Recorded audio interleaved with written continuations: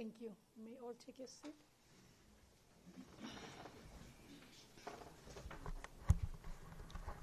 May I request that we all have our cell phones either switched off or on silent mode.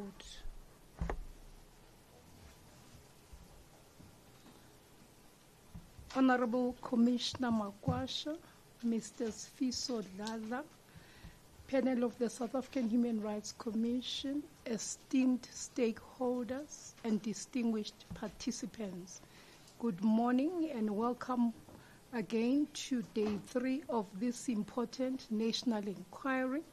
Over the past 2 days, we have listened carefully to a wide range of perspectives from minors, community members, civil society organizations, trade unions, and government departments. Each voice has added value to our collective understanding of the complexities surrounding artisanal mining, the human rights of the affected communities, and the implementation of Vala Umgodi.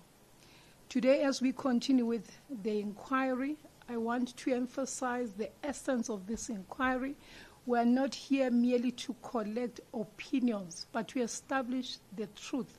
For only when the truth is laid bare can we provide meaningful recommendations that will guide government, the industry, and communities towards solutions that are fair, lawful, and sustainable.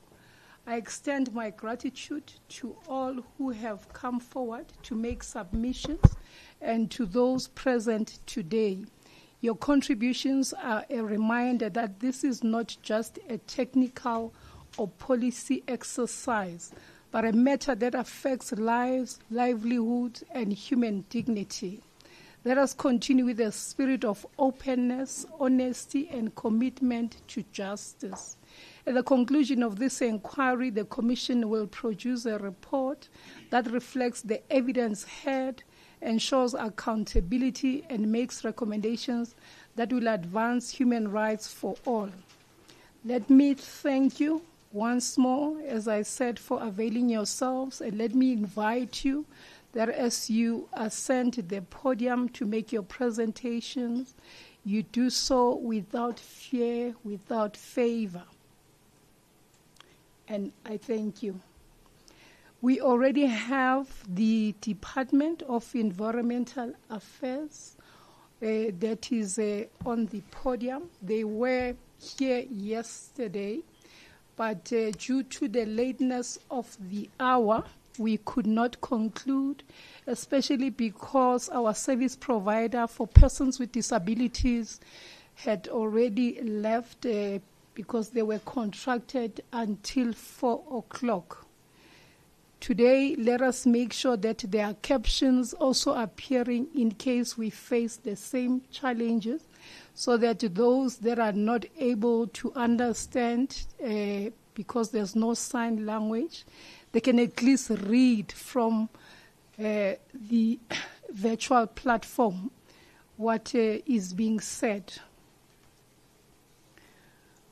I'm going to again request that we have the affirmation or the oath administered for the participants, and they have already indicated that they've requested a colleague to join them, who will then explain from which side of the Department of Environmental Affairs he is, so that all the issues are then brought forward.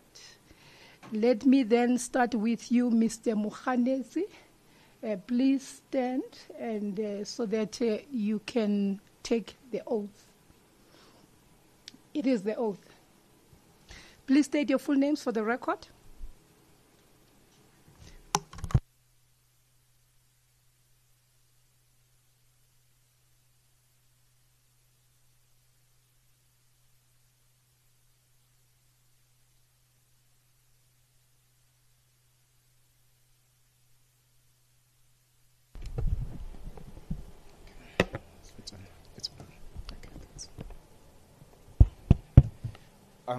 Thank you, Chair. Mabilane Sabon Mukhanezi, and I'm taking the affirmation. May I please have your age on record?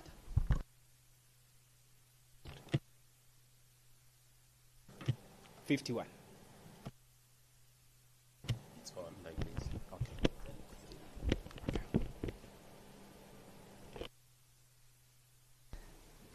Do you have any objection in taking the affirmation? I do not. Do you regard the affirmation you're about to take to be binding on your conscience? Correct.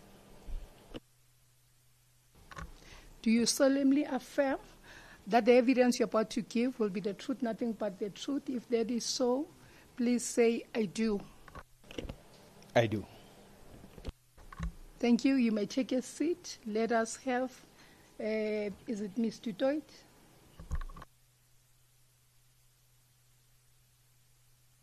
May I please have your full names as well as your age? Sarah Susanna Jansen van Rensburg and 50 years old.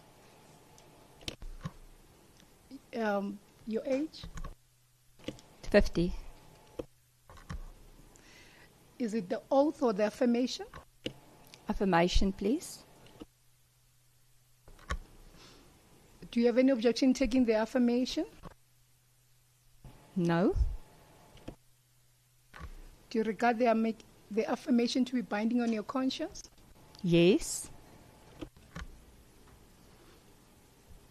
Do you solemnly affirm that the evidence you're going to give will be the truth, nothing but the truth? If that is so, say, I do. I do.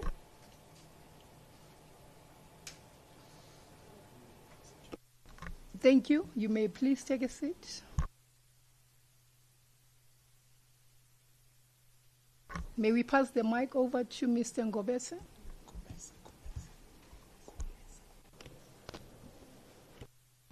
Is it Ngo or Nko?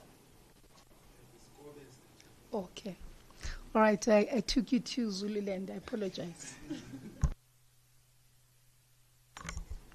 Your full names, please. It's Sibusiso Kobese. Your age? 40. Is it the affirmation or the oath? It's the affirmation.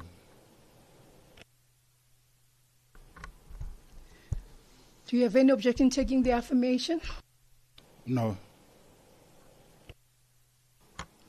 Do you regard the affirmation you're about to take to be binding on your conscience? Yes. Do you solemnly affirm that the evidence you're about to give will be the truth, nothing but the truth? If that is so, please say, I do. I do.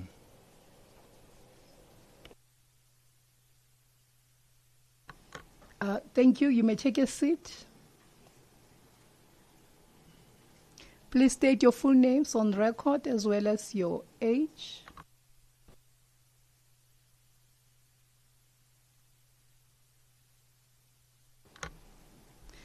Is it the oath or the affirmation? Affirmation.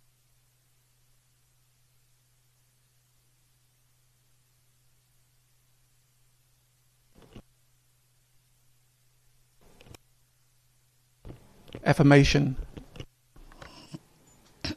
Do you have any objection in taking the affirmation? No, I do not. Do you regard this affirmation as binding on your conscience? Yes, I do.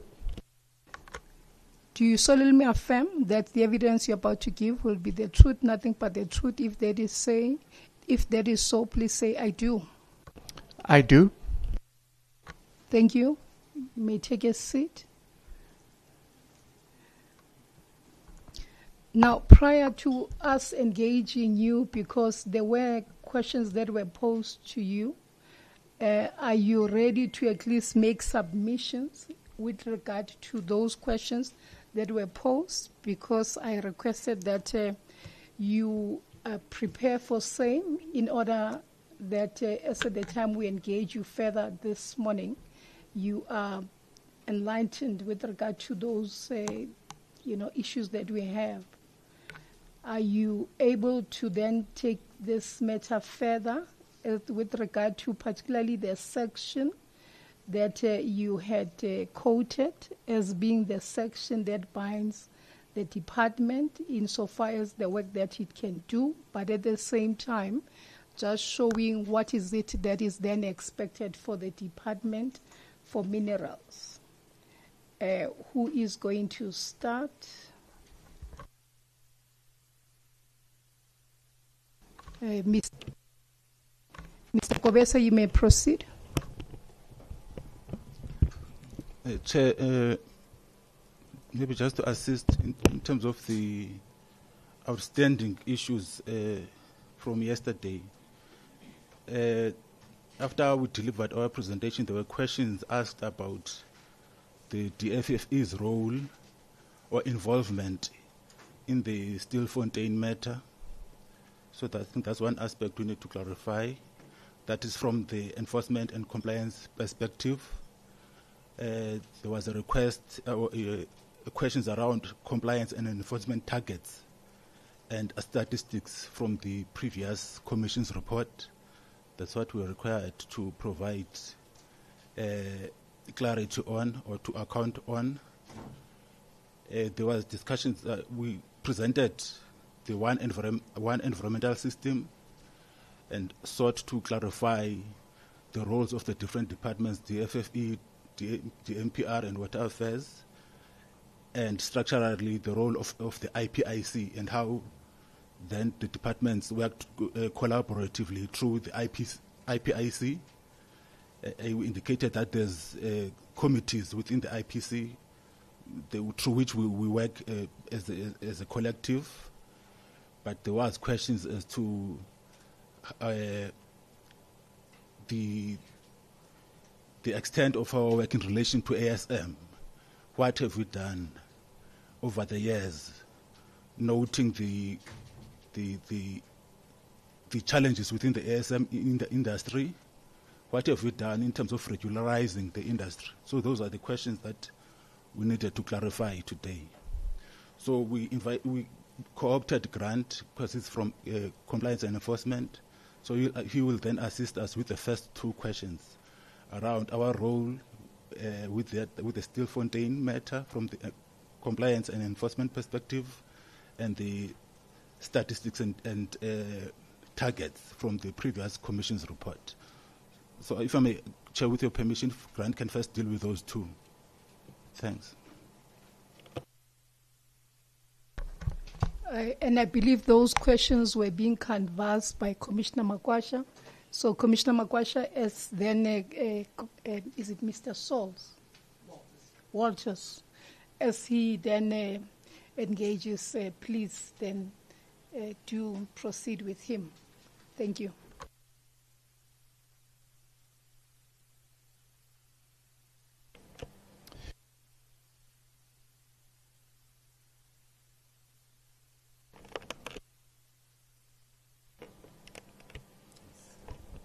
Sorry. Good morning again, Commissioners and colleagues, ladies and gentlemen. So just by virtue of a brief introduction to where I fit into the whole system of environmental issues versus mining, I am a director at the National Department of Forestry, Fisheries and the Environment. My core responsibilities relates to environmental impact and pollution crimes. Primarily, it relates to waste, hazardous waste-related crimes across the country. We are designated as environmental management inspectors under the National Environmental Management Act, and we deal quite a bit with anything that deals with illegalities concerning environmental crimes. And if I could take it right down to my area of work, there's obviously areas that are responsible for biodiversity crimes, oceans and coast-related crimes, but I take it that this morning we will just be zoning into environmental degradation, waste and pollution-related matters. So with your permission, Commissioners, if I could just focus on that area of work, and then maybe just try to explain what is the role of the department, where we coordinate our activities with our colleagues from the DMRP, as well as Water Affairs and a variety of other stakeholders within the law enforcement cluster. So in terms of the first question that I was asked to just explain what is our role, maybe just to answer it quite pointedly, is that in Stilfontein, the Department of Forestry, Fisheries and the Environment was not involved. So we were not involved in terms of the activities that were taking place. We are aware of the operational work that was done by the South African Police Services under the Vala Umgodi operations. So we are aware generally when it comes to illicit mining crimes, what is happening across the country. There we do participate quite a lot in coordinating committees.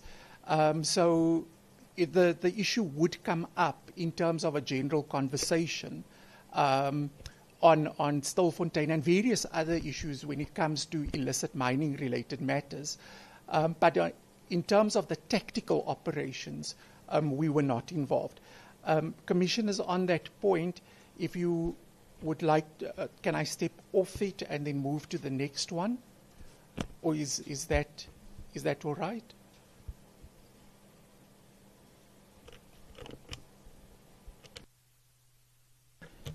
Thank you so much, Chair of the Inquiry.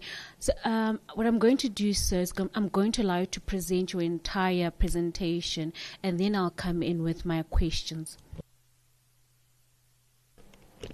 Thank you, Commissioner. In terms of the previous report and the directives that were included in the previous report by the Honourable Commission, is that we do have a National Environmental Compliance and Enforcement report that we release annually. In terms of that report, it contains a wide range of statistics when it comes to compliance notices, that is your administrative enforcement mechanisms. It deals with all of the successes or interventions in relation to criminal investigations that are undertaken by the EMIs, Environmental Management Inspectors.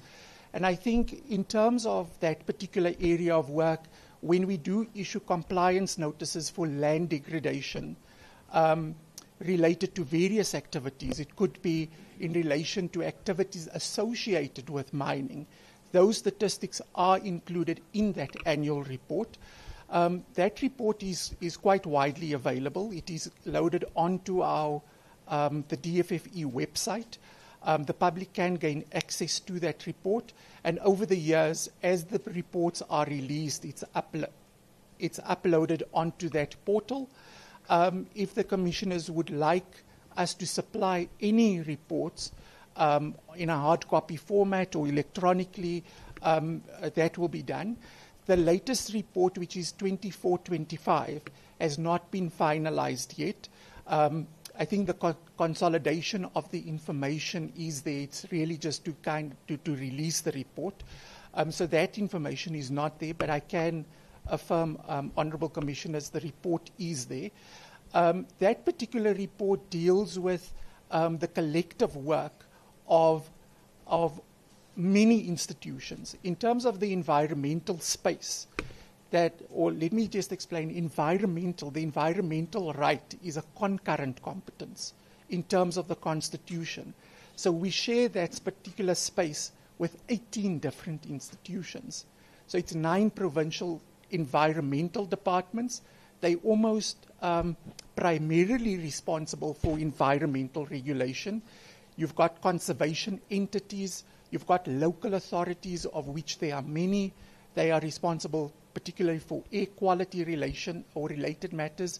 You've got water affairs as well, water affairs and sanitation, which forms part of that, the entities. And then we have a very close working relationship with the Department of Mineral Resources. Sorry, I always get the acronyms wrong. Forgive me. DMRP. And in terms of our coordinating mechanisms that we've got in place, DMR sits alongside us, and we have those reports that are released. Now, in terms of that report, it doesn't necessarily deal with the illicit mining related issues, but in terms of what we regulate, land degradation, environmental impact assessment regulations, it is all contained in that particular report. And if you would like it, then we could make it available, but it is available to the public on the DFFE website. But as I've said, it's basically a product of 19 different institutions that regulate in this particular space. So the statistics are there. All of the directives, compliance notices, criminal investigations that we undertake as the EMIs are included in that report. So the statistics are there, widely available. Do you want me to, on the IPIC? No, not yet.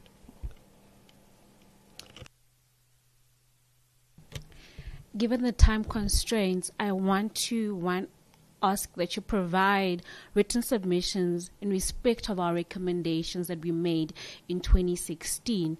I hear your oral submission, and you're not addressing that. You're speaking very general. So those who are sitting here are unable to fully understand. Have you complied with our directives? Now, I don't know if your colleagues were able to give you their written submission to the Commission. It's on page 341. That would be the first bundle. And it's somewhere we asked them about, and this is your response to the question we asked your department. The environmental concerns of unregulated artisanal mining and your department's monitoring and mitigating strategies. And your department's response was, unregulated artisanal mining has been documented to cause significant environmental harm and risk to the surrounding communities, including water pollution, land destabilization, and safety hazards. In line with the One Environmental System, the department supports DMPR in monitoring and enforcement and contributes to policy and strategy processes that address artisanal mining. When asked to elaborate on this response, your colleagues yesterday said it is just a copy and paste of the Commission's 2016 report. My question is, as you're sitting there, does the department have evidence to support this response? If you do, please provide it to the Commission. And in terms of, and this is why we asked if you were on the ground regarding Stilfontein, it is the question of enforcement, because you're saying you work collectively with the Department of DMPR in the monitoring and enforcement process. Also, then I made one issue that perhaps you can comment on, is that the One Environmental System currently has failed to ensure that the policy gaps that were highlighted over the years have been addressed. What is your comment on that?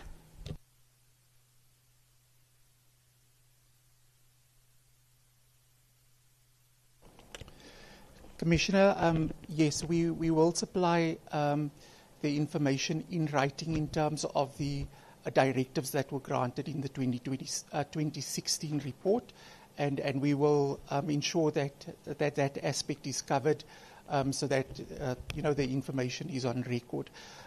Commissioner, if I may explain it to you in this way, is that as my colleagues have explained yesterday, in terms of legislation and how it is, or who is the competent authorities in terms of that, the legal framework is there. However, at a very pragmatic view, or at an implementation level, and I may have omitted this in my earlier response, we do work together with the DMRP, Water Affairs, as well as all law enforcement stakeholders. There's certain priority committees that has been established where we do participate in. So whether or not the legal framework is there, the implementation related matters, when it comes to unregulated or illicit mining issues, which we've correctly pointed out, does cause serious and in certain instances irreversible environmental damage. I mean, we've stated that on the record, and that for us is a serious concern. And so as we move out in terms of practical implementation on the ground, is that we do work with the DMRP. There's many operations that we do run with the DMRP as well as the South African Police Services. We cannot do it without them. In terms of their capability on combating illicit issues, we are quite dependent on the South African Police Services. So correctly pointed out is that the legal framework is there, but a practical area of work, we work together with our colleagues from DMRP, Water Affairs, and variety. There's many. I mean, many stakeholders that form part of it. We've been involved, if I may elaborate, in terms of the National Energy Crisis Committee. There were mining-related issues, and we form part of that priority forums as well. So I hope I've answered the question, but if not, then I will elaborate a little bit further. Thank you, Commissioner. Due to time constraints, I'm going to ask you to provide the Commission with that evidence, and I need it to be comparative. The evidence that artisanal mining, or what you refer to as illicit mining, has caused in comparison to large-scale mining, so that the Commission fully understands whether, in terms of the evidence that you have, who bears the brunt, and whether we can then further have this conversation. But I think, Chair, I'm covered for the moment. I just need those submissions.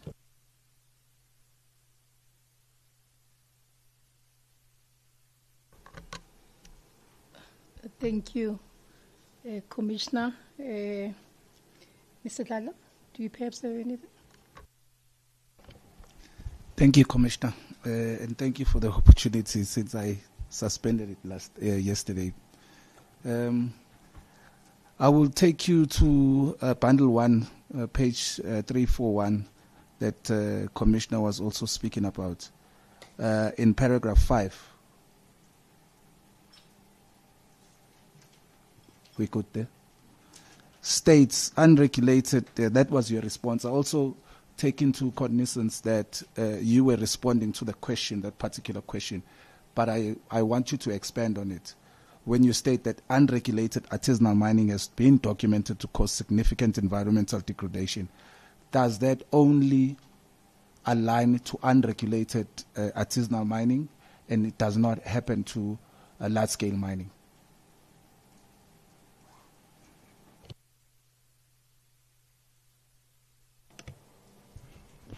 No, thank you, Commissioner. The environmental impacts are not specific to unregulated artisanal mining. Mining in general, in its nature, has impacts, adverse impacts on the environment. It's just that here we were responding to the question because the context of the question was within the ASM space. Yes, and maybe I must leave it there and not over-explain. Thank you. Then we go to paragraph 7. The DFFE's role in mine closure and rehabilitation process, as well as the challenges encountered in ensuring compliance. So there, I won't be reading as you have it. You state, I think it was Mr. Mohanetsi yesterday that brought the inquiry into confidence in saying that there's also financial provisions from the 2015 regulations. As things stands, from 2015, how many mines have been closed?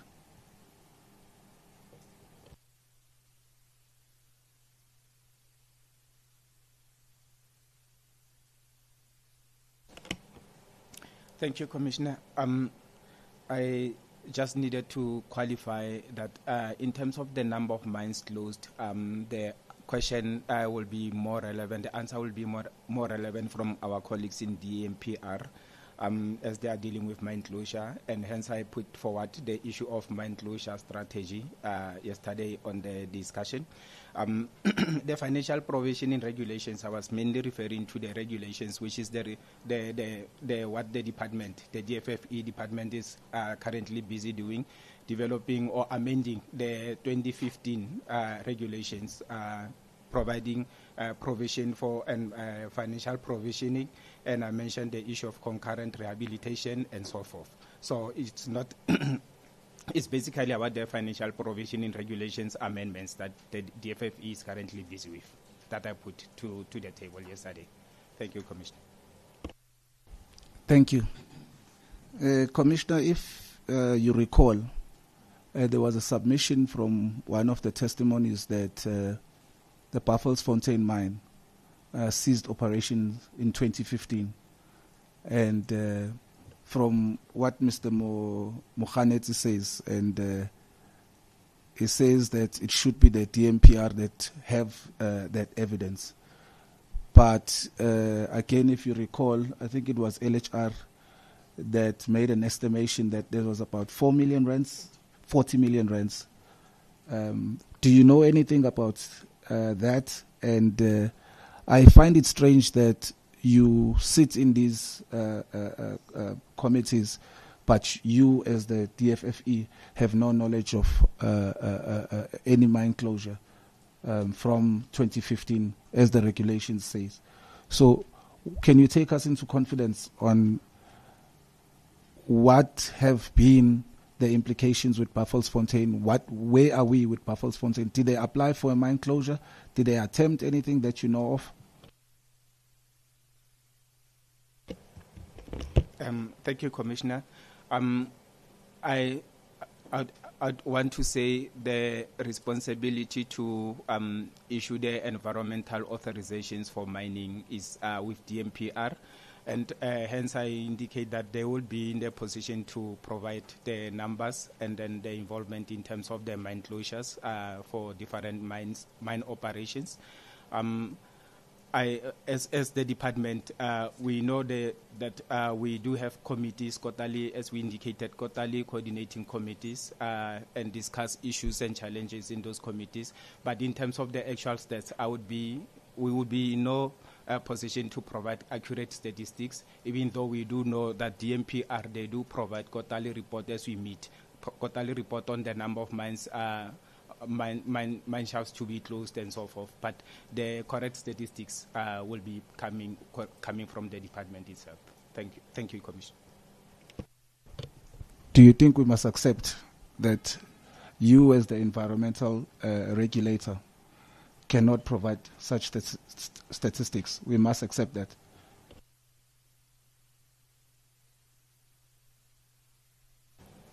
Yes, Chair.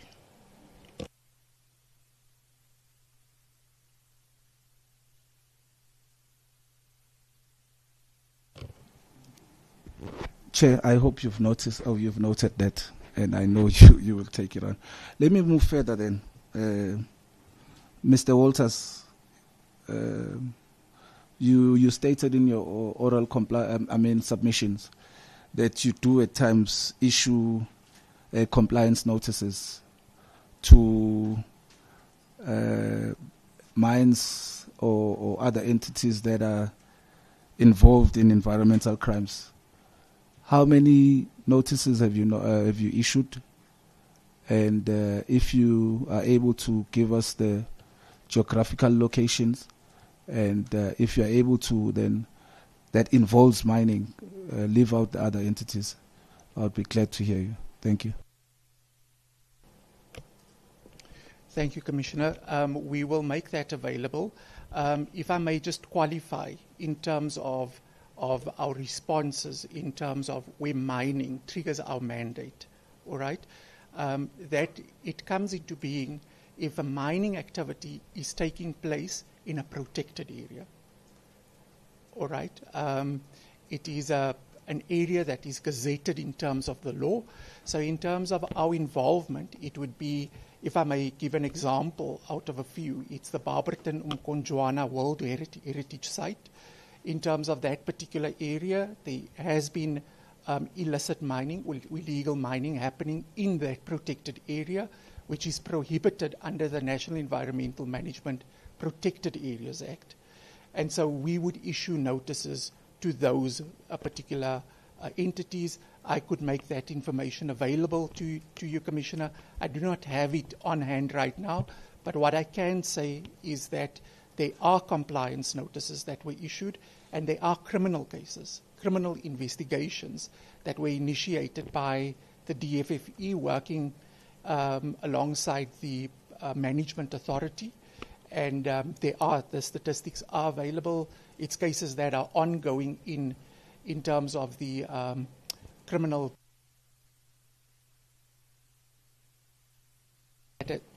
There has also been others that have been finalized. So there we do have statistics. We also do have information in relation to where there are illegal activities associated with mining. So for instance, where an operator takes the mineral from the ground and moves it onto another site. And that happened quite, it was quite prevalent in terms of the National Energy Crisis Committee.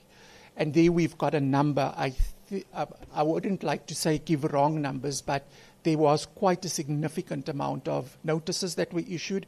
In fact, in terms of that particular project, is that we closed a number of entities that were processing illegally mined coal. And there's other examples. For instance, in Chrome, which is in the Northwest Province, there's also notices that we've been issuing there. But I think if I may just qualify, Commissioners, these are areas which are associated with illicit mining. So it's not where you get somebody at the point where they take or extract the mineral from the ground. They've extracted it, but they take the commodity to a different area where processing happens. And so there is where we would exercise control together with the provincial environmental departments. So we assist them. So if there's a particular priority area, then we would, as the national department, assist the provinces, and that information is there. I do not, unfortunately, have the numbers offhand, but if commissioners will allow me some time to just package it and respond in writing, we would do that as well. Thank you, Mr. Walters. I would like us to go back to paragraph 5. I think the last sentence there of 341.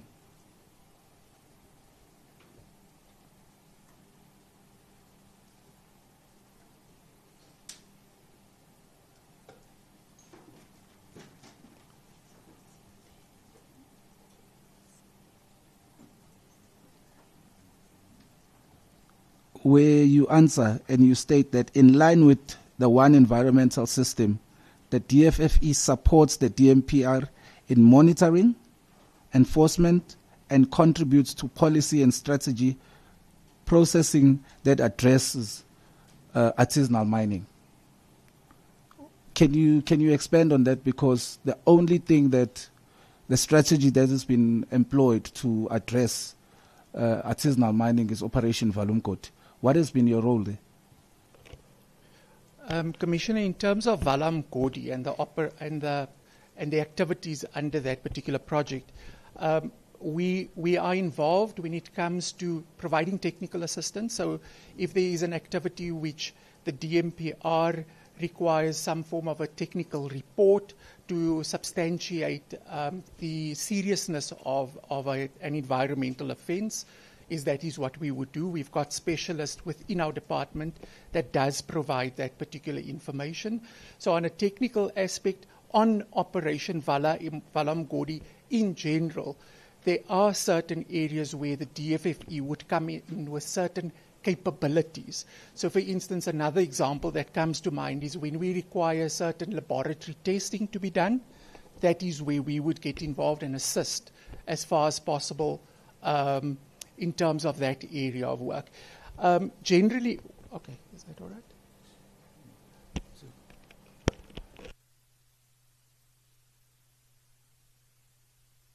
Sorry, Commissioner, I don't know if I may please assist, because that last question is twofold. There's the part on monitoring and enforcement, and also the last part that says and contributes to policy and strategy processes that address ASM. Yeah, just to address that last part, to say, as we indicated yesterday, there is an ASM policy that was developed by the DMPR, and we participated in those processes. So it's not as if, as the regulators, we haven't done anything in regularizing ASM. There is an official government policy that is in place, and currently there is a bill, amendments to the MPRDA that are being undertaken by the DMPR. So what needs to happen is that the policy, the official government policy, ASM policy, must then be translated into the amendments to the MPRDA bill. There is a clause there in the MPRDA bill, but then it should be a question of how then, to what extent does that clause incorporate the policy propositions? Thank you, Chair.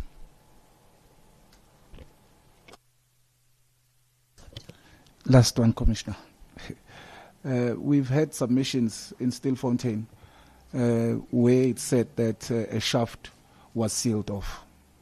And again, in Krugersdorp, a shaft was sealed off by the police. Were you involved in the aftermath of the sealing of that shaft? If so, what was your role? If not, why not?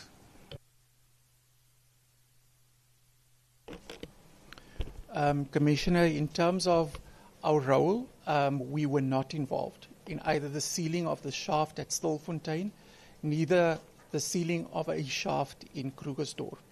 As the DFFE or even our provincial environmental authorities, we were not involved in that particular area of work. To answer your question, if not, why not, is that in terms of the particular mandate to do that, as well as just at a pragmatic level, is that the DFFE and the environmental departments would not necessarily have the funding to execute that particular area of work. So we were not involved, and I think for the reasons that I've given, is that is the reason why we were not involved. Commissioner. Thank you. I think most of the questions, it would seem you would still have to make sure that they are in writing, because what's not really coming out clear is what is really the mandate of the DFFE insofar as mining space. So if we can just make sure that that is submitted, and if we are going to have another date where the inquiry will proceed, I think you probably would be requested to come and speak to that report you are going to submit, because for me, I'm still battling to understand what is it that the DFFE has done, especially when you say that there are committees. These committees meet, you said, on quarterly basis. But whilst you are meeting, we still have these challenges that the environment is struggling in the country, but you are there to oversee that role. So it's not really coming out clear.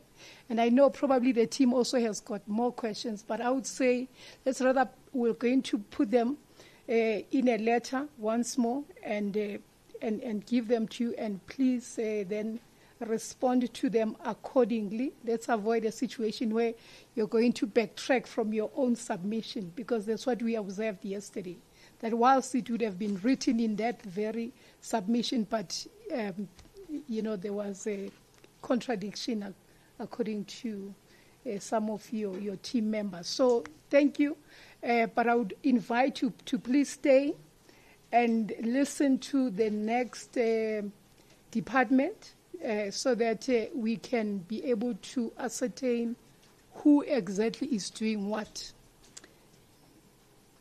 So thank you so much for availing yourselves. I know that you had to put off some of your other engagements. Thank you so much for that. But let's move over to the next department, so that it can also then make sense when you still have to respond. Thank you. Your excuse. May we have then the department, DMPR. Yeah, no, it keeps changing names. I'm sure now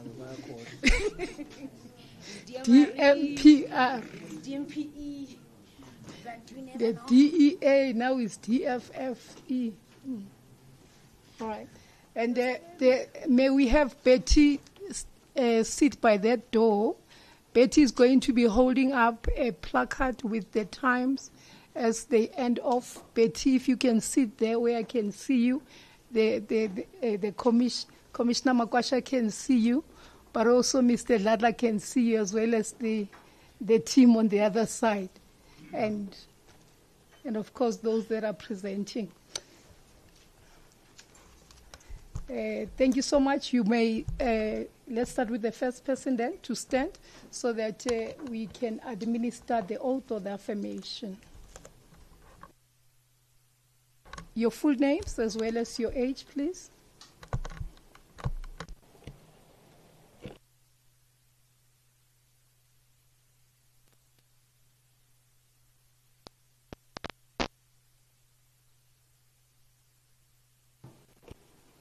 Yeah.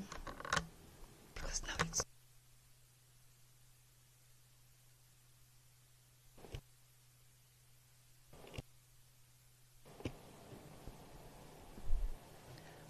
Good morning to the commissioners and members of the communities that are here, my colleagues. My name is Madikeledi Susan Muloto. I'm the Deputy Director General in the Department of Mineral and Petroleum Resources, and I'm 53 years old. Thank you. Is it the oath or the affirmation? Please continue to stay. Commissioner, is the affirmation.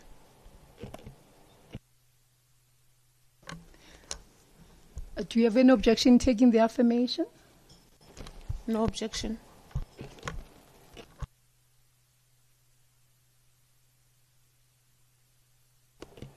No objection.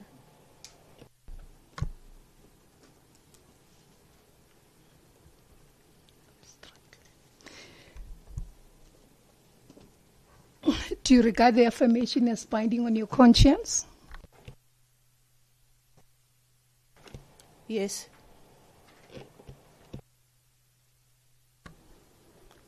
Do you solemnly swear, do you solemnly affirm, rather, that the evidence you're about to give will be the truth, nothing but the truth? If that is so, please say, I do. I do.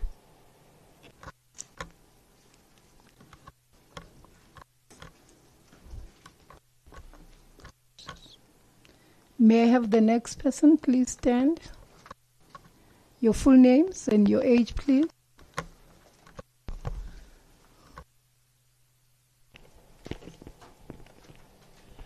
Good morning, commissioners, colleagues and attendees. My name is Peter Alberts and I'm 61 years of age.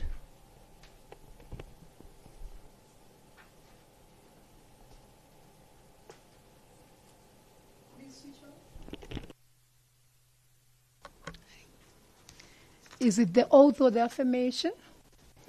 The affirmation, please.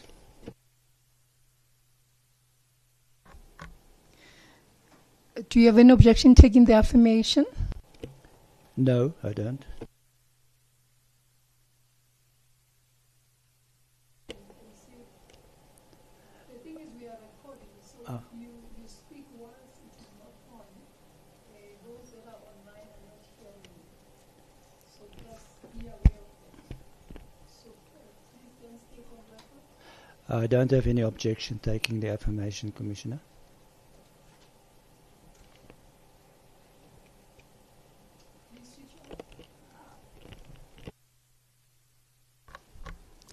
Do you, you said you do not have an objection. Do you regard it as binding on your conscience? Yes, I do.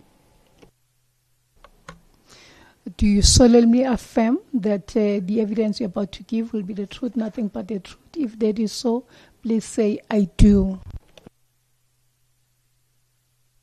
I do. Thank you.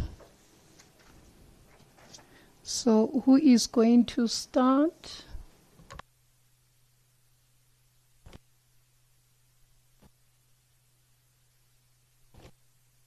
You may proceed, Ms. Moloto.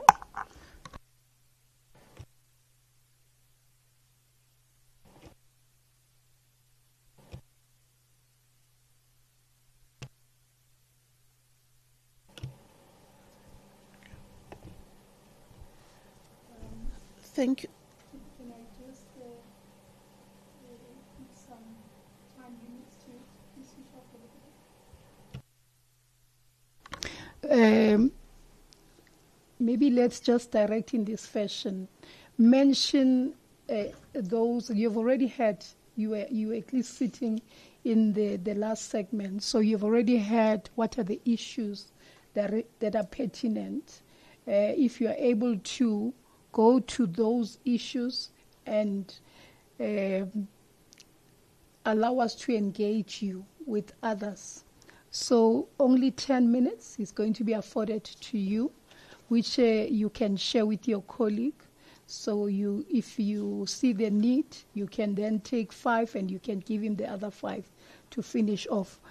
At the end of the 10 minutes, Betty is going to be sitting. She's sitting right there. She's going to put up the sign that says time up, and you must please switch off your mic and allow us to engage. Thank you.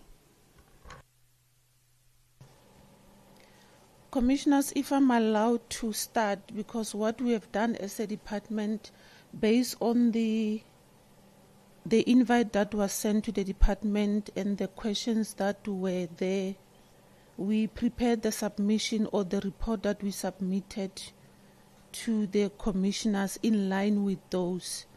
And what we've also did, based on the report, the extensive report, we just did some few slides based on the report. So it's not necessarily covering the issues that we have had this morning. So I'm not sure where do I start, because of we were guided by the invitation. Of course, maybe in the questions we could answer or respond to the question specifically for the department. So those specific on those questions, we don't have them in the slides, but we can respond to them. So I'm not sure whether I should proceed with the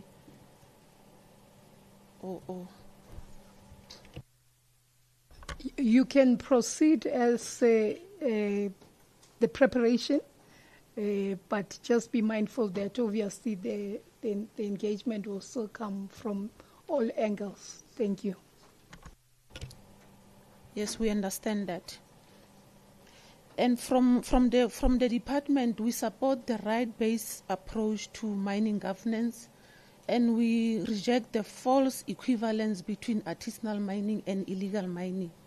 In our view, artisanal and small-scale mining can be formalized if we are in the process of doing that, can be regulated and is supported by the department.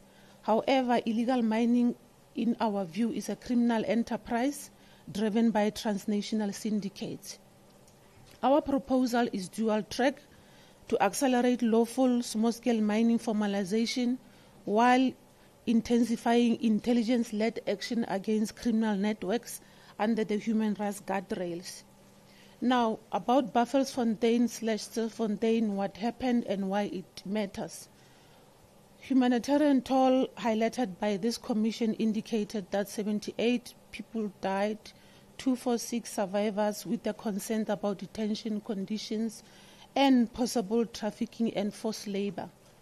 Now, from our side, the key implication for policy is that unrehabilitated or poor closed mines can be magnet for criminal activity that we are admitting. Operations to curb illegal mining must include explicit humanitarian safeguard.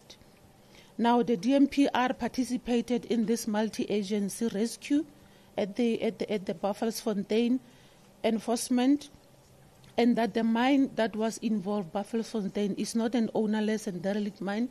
It's got an owner, it's got a license.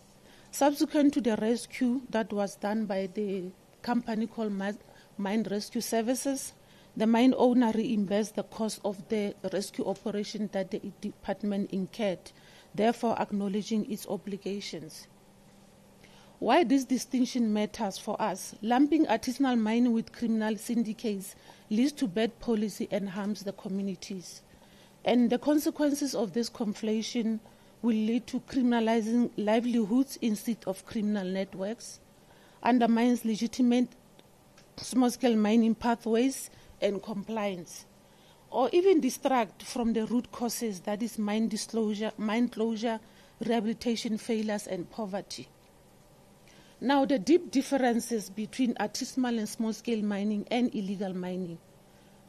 Artisanal small-scale mining, they are eligible for permits, environmental authorization, and also under safety standards, whereas illegal miners operate without rights or permit, evades environmental and safety laws.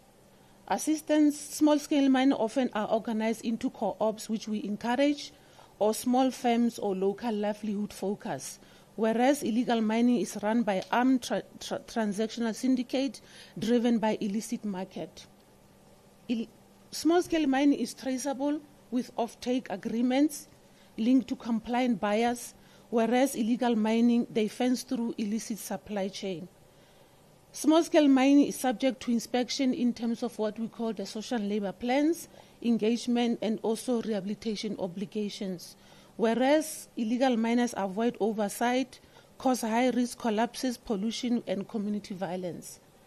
And as well, the small-scale miners are eligible for support, financial support in this case, from our department, and also training. We do training in terms of demarcated zones, whereas illegal mining, they are criminal. We subject them to criminal investigation, access forfeiture, and border enforcement. Now, if you look at the legal framework, we spoke about the Constitution this morning, the MPRDA, also the NEMA that was spoken to by my colleagues, and also the policy that we instituted in 2022. Now, our initiative to formalize ASM is that in terms of the bill, the bill that we call the Mineral and Petroleum Development is the bill that is currently under consultation, and we have made stride to make sure that we cover on the small-scale mining and artisanal mining. Also, in terms of funds, we have dispersed the funds and also capacity building for small-scale miners and artisanal miners, and that we're running together with the MQA and the MinTech, which is one of our SOEs. And that is tailored curricula and also mentorship for small-scale miners and artisanal miners. Now, in terms of illegal mining, we're talking about the risk profile that, as I mentioned before, that these are criminal syndicates that are involved in mainly in human trafficking, money laundering, and environmental damage. And as the department, I've mentioned earlier that we involve in multi-agency responses like the NAT joints, that is the National Joint Operational and Intelligence Structure, Operation Vala, Umgodi, and targeted areas and seizures that are led by the law enforcement agencies, so we support them. What we're also doing, in addition, as the department, we're also conducting training for the prosecutors so that they're able to understand the mining and mineral laws.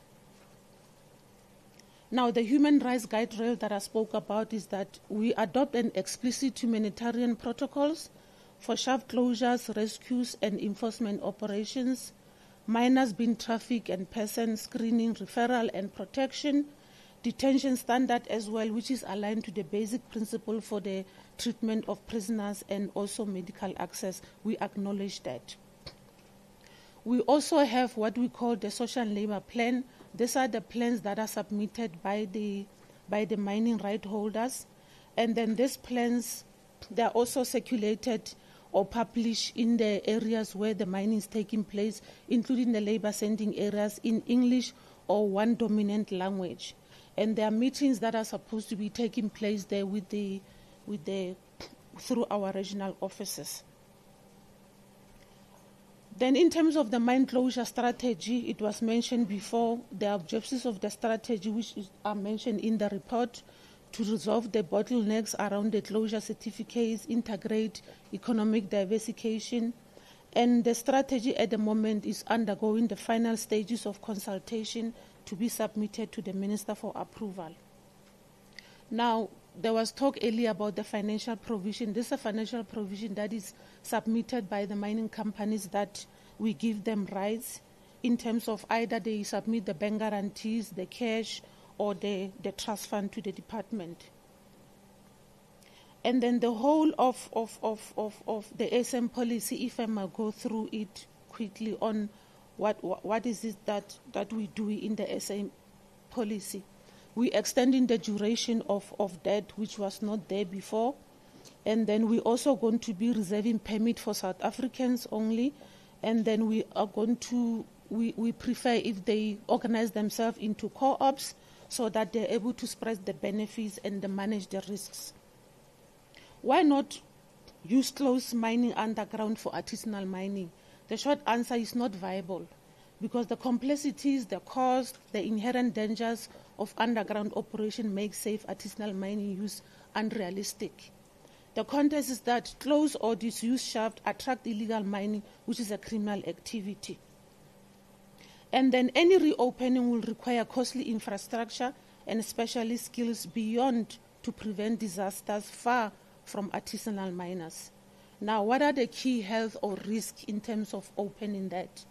We're talking about the winder accidents that might happen, including the shaft, we need the conveyor belt that need to be maintained, the pipes, underground pipes, and all those. And the fall of ground as well can happen in areas that require engineering or quality assurance to avoid maybe seismicity or earthquakes. Potential ventilation as well may occur if that is not done properly. We've had issues where we experience methane gas or carbon monoxide, and that can cause explosion and fires. And then we talk about flooding as well. That might happen if these abandoned shafts are just reopened, and diseases that may also come with that. And also proper infrastructure is needed to make sure that, because if in case there's that. So we're saying attempted low-cost underground activity raises fatality, risk, and not livelihoods.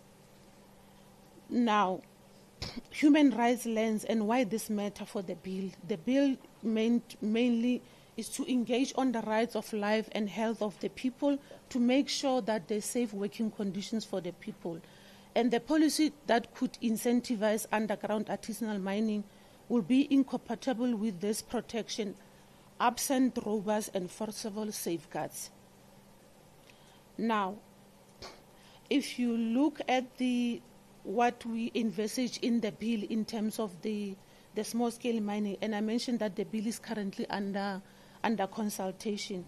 It introduces the regime of small-scale mining and artisanal mining, where they'll have limited rights that will be registrable, and then permit 2 to 5 years that is renewable for a further 5 years, and that may be transferable or ceded or sublet.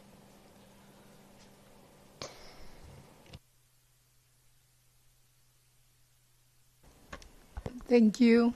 I'm now going to open up for questions, and we'll then start with the team. It is Mr. Stebe first? Thank you. Morning. I think I didn't capture it correctly. I think it's Ms. Moloto and Mr. Albert. Morning. I am Kulusumuzi Kenneth Sitebe. Commissioners and yourselves, DMRP officials, I will explore 5 themes. I won't be long, I promise.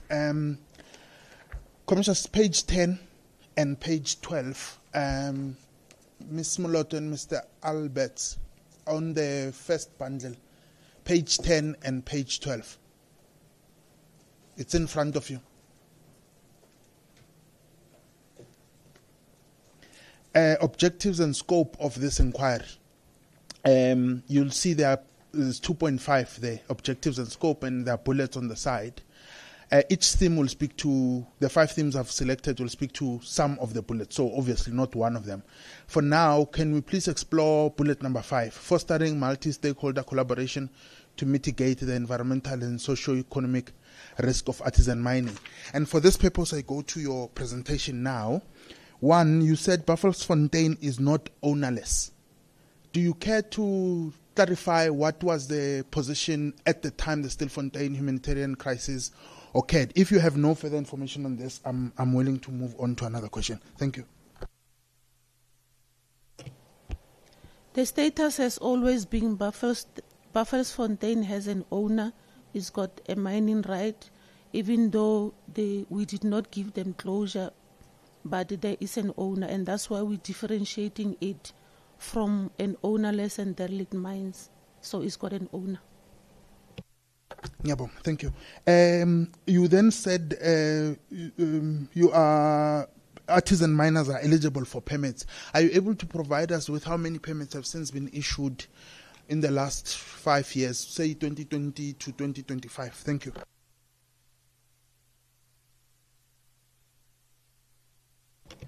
We don't have the numbers now off the cuff, but we know that every time in terms of Section 27 of the MPRDA, where the permits are applied for and they are issued, we can get the figures from 2020 to 2025, how many permits have we issued. That information is available. Thank you for that. I'll make a note that this is one of the follow-up submissions from yourself. Also, in your presentation, you say training of prosecutors to deal with mining laws. Are you able to provide how many prosecutors you've trained to date since 2020 to 2025 on specifically tackling issues of artisan mining, illegal mining, and so on and so forth? Thank you. The training of prosecutors, we started in 2024 last year. And as well, I don't have the numbers, but I know that we went to Northwest in Potch, and then 3 months ago we were in KZN. So those figures will be there because we've got the number of them that we have trained. So we're going through the country. We've started last year in Northwest Potch, but we've not covered the whole of Northwest. But then we were in KZN. So the numbers and the names of those, they can be made available. They're on record. Last question. It's not on paper. I just thought about it now. Why, having understood the mine landscape for the past 100 years in South Africa, and particularly then the thorn of illegal and artisan mining in the past 25 years, 20 years. How is it that this program only started last year? I asked this question because yesterday Solidarity was at pains to point that prosecution doesn't happen if it's not attached to possession of a firearm, possession of explosives, so just trespassing in the mine in itself is not sufficient. That's for the NPA. But I think if you had started the training far earlier, even trespassing could have held and somehow dealt with artisan mining. That is my last question on this first theme. I promised you that I'm moving very fast. Thank you. I agree that if we would have started earlier, we would be far by now. But unfortunately, because we then started looking at the trends of the cases that go through courts and why we are failing on those cases, and that's when then we started picking up that maybe it's where how the dockets are formulated and so on, and that's why we then started intensifying to say maybe the training is important, and that's why we started initiating the training. Okay, that concession was important. Commissioners, yesterday I struggled to find a page referencing the health recommendation.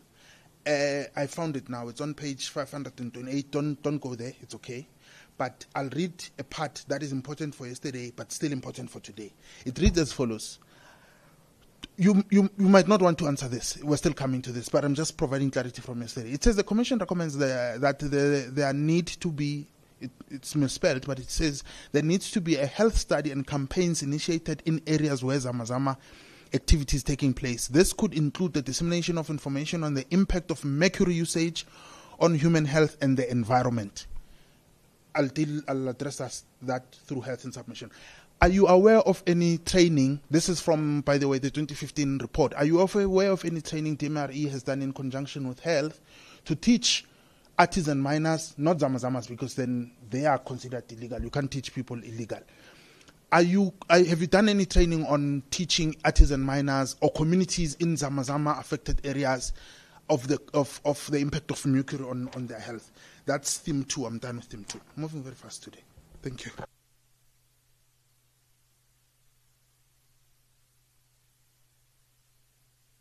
Am I answer? I thought you said I shouldn't answer. No. Are you aware of DMRE initiatives together with health that have gone into areas where zamazamas are prone or artisan mining is rampant, whereby you undertake studies or health initiatives on the effect of mercury and other dangerous minerals on the human body? We don't have specific training, but from my recollection is that the department, through our mine inspectors, which include health inspectors, they from time to time have engagement with Department of Health. And what we are doing alone as the department, we're going throughout the country, educating the communities on the dangers of mining, including health and safety, but we have not specifically done workshop or training with Department of Health. We've just been doing alone as the department. Can you please provide us the study guide for those programs that you run, and also which communities have you so far done those programs of the dangers of mining in communities? Excellent. That's a third submission you'll provide to us. Commissioners, I'm moving on to another theme now. I'm moving to bullet 6 of page 10, objectives and scope of the commission. It speaks to enhancing accountability and transparency in mining operations through strengthening enforcement and accountability mechanisms. For that, I ask you to move to page 314 of the bundle. Commissioners, for your purpose, this is a response from DMRP to this inquiry. 314.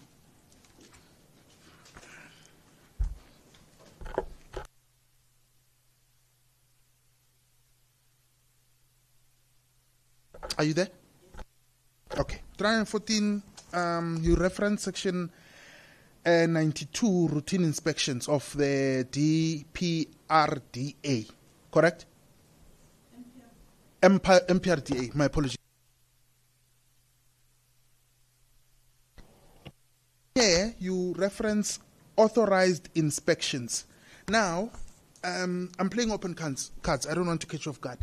One of the submissions yesterday was you are wholly understaffed to conduct these routine inspections. How many routine inspections have you conducted in the financial year 2024-2025?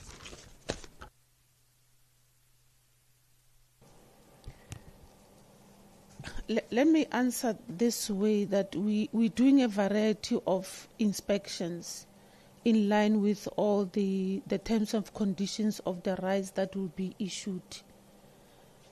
But with us now, we don't have the number, but those numbers are usually reported on our annual performance plan, so they're public knowledge, but we can specifically send information, written information on those numbers. They are always available, because every year we've got targets of how many inspections we're going to do, and the targets are mainly based on the financial resources that we have and the human resources that we have in the department, and then we'll have the target to say we'll do this number for this year. So those numbers are available and can be provided. Thank you, but assist me here. How many mines are there in under your registered under your register per se, and how many from the top of your head you are a director general. You should have an indication of how many. I'm not going to hold you to the difference between 87 and 89. No, you were wrong. You said 87, can't it's 89. Just give me a roundabout of how many inspections are you aware, and all of them. All of them. You said you do all kinds of inspections. Of all, just any inspection that you know that you do. How many do you think you do in one financial year? Maybe let me correct to say I'm not the Director General. I am the Deputy Director General, just for the record. Yes. It's going to be difficult to answer that question because we've got different setup in the department. We've got people that are responsible for the social labor plan inspection, mine environmental inspection, bee inspection, health and safety inspections. So if I'm going to give you a figure, so which means I'm going to have to take all the inspections that are conducted by different branches in the department, which I don't have the number at the moment. But I'm going to repeat myself and say those are reported on our annual performance plan. They are public knowledge, and we can provide the numbers to say, for instance, for the previous financial year, 2020, 24-25, we've done this much, and what are the plans for 25-26? Those numbers are available. Okay, I'm not going to harp on it. We'll come to the numbers there in your report. Do you know how many mines are in your register?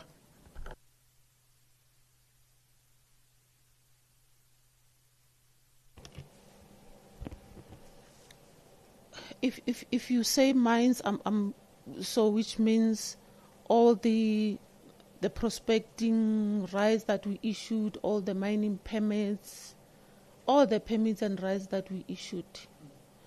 I'm going to have to check if we've mentioned the number in our report, if you allow me to check quickly if we have mentioned we've got quite a lot.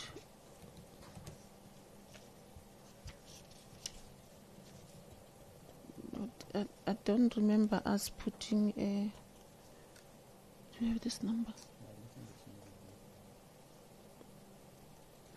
Okay, here we only have SLPs only. We don't have all the list of all the mines. We don't have it in our submissions, and I don't want to give a wrong figure and say we've got 400 mines or we've got 200 mines. I'll have to submit the information on the exact number of mines that we have. And then with the understanding that from time to time the numbers will change because the permits will lapse, and so but the figure is available. Okay, I'm going on this because SLPs were still going there. Submissions for this inquiry was that the department is nowhere to be found because you don't have enough people inspecting the implementation of SLPs. Environmental inspections, submissions that the department is nowhere to be found because you don't have enough people doing environmental inspections. Closures. The department is nowhere to be found because you don't have enough people doing closure inspections. That's why I'm keen on the number of mines you have and how many inspections you're able to do. But since you've said you're going to submit them, if you wish to comment to the allegations I've put before you on these three areas, you are welcome to. I'm more than also willing to move on to another aspect on page 318 of your submission. Maybe if I that the allegations that we know where to be found is not correct. With the limited capacity that we have, we do conduct inspection. As I've mentioned, there are numbers on our APP, but maybe at this point we must indicate that we don't have the enough capacity. But it's not correct that we know where to be found. With the limited capacity that we have, we do conduct the inspections. Did you inspect Buffelsfontein prior to Stilfontein humanitarian crisis? Yes, we did. It was one of those inspections that from time to time the inspectors, in terms of their schedule, they'll go and inspect. And you found everything in order?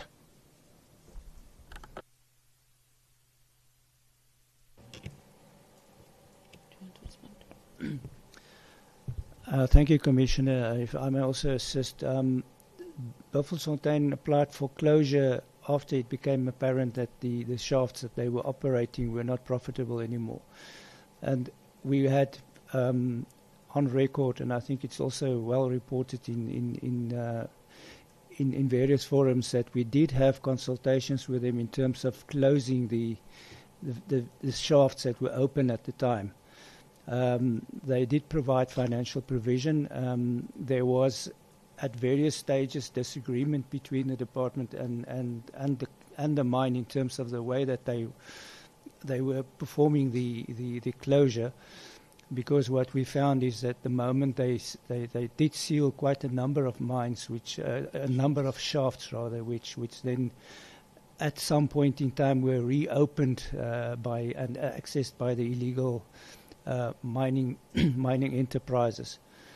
So there were numerous engagements with the company up to a point where we had a standoff there, even when we didn't want to adhere to some of their requests. They even appealed to the Department of DFFE, which appeal was also dismissed. So there were many engagements.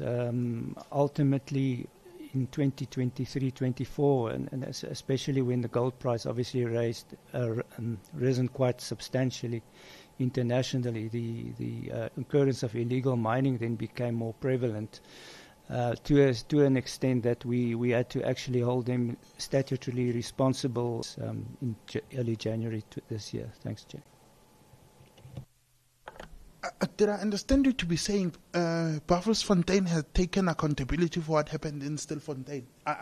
If that's not the case, it's fine. But this point is important because Buffelsfontein is making submissions before this inquiry sometime next week on Tuesday or something like that. So if it's correct, then it's important to take this submission you've just made to them. If it's not, we'll then deal with it as it is. Thank you.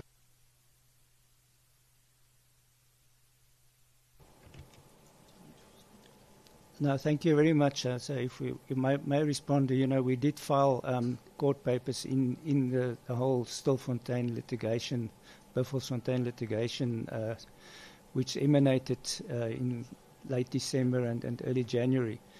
And in those submissions, we made the point that they ultimately had to concede at some point that they were accountable for the rehabilitation and as well as the safety at the mine. But they at that point in time pleaded insolvency, or that they didn't have the sufficient funds to do that. But ultimately we managed to recoup the funding from them.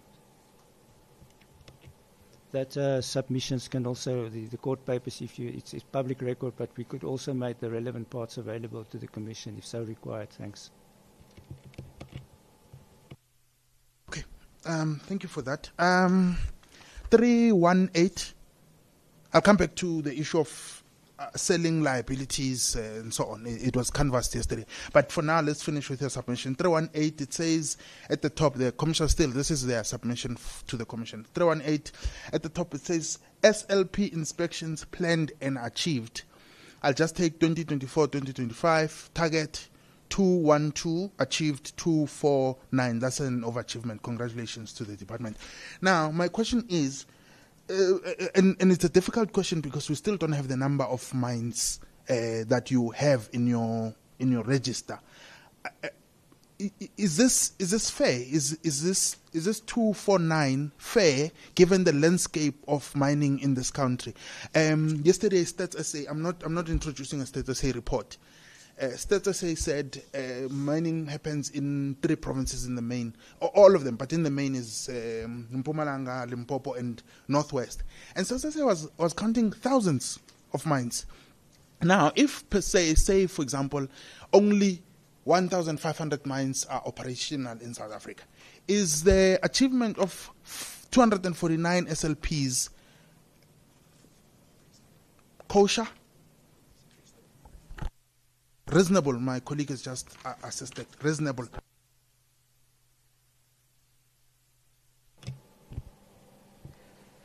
We must say we're not proud of the numbers. The numbers could be more.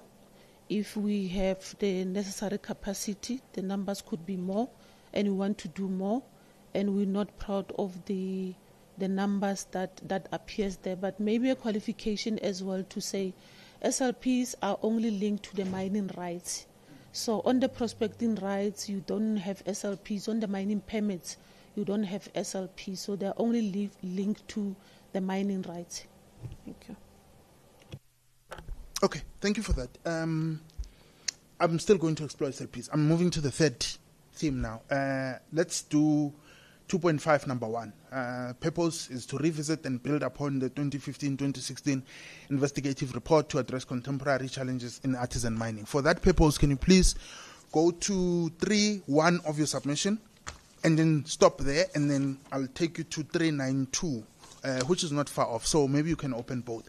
Commissioners, from the DMRP submission 3.11, paragraph 2 reads as follows. Since the 2 reports were released, 2015-2016 SHRC reports, it continues to say the department has enhanced the legal framework governing the mining and minerals industry. This includes the monitoring of an alternative approach to address what appears to be unintentional exclusion of small-scale and artisan mining from mainstream economy. Now, can you please go to 392 of the submission of the bundle? 392. This is the 2016 report. I won't canvass the 2015 report. It's time is not on my side. Once you're there, please confirm so that I can start. Okay, thank you. 392. 392 at the bottom. Commissioners, maybe a red pen will assist you here. Now, last bullet, ne? It says, in relation to existing mining licenses applications in sensitive and protected areas, I'll skip that part. It says, the MR are directed to immediately issue public notices of such applications and convene extensive public participation, including the local communities, prior to granting such licenses. Has this been done? Do you know? In terms of processing applications, we are confined by the requirements of the current law, the MPRDA. And the MPRDA talks about public participation, it talks about consultation. So in terms of those requirements, we make sure that the applicants follow a process of consultation. They submit the proof of that consultation to us. And as well on the environment, the consultation is done in terms of NEMA. NEMA has got the whole process on how consultation is done with the community, or any other stakeholder. My question was this done? Yes, no? Do you wish to explain further, and then we move on to another one? Thank you. Yes, consultation is being done as and when applicants apply in terms of the MPRDA. Consultation is done. Will we have submissions of these consultations where there's, because the question is particularly around, it says here, sensitive and protected areas. So clearly there should be documentation of communities that are in these areas that then have made submissions to you that this license should be granted or should not be granted. So if then it's done, then the date of the meeting, where this consultation process take place, some of the submissions, not everything will be overwhelmed, just dates of when these meetings took place, what were the nature of the submissions from these communities. Again, I'm raising this because submissions before the commission was that mining areas are doing as they deem fit. No consultation, railroading. If anything, one of the people said they contaminate the community, forcing them not to find a direction that way so that they allow them to come through. Again, you're saying this is done. I'm happy. I'm able to move forward on provision that you give us records of sensitive and protected areas where communities are and where such consultations took place. Thank you. May I maybe request to be guided when we submit the information, because applications will come as and when people applied, and there'll be objection raised in terms of Section 10 of the MPRDA, and those objections will then go through a committee that we call REMDEC, or environmental objections will go to the DFFE. So it means we're going to have to scan through specifics, which we would like to be guided, because we wouldn't know where, unless if there's a name of a mine colleague. I'm not sure. Yeah, unfair. Of course, it's unfair. Let's do this. REMDEC has said, right, to adjudicate over these objections. Minutes of REMDEC minutes for the past financial year. Not even details, just when did REMDEC sit, what was on the agenda, not even attachments to those agenda items. We don't want those. All convenings of REMDEC and their agendas for that convening, and then we're happy, we move forward. Can I get clarity if I'm allowed? So it's going to be minutes of all the REMDECs in all the 9 provinces for 2024-2025. Okay, Commissioner seems to be saying 2023-2024, not minutes. Dates when REMDEC said, agenda items. If you need to redact some, so be it. So REMDEC sits on the 24th of July 2023, and then they have 5 agenda items: introduction, apologies, mining community in Ekukanyeni, conclusion. You see? Just that. And then therefore, this will allow us to see that REMDEC has undertaken some, has deliberated on objections to certain communities. We don't need to know what those objections nature were. This is in pursuit of these recommendations from the 2016 report. But tell a register for those things. I mean, if it was up to me.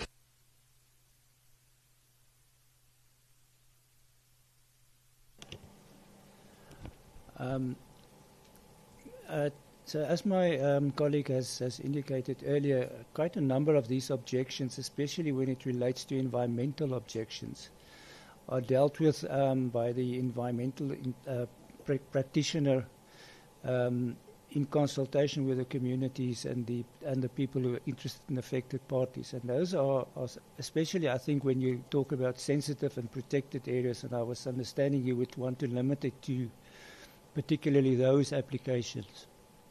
I think it might be useful if we could give you that information, because that is not specifically dealt with by REMDEC in particular, but there's a different process in public participation process, and objections are then taken up in a different process. So I don't know if it might be more useful for you as the Commission to maybe have sight of those objections and those processes. Okay, I was going on REMDEC because the deputy director had led me there. But let's say whichever you think will speak to page 392, the bottom bullet, and then we move forward. Now, for the first one you are marked right. So now let's move to page 393. Again, of the 2016 report. First bullet, the DMR then says so are directed to amend the content guidelines for EIAs and EMPs to include comprehensive information on the quality of land and sustainable. Was this done? Do you wish to elaborate on whether it was done or not? And then we move on to the next. As part of the one environmental system where we agreed that the DFFE will be responsible for the guidelines. So I think they are better placed to indicate if they amended the guidelines for the EIAs. However, I'm aware that there have been many amendments of NEMA and the EIAs that we are implementing, because as soon as they amend the EIA's regulation or guidelines, and then we implement. So these amendments are happening from time to time. So I can say that there have been amendments, but DFFE will be better placed to give you the indications of which amendment is which, because we implement as and when amendments are finalized. Commissioners, I can assist here. Yesterday they said it was not done. They said they just started meeting last week to do this. So it's an X there. It's a no. It's a no. Bullet 2. DMRE is directed to report on the progress and anticipated timelines for the finalization of the national closure strategy. Was this done? Do you wish to elaborate on why it was not done, or if it's so done, can you please provide us with a copy of the national closure strategy? Thank you. The national closure strategy was published, I stand under correction, 2021 or 2022 for public comments. At the moment, we are at the final stage of the consultation to wrap up everything, and then they will go for the final approval. But the document, the draft document was circulated for public comments, and we did get the comments from many stakeholders that we are going through. Commissioners, if I may assist, this was done. She just gave timelines, so this is a tick for you. So it's 2 out of 3 now. Now, bullet 3, it says DMRE is directed to consider legislative reform to address the gaps in partial and full mine closures. Was this done?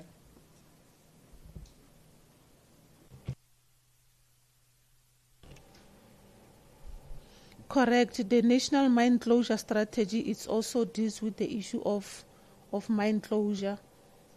So that part was done.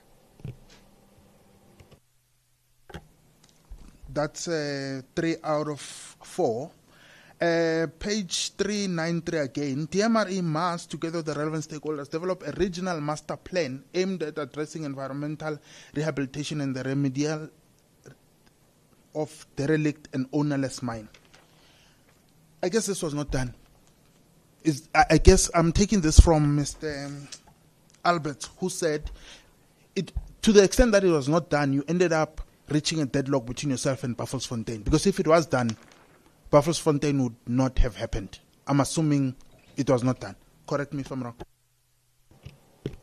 That is not correct, because the fact that there is no regional master plan for closure, it doesn't mean that they must not follow an existing process, because we've got regulations in terms of how we handle the environmental management program. Those guidelines are there, and the Act is very clear. It's in the Act and it's in the regulation on how closure should be followed.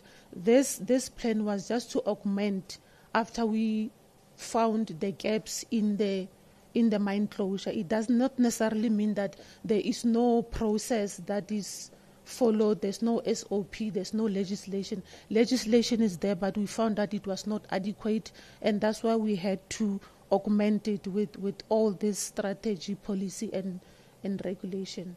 So it's not correct that Buffelsfontein happened because there's no mine regional closure. There is, if you look at the EMP, which we call the Environmental Management Program, it also talks about closure. There's a section that needs to talk, or that talks about closure and also land and use.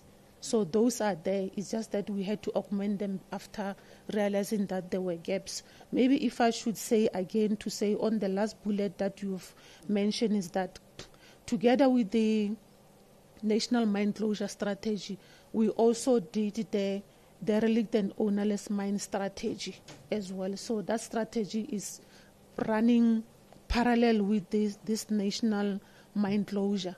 So those documents are undergoing through the the same consultation process. And again, they are meant to augment the gaps that we find as and when we implement, not to say there's nothing that we are using to implement.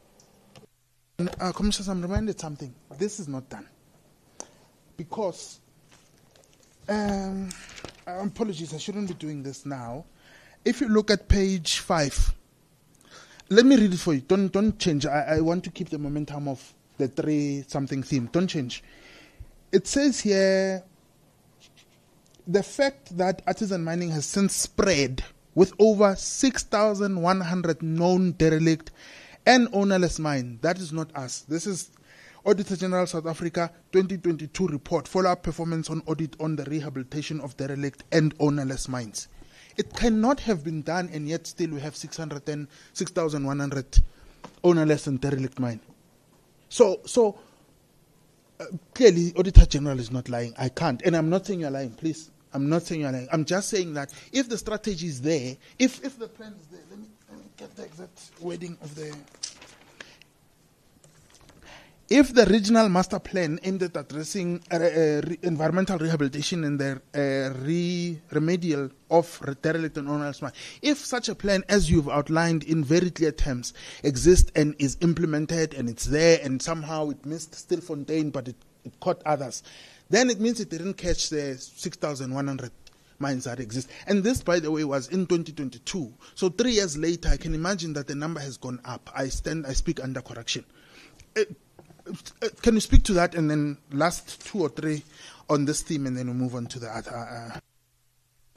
Maybe let me start by explaining the distinction between derelict and ownerless mines rehabilitation and your, I'll call it, normal rehabilitation. Derelict and ownerless mines is those mines that are legacy mines that at the time the state tried by all means to find the owners and they could not be traceable, and a decision was taken back then that the fiscus should take the tap. And that's when then money is apportioned every year to the department to go and close those derelict and ownerless.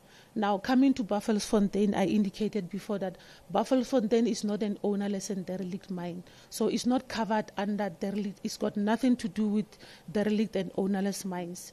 Derelict and ownerless mines, we use the money from the fiscus every year to go and rehabilitate them.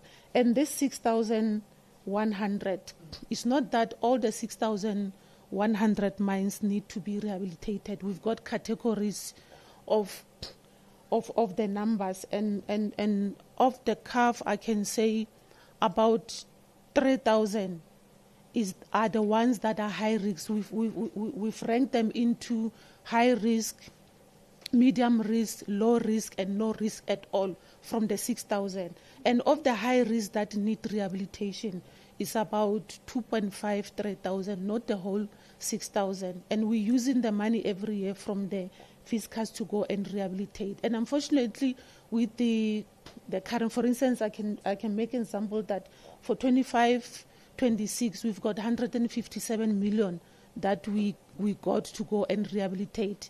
And of the 157 million for DNO, I'm talking derelict and ownerless, because mines that are operating, existing mine, they are funding their own rehabilitation. That 157, we take 1/3, we give it to Mintech, one of our SOEs, to go and do the actual rehabilitation. The rest of the money is meant to go and conduct research, and that research is done by our SOE that is called Council for Geoscience, to go and mitigate the AMD and to make sure that there's no further or recurrence of AMD going forward. I just thought that should make a distinction.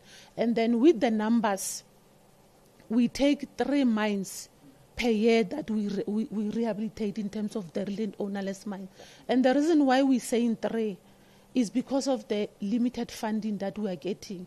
And this 3 is only asbestos, because we have prioritized asbestos because of their health and risk. And that's mines.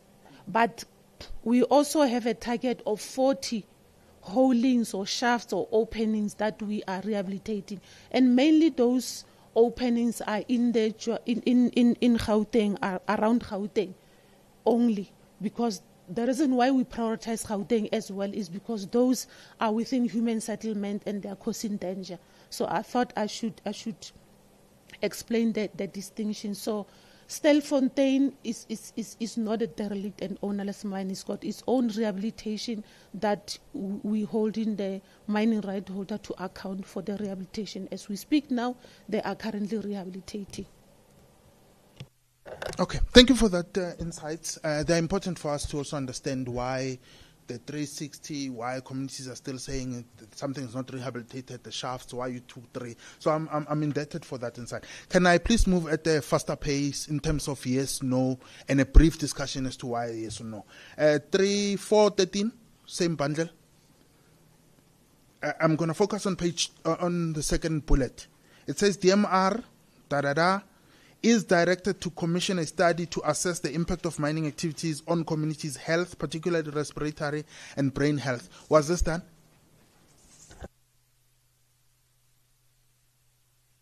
No, you can say this was mine for safety.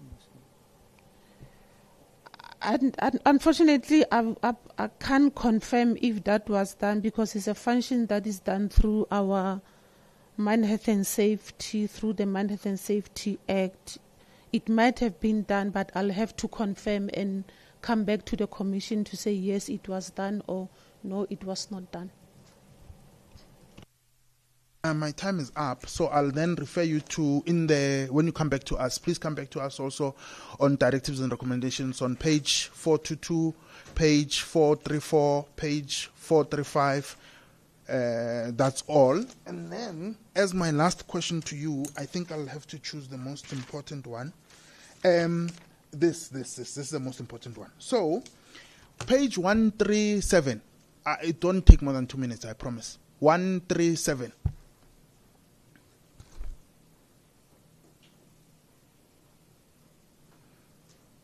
This is a submission by LHR commissioners.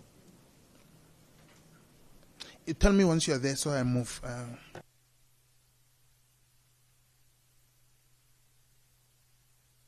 I'm on 137. Thank you. Paragraph 110 reads, the DMR's failure to properly regulate and ensure the proper closure of abandoned mines, including Buffelsfontein Gold Mine, is a significant contributing factor to the crisis. Now, 242, page 242. I'm done. Once you're there, please confirm. Yes, I'm on page 242. Paragraph 6. The illegal mining crisis in South Africa, as manifested by the incidents of Zama activities and accompanying threats to society, is a symptom of a much deeper problem, which includes the following. And then you go to 6.3 on the next page, abandoned mines and poor rehabilitation. So just from these two submissions, the blame is squarely put on the department for failure to rehabilitate and close and do proper closed miners. Do you care to respond to these submissions? LHR and Solidarity are basically saying, Inkinga yini, you are the cause of Zamas in these two submissions. There's more, but because I'm out of time, I won't care to read all of them. Comprehensively respond so that we have it on record. What do you say to serious civil society organizations who are saying, you bear the brand of Zamazamaring in South Africa? Thank you.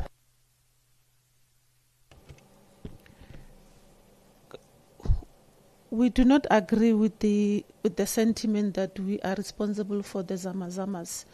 And like I've indicated in my earlier submission, that for us, illegal mining or Zamazamas are treated as criminal activities because they disregard the law. They don't come to the department to apply to be assisted. And I've mentioned also on our submission submitted to the Commission of the figures or the numbers that we can show that in terms of small-scale and artisanal mining, we've assisted people that are living and breathing out there, and people that are ready to come and comply, we're assisting them. And we don't agree that we are responsible for the Zamazamas because those are not prepared to comply to the laws of this country.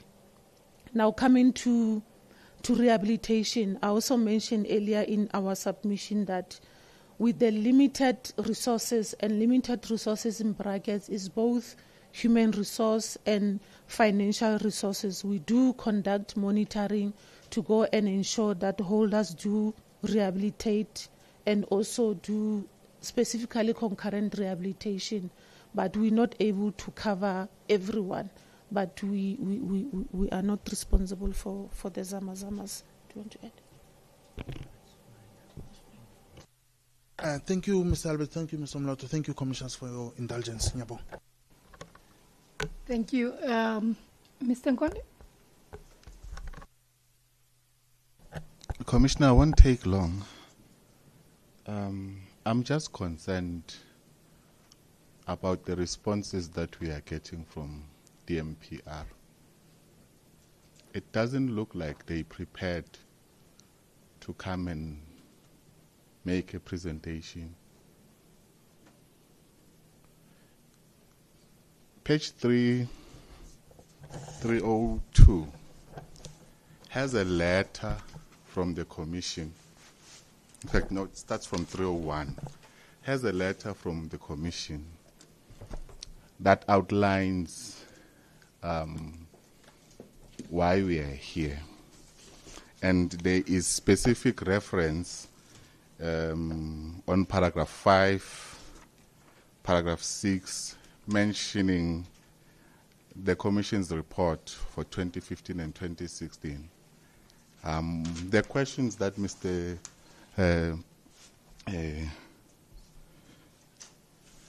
Kulisumuzi was asking, they are very pertinent. But I think if we were to rate them on a scale of 1 to 10, he got 1. We are told this is sitting with that other function. This is sitting with the other function. And it is not assisting the process. This letter was sent, I think, on the 1st of September. It's dated 1st of September. Today we are in October. Those functions could have sat and analyzed this and gave the Commission proper submissions, all the statistics and everything. But I just wanted to highlight that, Commissioner. It's very troubling for me. Now, I have a few questions. I think he has taken more than an hour, which is okay because he was dealing with important questions.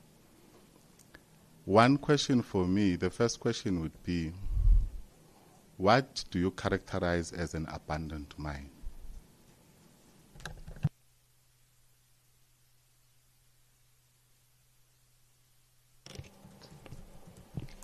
In our definition, an abandoned mine is a mine that had an owner, was issued a right or a permit, and the owner then left it unrehabilitated and has not done anything on it. So that's our definition of abandoned, and some have not applied for closure certificate and they've not been issued closure.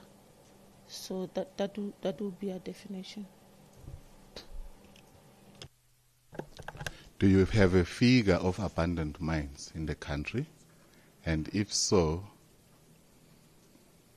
I'm concerned because it seems like abandoned mines, you know the owners.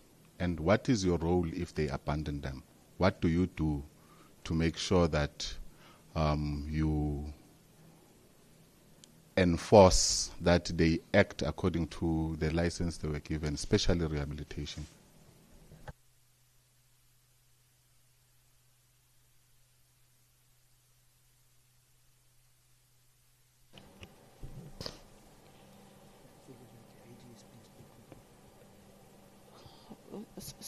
Sorry about that. I don't have a figure, or we don't have a number. But what is it that we do for those mines? We do conduct inspection to go to them to mainly find out on the health and safety, and then there will be orders and notices issued either in terms of NEMA or orders in terms of the MPRDA to remedy the non-compliance. This is the process that we follow. But we can then later on our written submission give you the number of those abandoned that have owners.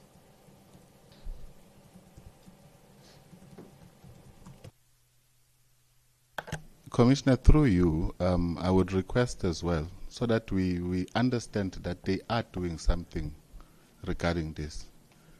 That list should be accompanied by the notices and breaches, that letters that have been issued to say they must remedy these things, so that we know, we have a view of their actions in relation to this particular aspect.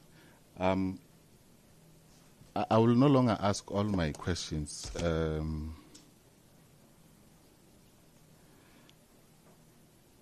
Two questions.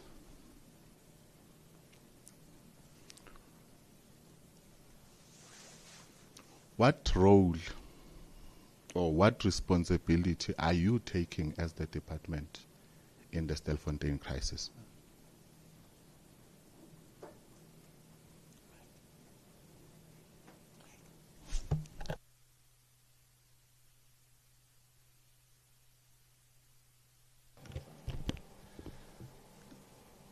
Thanks for the question. Yes, as we've indicated before, Stilfontein does have an owner, which is Buffelsfontein Gold Mines. And throughout the engagements and throughout the crisis, and even before, we've had engagements with Buffelsfontein to alert them to the fact that they are actually responsible as the owner of the mine to ensure that there is access control, that there are safety standards, that rehabilitation should take place. It got to a stage in early January where we actually had, in consultation with DFFE, had to issue them with a statutory notice to put them on terms that if they don't do that, we're going to do it ourselves and recoup the funding from the company, which is ultimately what we then did over the weekend in 10 January when Mine Rescue Services was in fact contracted to avert and the further escalation of the crisis. Once they have completed the operation, which were closely monitored by ourselves and the SAPS, we then had further engagements with the company to commence with urgent rehabilitation and sealing, because obviously SAPS couldn't be there forever to guard the area. And the last thing that we wanted is for the return of the miners, the illegal miners to the shafts before they are closed, because that would have undone unnecessary work that we had already done and paid for. So in terms of the accountability and responsibility, we stepped in with the kind assistance of SAPS as well as the Minerals Council to alleviate the crisis to a large extent, but then notwithstanding that we kept the holder of the right responsible for the final closure, rehabilitation, as well as recouping of the funding that was expended during the operation.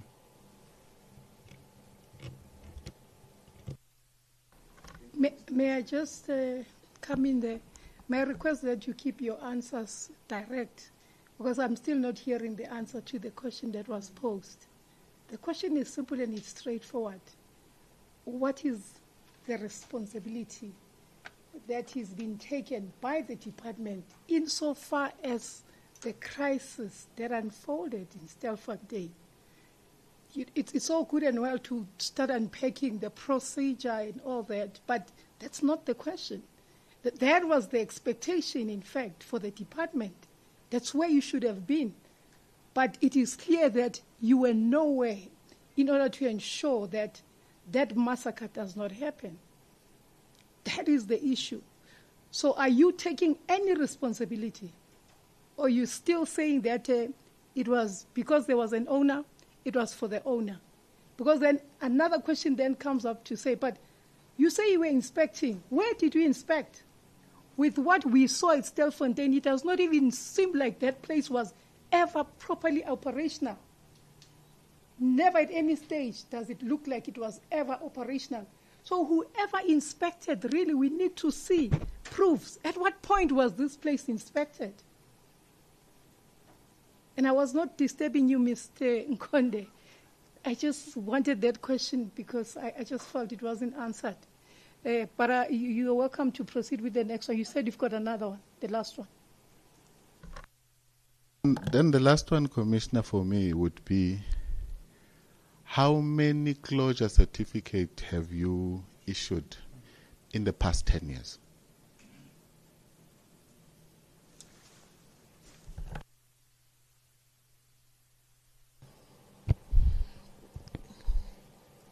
Unfortunately, we don't have a number for the past 10 years. We don't have a number. But we we can provide the figures as and when they are issued or as indicated for the past 10 years, but we don't have the figures today.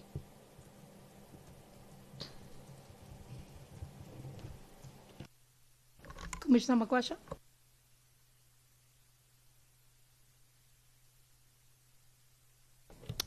Thank you so much, Chair. I think that I'm going to ask, I know that we are behind time, but I think this is the most relevant department in this conversation.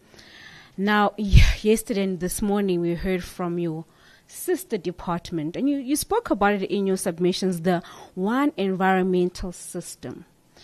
And the fact that you hold these meetings and you have discussions and you have these quarterly reports, yet on the ground, you're nowhere to be found. That's why I want to start on that premise. Now, there's this, in terms of what we have done, in terms of engaging with communities, engaging with civil society, is that due to capacity constraints, your department relies on mining companies to self-regulate.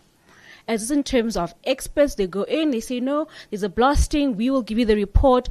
These people, they used old cements. And it goes back to the question by the evidence leader, Mr. Sitebe, that due to capacity constraints, you are unable to fulfill your own mandate, therefore resulting in gaps, which result in illegal mining.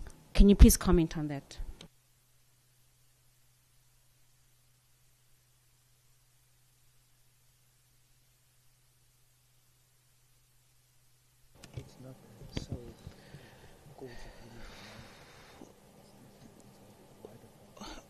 We have mentioned before that we do have capacity challenges in the department, mainly in terms of the monitoring, but it does not mean that monitoring is not being done. We could do more. We want to do more. We're working with the limited resources that we have, financially and human resources. So that's our submission.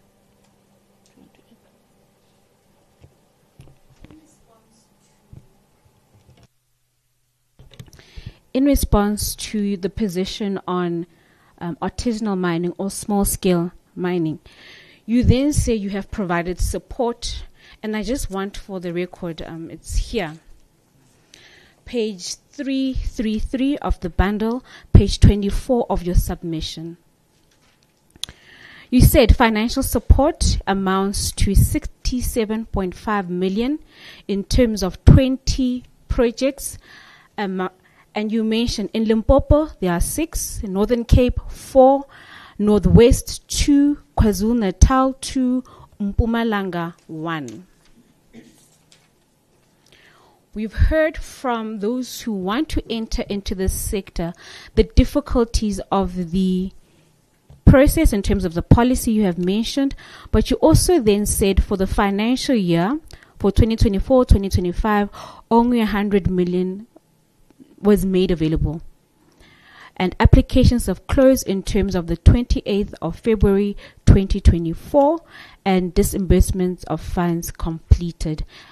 Now, given the fact that we've heard submissions from civil society that they've warned the department of the growing need to fund this. We've heard from artisanal miners themselves that we want to operate within the law, but due to the difficulty, and this is because of the department's own doing, we're unable to do so.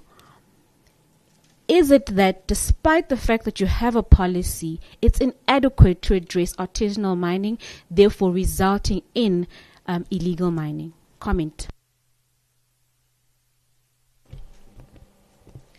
In our submission, we indicated that we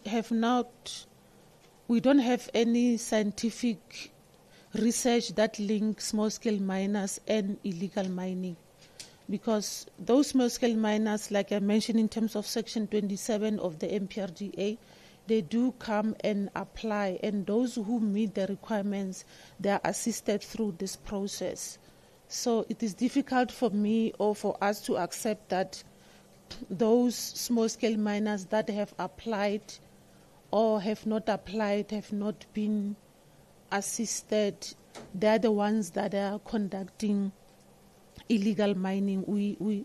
We're not there to say small-scale miners are responsible for illegal mining. We have said, and we are on record, that illegal mining is a criminal activity. Those that want to be assisted, they do come to the department, and they're encouraged to come to the department so that they're assisted, because financially we never used to have this financial ability for small-scale miners, but now we have it, and we're encouraging all the small-scale miners to go through the process in the department and apply for the funding as per the regulations. So to answer the question is that small-scale miners are not responsible for illegal mining. Illegal mining is a separate matter, which for us is a criminal activity. May I request, as part of your written submissions to the Commission, you provide us with the applications you have received in terms of small-scale artisanal mining. Now, Mr. Nkonde asked about your role, whether you take responsibility or what type of responsibility you take in terms of what happened in Stilfontein. Now, there's an Operation Vala Umgodi that's been implemented by the South African Police Service. One, you as the department have, I'm assuming, maps, information about these respective mines that the police are going into. The police don't have that information. And you're able then to obtain this by either contacting the owners of the either abandoned mines or where they're operating. What is your role in ensuring that Operation Vala Umgodi is done in a way that one takes into effect what the real information is on the ground? Because I'm certain you would have that information that shaft 10 and 11, no one could leave there, and you should have just given it to the police to ensure that the implementation of Operation Vala Umgodi does not result in a humanitarian crisis.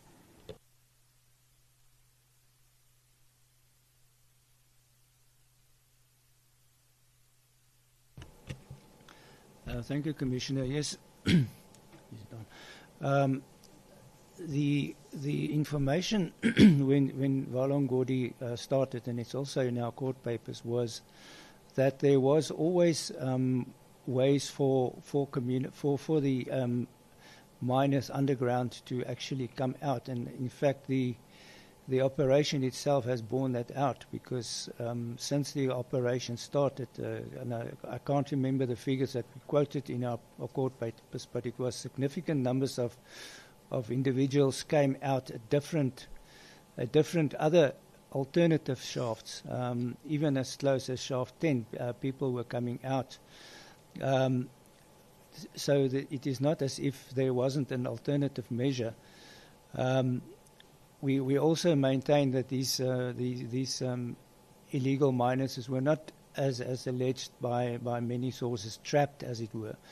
In fact, I think even in the affidavits that was provided by the SAPS, and they may even elaborate on that when they have to testify before yourselves, that there was maybe even a situation where the majority of these miners were actually held hostage by other people, or the bosses, as they would call it, underground.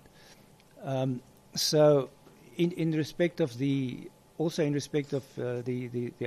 underground workings, obviously the SAPS could not go there. They are not trained to go underground and do any sort of retrieval or arresting underground, because it's obviously too dangerous, because the miners were obviously heavily armed. Similarly, even mine rescue services at some point said, well, you know, it's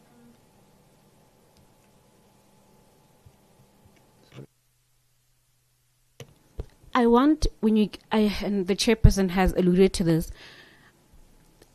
because there are people who, community members were there on the ground, who were present, in civil society that was there, when you give long-winded answers but you're not answering the question, it becomes very difficult to interact with you, sir. So I want you to go to page 123, and this is in the first bundle. This is the Lawyers for Human Rights submission, and this is Mr. De Beer, the Group Security and Forensics Manager of Harmony Gold Mining, and this is what he says in his affidavit, and this is the part where you're saying they had weapons and they had alternatives to leave, exit, and they were not trapped.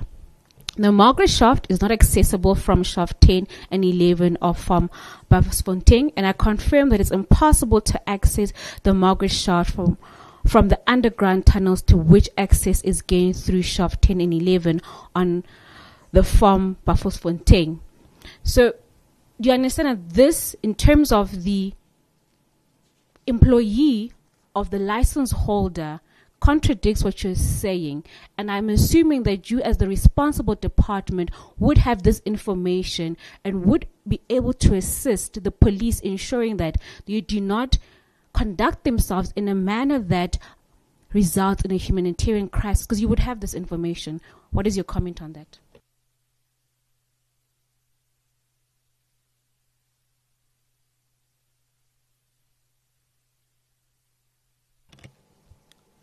Thank you, Commissioner. Yes, indeed, the information that we had when the operation commenced was that shaft was in fact available. It only came during the court papers that the owner of that Harmony shaft indicated that the likelihood of there being access to Margaret is very unlikely. Of course, the Vala Umgodi operation was not only focused on shaft 10 and 11, so it might be that the surface, the people that came out of Margaret was as a result of the wider Vala Umgodi process. But as I said, that information only became available at a later stage. Maybe, Commissioner, if you allow me to, the first part that you mentioned about the collaboration with SAPS, that we, as the department, we do collaborate, because in terms of information, we share the available information that is at our disposal to SAPS, and in terms of the planning as well, we are part of the process of the planning of the operations that we do throughout the country and in Stilfontein in particular. I know I had indicated I'm done, but this is actually the last question. I'm putting it to you that the information you placed, because you're saying you provided information, the information you gave the police to implement Vala Umgodi Stilfontein was so inadequate that it resulted in a humanitarian crisis. What is your response?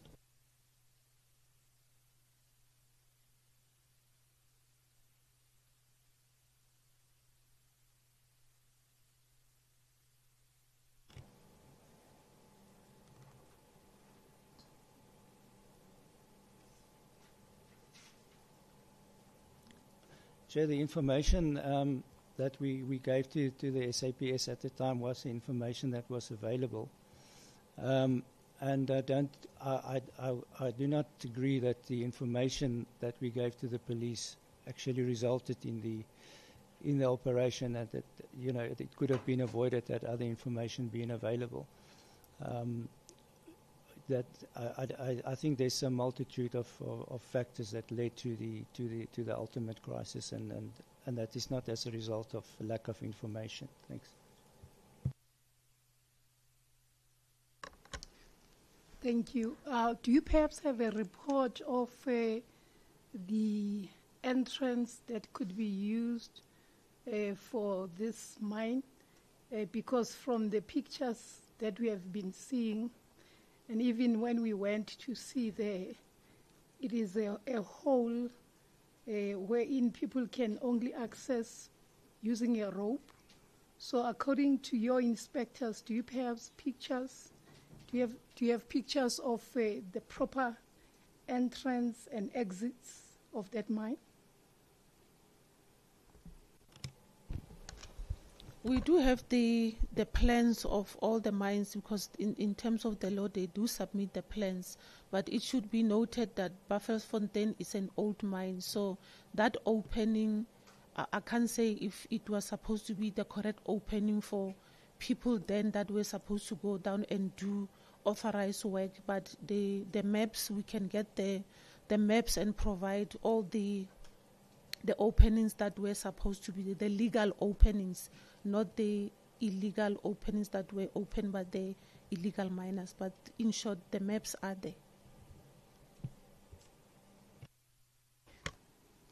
So does it then mean, with the inspections that you have now alluded to were taking place, will you then have what was the state as at the time that the inspections were done, which we have also said that they were done,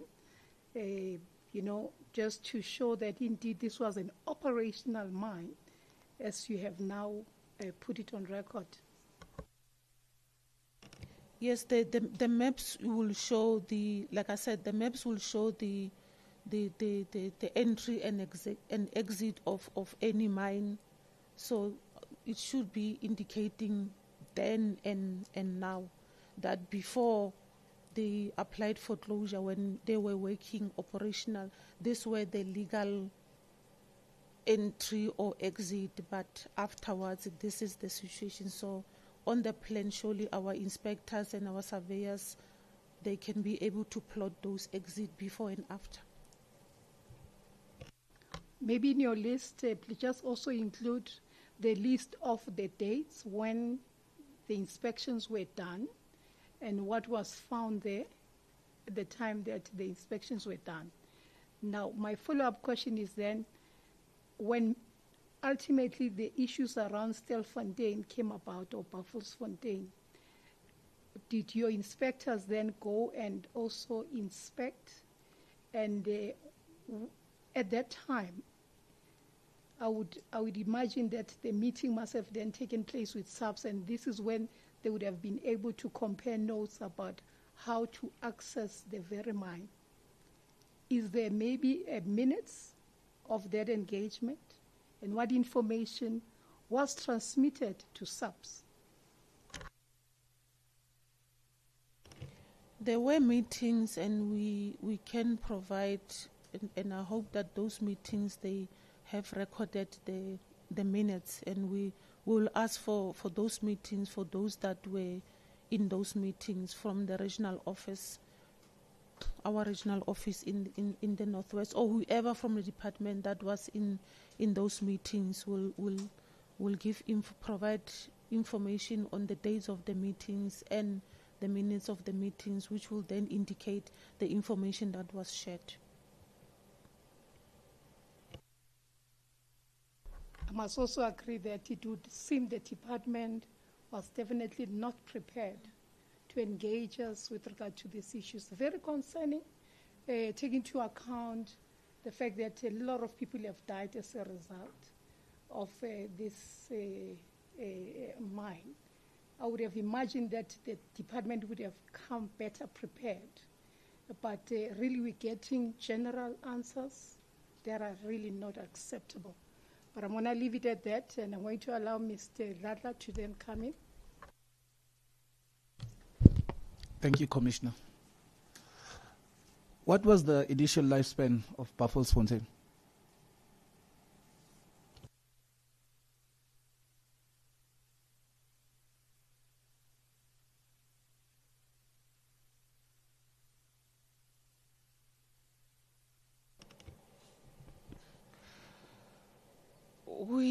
We don't have the information, but it is in the file somewhere in the office, because we do indicate the duration when the license is issued and for how long.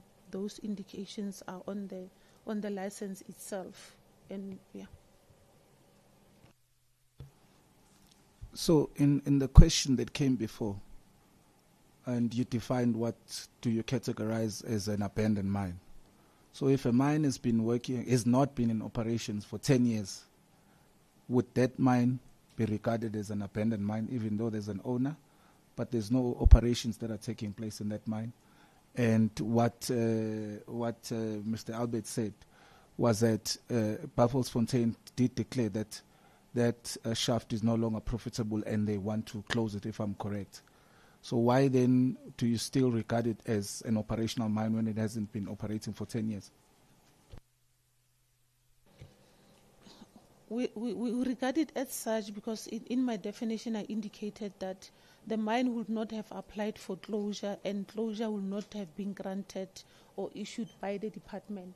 So in this case, like my colleague indicated, they applied for closure, but while they applied for closure, they were in the process of rehabilitation, but they have not finalized their rehabilitation. So we could not have given them closure because they have not completed the rehabilitation. I'm rushing against time. One of the submissions we've got from Stilfontein is that shaft 11 has been sealed off, and also in Krugersdorp we saw a shaft being sealed off. What was your role in ensuring that the safety, and were there any concerns that because in Krugersdorp I can confirm to you that it was closed by the police, the SAPS? Did you ensure at any point that whilst they're sealing that off, that there are no human beings that are closed in? I can't speak for the shaft that was closed by SAPS, but what we do when we close the shaft, we go through a process of consultation with the nearby community. We send messages before we finally close on the shaft so that we make sure that no one is left underground. That's the process that we follow in all the shafts that we have closed. However, I cannot specifically comment on this one that was closed by SAPS. Okay. So in 304, bundle 1, the letter that was sent by the Commission to you, in paragraph 8.1 and 8.1.1, it states what mechanisms has the department implemented to monitor and enforce compliance with SLPs, including the involvement of local government, and I highlight this, affected communities, because they play a role in the formulation of the SLP. And then if you go to 318, which was also been brought forth, that would the inquiry be correct to say that you have no data in inspections of mines before 2019 and 2020 because you've not submitted anything? That's what, Park, that I want you to, please, Commissioner, to consider that as well. And also, it's problematic. Don't you find it problematic that in 7 years, you only have a constant target when it comes to inspections? You do not go down, you do not improve. It's only standard, stuck to 212. As the previous member of the Commission did mention, that it's quite problematic. And then when you go to 319, you speak about all the plans of inspections. And I take it that in your plan, you also have a report on all these inspections. So if you can look into all these inspections that you've done, may you please submit the reports for all these inspections for the inquiry. I think there's quite a number. Please furnish us with all these reports. And also the annual compliance report on SLPs that you've done. Communities have expressed that they do not get access to those. May you please also furnish the inquiry with all of that.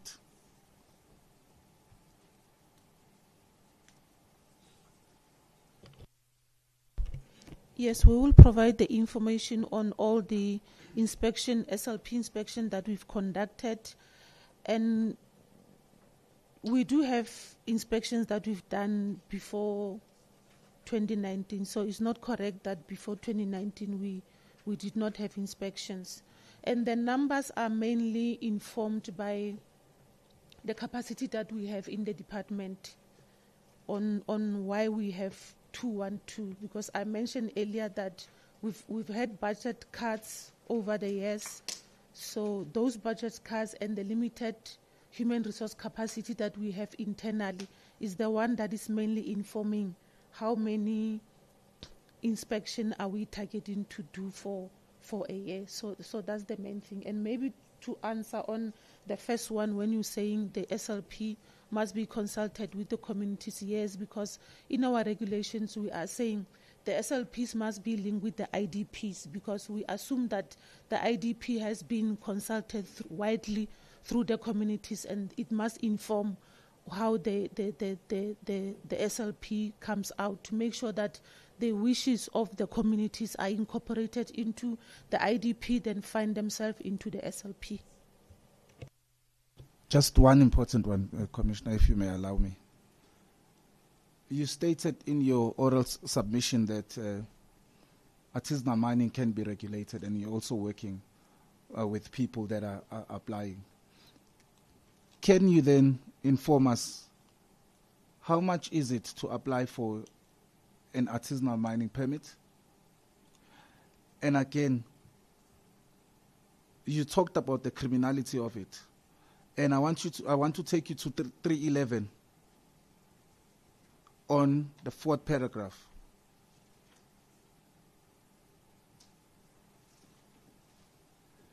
Where you state the issue primarily arises from the fact that the Act does not define the concept of artisanal and small-scale mining, which is ASM, which means it's effectively exclude artisanal mining industry. Now, which piece of legislation are you using to issue mining permits if you are saying that the current legislation does not recognize ASM? Thank you, Commissioner.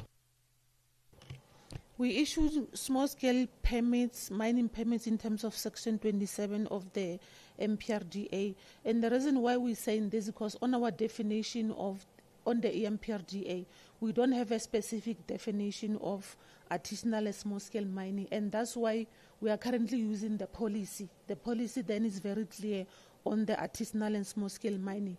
But we realize that the policy might be challenged to say, somebody might come and say, policy is not law.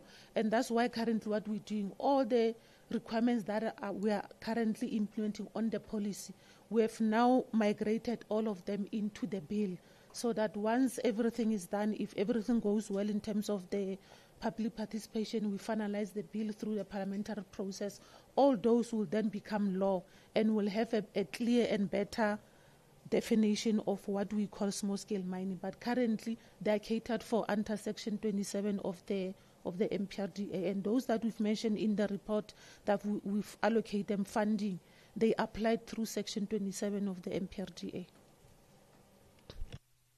How much is the application? Application for a mining permit is 500 rand. For prospecting is 500 rand. For mining permit is 100 rand.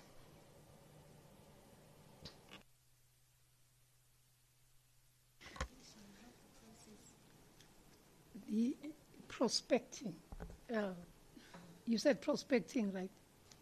Yes, because we've got different rights that we issue. We've got prospecting rights, we've got mining rights, we've got mining permits, but it does not stop small-scale miners to apply for a prospecting right or a mining right. It depends on the extent of the financing that they have. So we're not saying we're limiting small-scale miners to Section 27 of the MPRDA. There are others that apply for prospecting right. There are others that apply for mining rights on a small scale. Obviously, we don't compare them with your Anglo Gold of this, but they at their own level, they do apply. They are allowed to apply for any rights, but their entry level is Section 27 of the mining permit because it's less costly at the moment, and that's why many of them are able to apply through that. Is that now artisanal miners or is that small scale? It applies to both, and the funding also applies to both.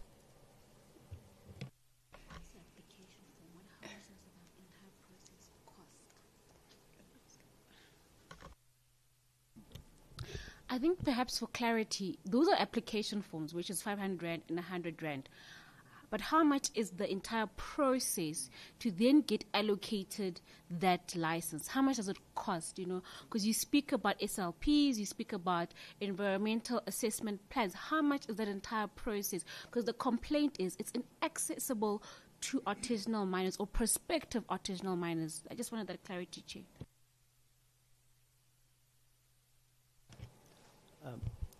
Yes, I think that we have to agree it is a barrier of entry because your environmental studies, fortunately not necessarily for mining permits per se, but definitely for mining rights it is excessive.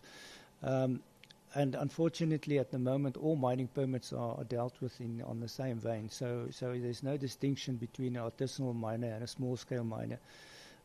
As the current law stands, obviously the policy makes difference for that, but it is costly, and that is why the policy now seeks to actually, together with the Department of DFFE and others, to have a policy framework where the entry fee or the cost thereof, especially the environmental compliance, that be reduced significantly for artisanal miners and small-scale miners because the scale of the operation and the impact is so much lower than other operations might be. So there's definitely in the draft bill we actually encourage comments from all stakeholders to comment on the framework and to bring that to the fore as well because we need to make sure that we factor that into the law going forward. Thanks. All right, due to the time constraints, we are going to leave it at that, but there's a number of things that we'd request you to please respond to. So amongst others, the process itself, if you are able to just unpack it a little bit further, these barriers that we have now spoken to, and where is the process with regard to the amendments? If you can also just allude to that. The reports that you have been requested to now furnish for the annual SLPs,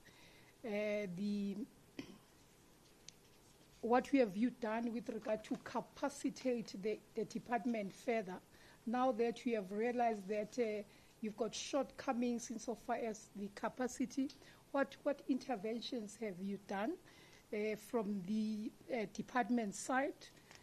What has been submitted even to the minister to say you need more people to be employed in the space so that you can be able to do your work? Because clearly from what you're saying, it does not look like you are able to do the work. You say you only inspected before 2019, but now the issue is, so are you saying 2020 going forward, there hasn't been inspections? If we can also just get that information, if that can be provided. The applications that have been forwarded to yourselves with regard to the different applicants, if that can also be availed, because the cry out there is that they are simply overlooked and they are not being able to be catered for.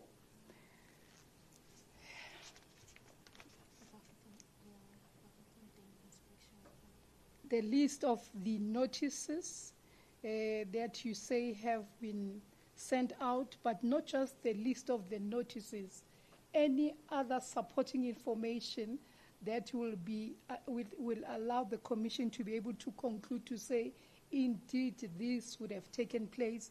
You'll recall that you also spoke to committees, that you have subs as a member thereof, if that can also be availed to us. You spoke about the objections, that you said they can also be availed, if that can also be made available. And okay, there's the register, but the register is also speaking to the objections that you already said you do have. If that can also be made available, the date, the agenda, and of course whatever resolutions took place. But most importantly, as at the time when you got to know about Stelfontein, the engagements that you had with subs, what were those engagements? What were the resolutions?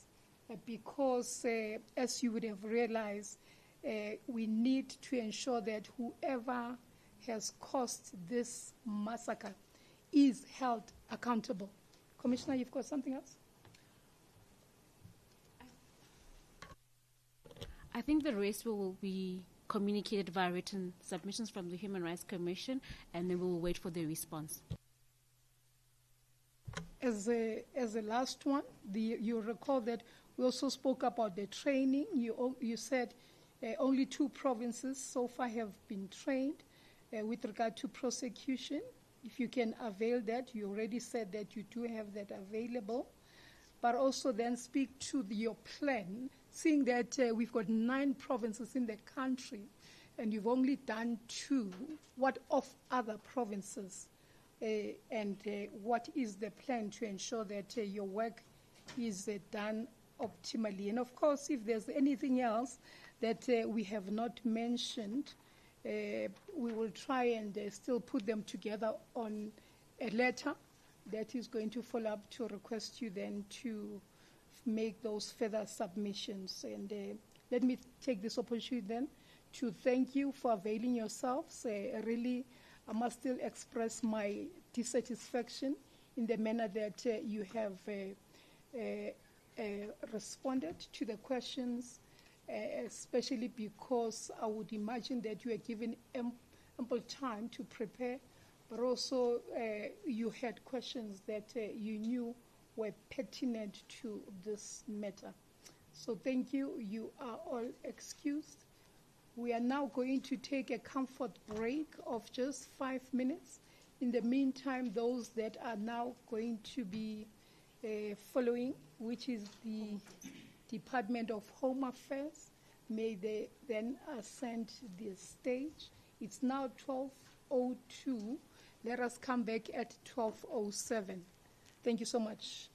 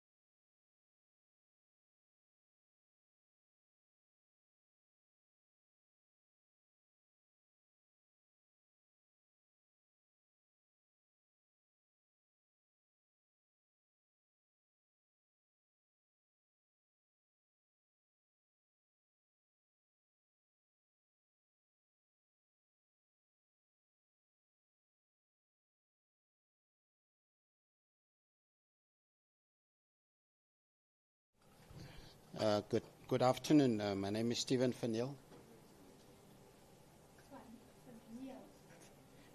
Neel.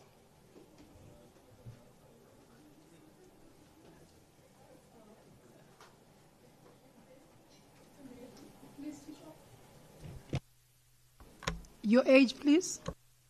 I'm 55 years old.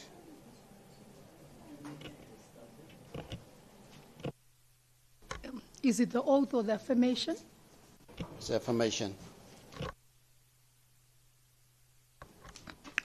Do you have any objection taking the affirmation? I have no objection to take the affirmation.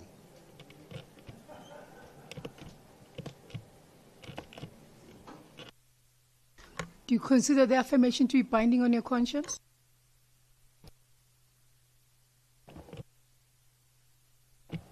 Yes.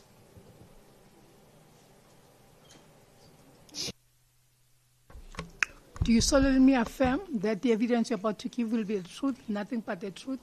If that is so, please say, I do. I do.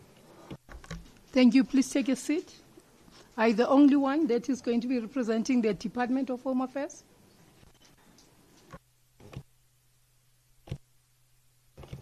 Correct, Commissioner. Okay. All right. You've got 10 minutes just to please bring to the fore those issues as per the letter that was written to you. And of course, if there's anything else that might have cropped up that you think you should deal with, you can try and do so. And immediately after 10 minutes, Betty there is going to indicate to you to stop, and will then allow the Human Rights Commission team to engage you. Thank you.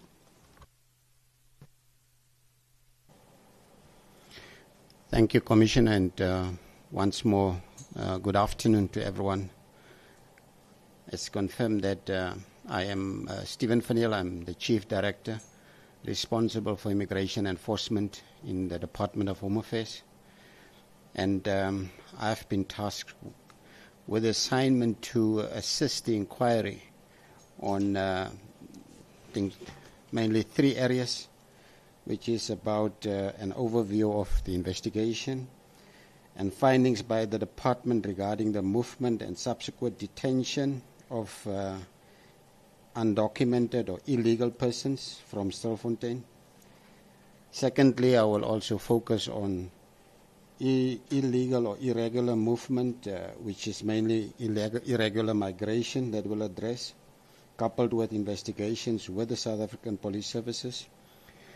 And lastly, just to reflect on the plans and strategies by the department to stop illegal movement and perhaps less of an extent human trafficking, but also to maybe just raise 1 or 2 things with artisan mining or what has happened at Stilfontein. I would like to just start this briefing by reminding us about the mandate of the department.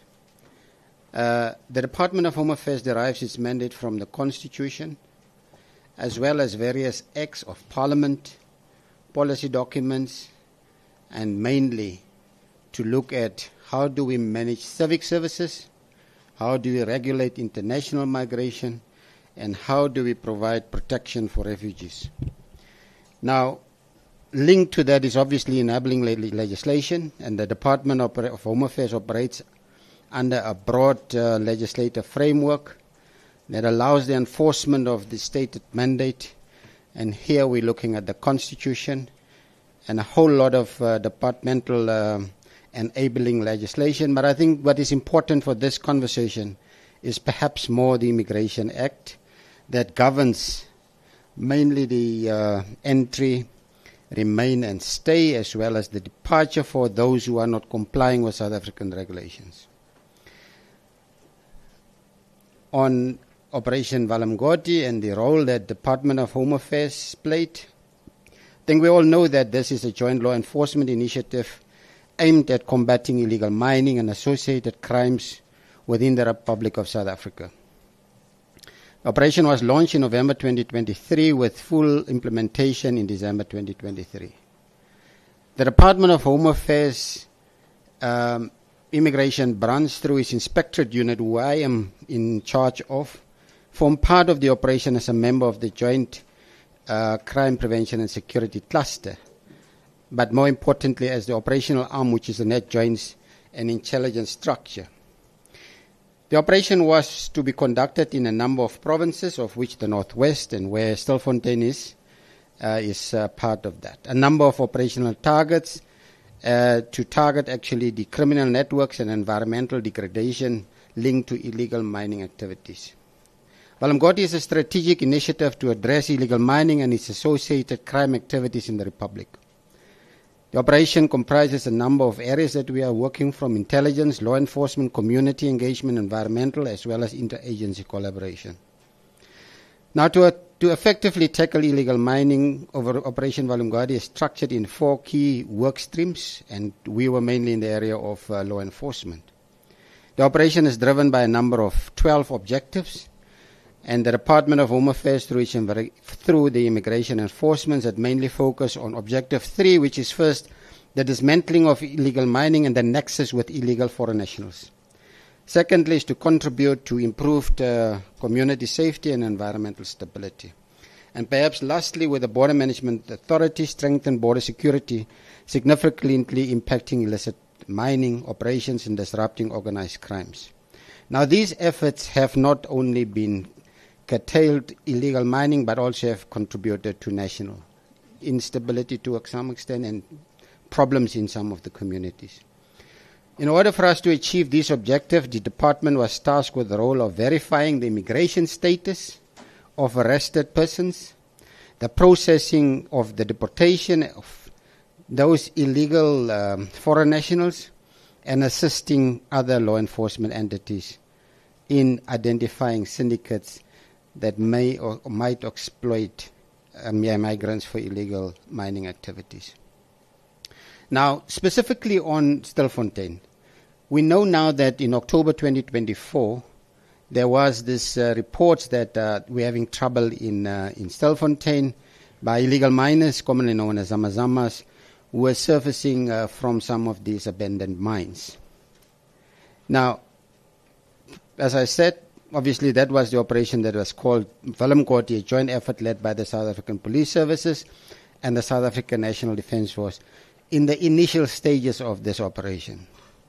DHA was not part of it from October, but only on the 3rd of November 2024, DHA was requested to mobilize forces to deal with the high number of illegal foreign nationals that were recorded at Margaret and Buffalo Shaft.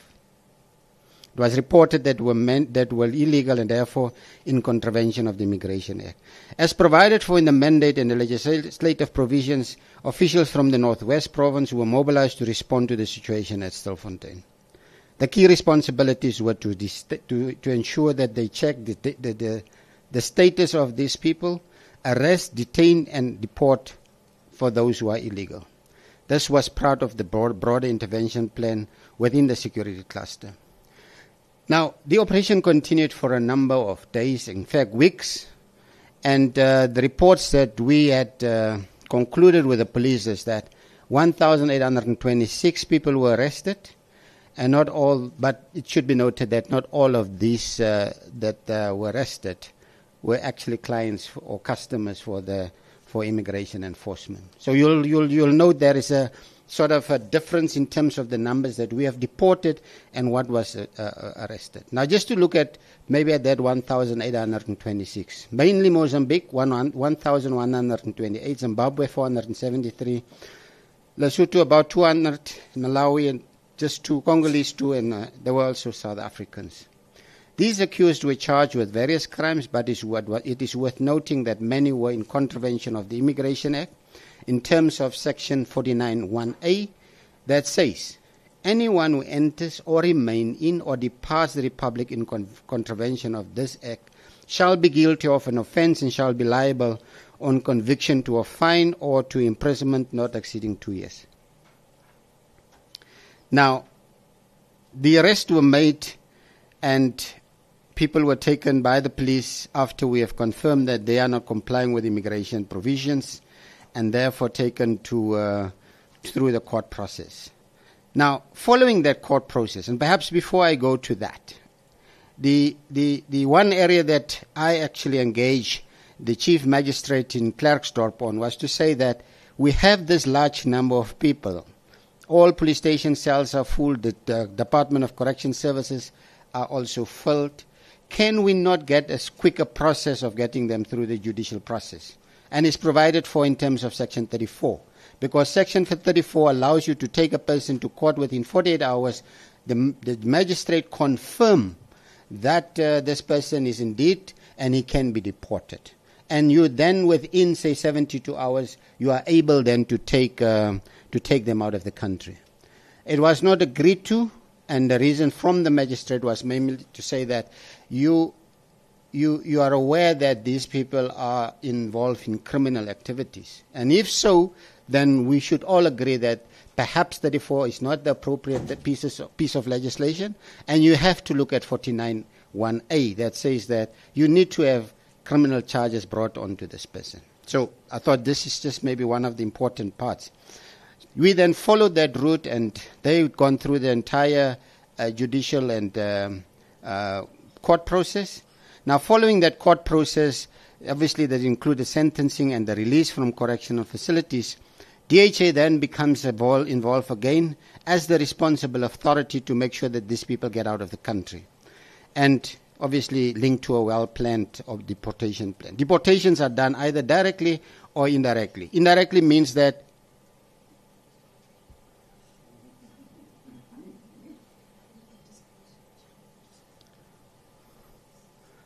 this is ruthless, Commissioner.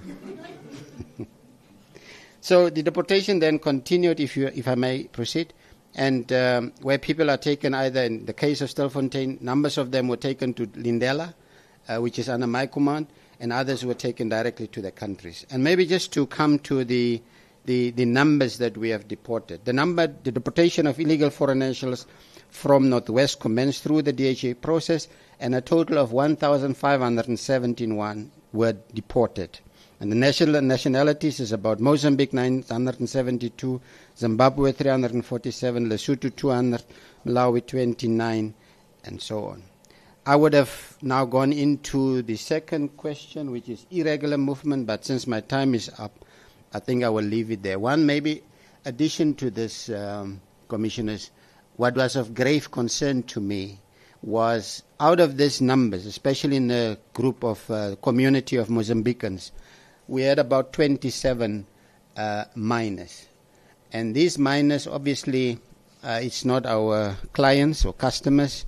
We handed them over to the Department of Social Development.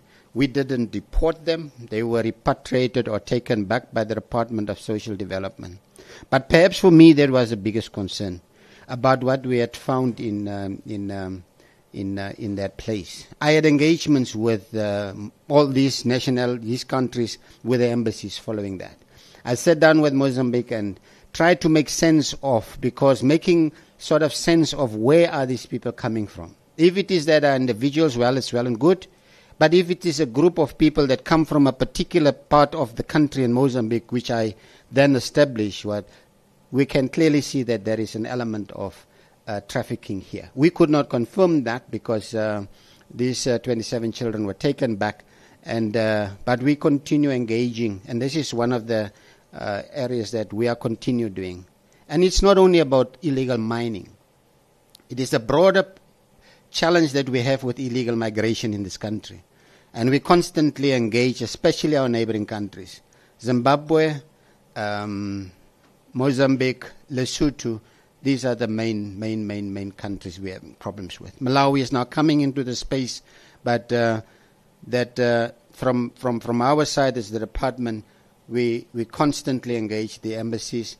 I have even made a proposal that this thing can no longer be just between myself and a consular general here or an ambassador here.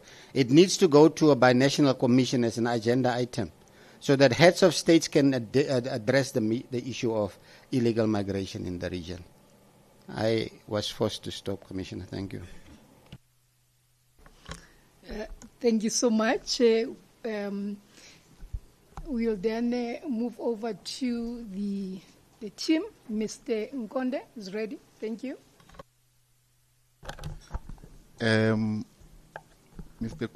Kulisumuzi has allowed me to start this time around, Commissioner, and it's appreciated. I won't take long. Good day, sir. My first question to you, as a department that is responsible for immigration, how did we get to Stelfontein? The numbers that we are sitting on, we are sitting at 1,826. How did we get there? Since you are responsible for borders.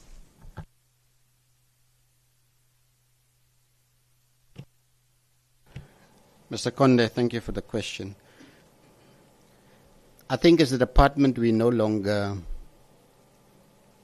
if I may say, ashamed of the reality of illegal migration in this country.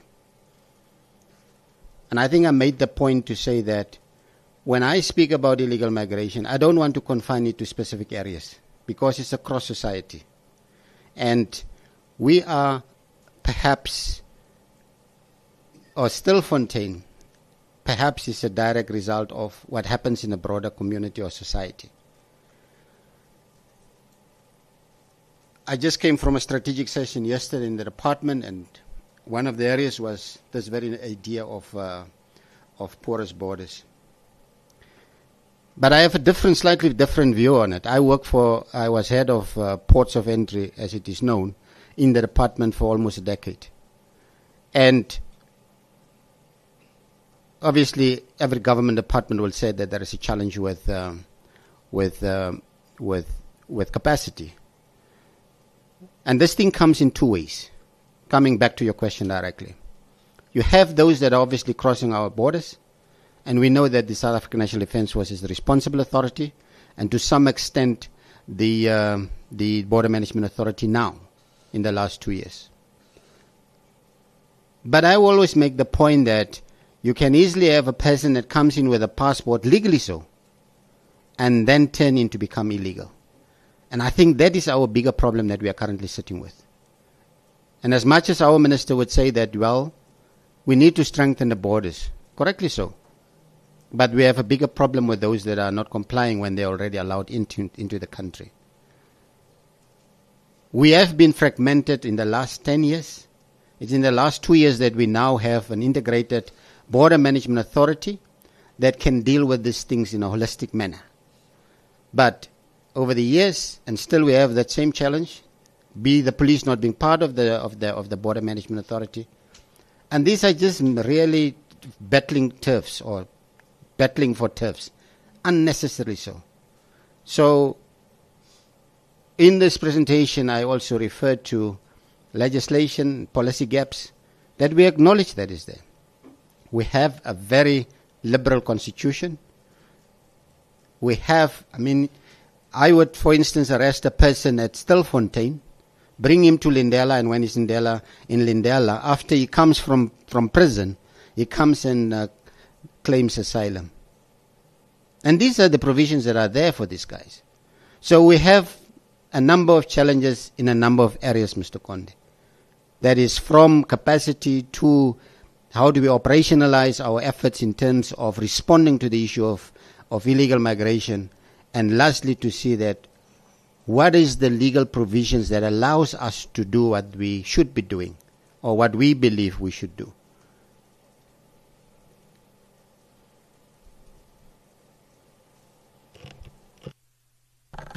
I'm not sure you answered my question, but for the sake of time and so that I avoid the brutality of Miss Mabusela, I would continue. Then the question is, having seen and established all the challenges that you have, what is the plan? Yes, you have a problem of overstaying. You have a problem interdepartmentally. What is your plan in resolving this crisis? Because the Human Rights Commission in particular finds itself in the middle of this. Mr. Konde, I hope I'll answer this one. First, I have mentioned a few areas of concern, as you call it, challenges. One of those would obviously be, how do we shift policy in terms of security and border security in particular? And that has been achieved by establishing a border management authority. The second thing is that I have also alluded to, it can't be South Africa alone that deals with this matter. It is a collective and regional responsibility. And it is for that reason that we are engaging neighboring countries. Then also to say that, we'd look at our legislation, and I'm sure everyone knows now about the Immigration Amendment Bill that is there in order to address the issue of illegal migration. Not sure if I answered this time, sir. I think the position remains the same. It's very diplomatic. It's not getting into the heart of the issue. It's not really assisting. But then let me go to Stelfontein now. You said there are 1,826 people that were found to be illegal. You mentioned that you've deported 1,571. My little arithmetics takes me to 255. Where are those? So some were deceased, and I would not be able to comment on that because that's not the Home Affairs responsibility. Secondly, there were South Africans also arrested. And thirdly, there were minors that we do not necessarily calculate as being part of deportation. Although they were part of the arrest, they were not part of those who were deporting because we don't deport children. So that is the numbers that that makes up the shortfall of between 1,571 and the 1,826. And I am also the receiver of those who are coming through the judicial system. I would be, and I've been informed by my colleagues that some of them are still in prison and for criminal charges. So there will be that difference. Thank you very much. For me as well, this answer is problematic because one person who is in the country illegally, and if you don't know as the department where's that person, somehow you are not fulfilling your role. I understand others may be in prison. You gave us a figure of 1,826. It would concern me if I deport less and then I don't know where the others are. Because this number, you did not say it's a number of people who resurfaced in the mine. You said these are the numbers that we have for illegal foreigners. That's the number. That's the context you've given us. So for me, and then a question I will tie in with this one is that even though others may be deceased, there must be a process with the consulate to say maybe they can assist coming to identify others. They would know. The doctors yesterday were telling us of the morals and whatnot, the developmental stages of us as South Africans and vis-a-vis other countries. Don't you think that you might have missed the point there? Thank you. No, Mr. Makonde, I did not miss a point. I'm saying that we have 1,826 that were, between ourselves and the police, found to be on the wrong side of the law and therefore arrested. I further say that we had 1,526 who I deported, and the shortfall, as you calculated, of 200. I have said those people who deceased, I have no interest in those ones. That's not the responsibility of the Department of Home Affairs. That's the question that should be asked to the Department of Health. what happened to those that have been taken out of the mines into a mortuary, and how were they, or even the police. I can't tell you on those numbers. The last one that I said is children. Again, I gave you a number of the number of children, but again, it is something that I was not responsible for, that I handed over to the Department of Social Development. So I'm not quite sure how else do you want me to explain that shortfall to satisfy the question.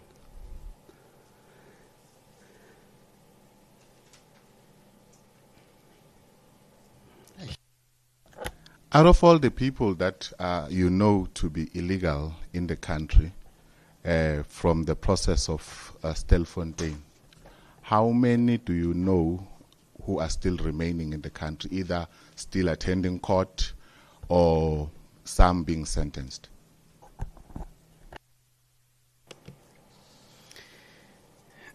Mr. Konde, how it works, when the people, when they came out of the mines, between ourselves and the police, we then do our individual, execute our individual mandates. And the moment when we had confirmed that the individual is not legal in the country, we opened the charge with the police. And in this case, I must say that the immigration charges were secondary charges. It was not the primary charge. So it's a policing matter, and taking them to court and go through that process of the courts, go to the Department of Correctional Services, and only after they are out of correctional services, I then come into the loop. I will definitely not be sure on numbers, as this process is somehow stop my responsibility and catch it on the other side when I now get them from the correction services and police. So telling you how many of those are still in the prisons, I think it's best to ask if corrections are not here, maybe the police to deal with that. Because the next moment that I would find the person comes from a correctional center in Klerksdorp, transferred to Lindella, it is then that I picked up now that there's an added number here that was arrested in the. So that gap is not assisting us, and it's not really my business on what happens in between. I have handed them over to a court process. They've gone through the judicial processes, and I'm getting them on the other side, whatever is given to me or whoever is given to me, and they are taken out of the country.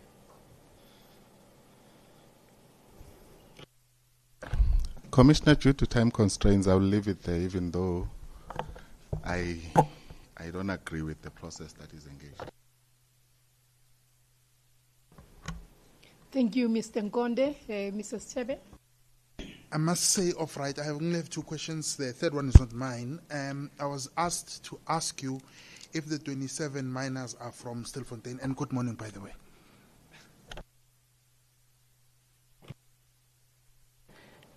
Good morning, sir. Oh, good afternoon. Yeah, as far as we recorded it, it was Mozambicans, nationals, and they were from the mines.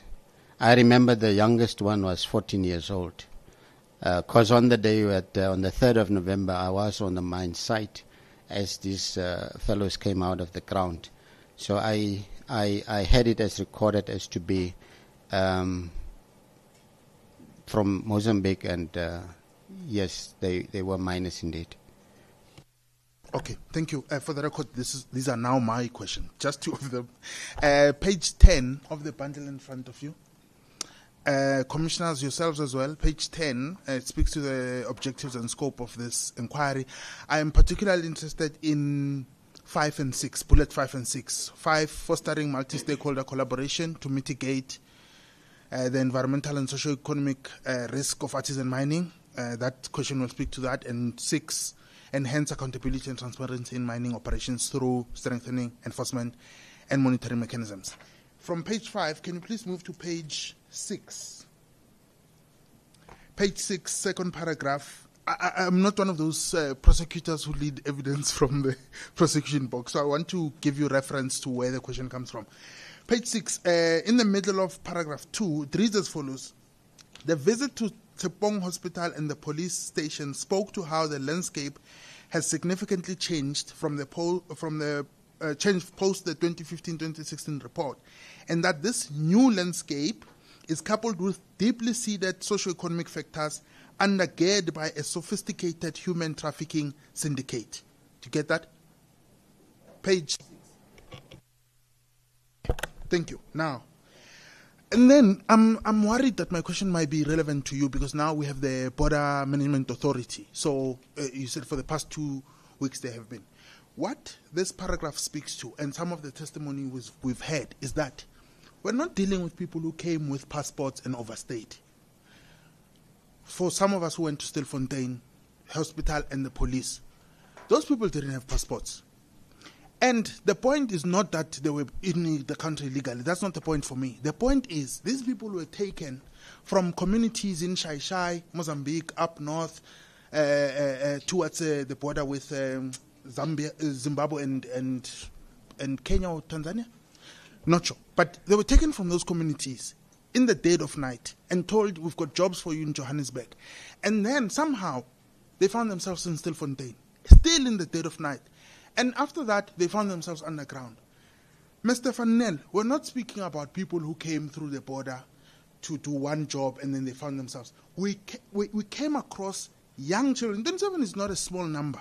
You don't get 27 children, even here in Johannesburg. You don't get 27 children roaming and what. But in Stilfontein, you're able to get 27 minors who were stolen from a community or a village somewhere and found themselves Stilfontein. So I'm getting the sense that you are underestimating or you're understating the magnitude and significance under which these people found themselves here. Let me just put this for clarity, just for you. Again, these are not people who, hey, come through, maybe at the border you'll crawl under, we'll bribe a few, but these are people who were taken from villages, 27 children taken from a community.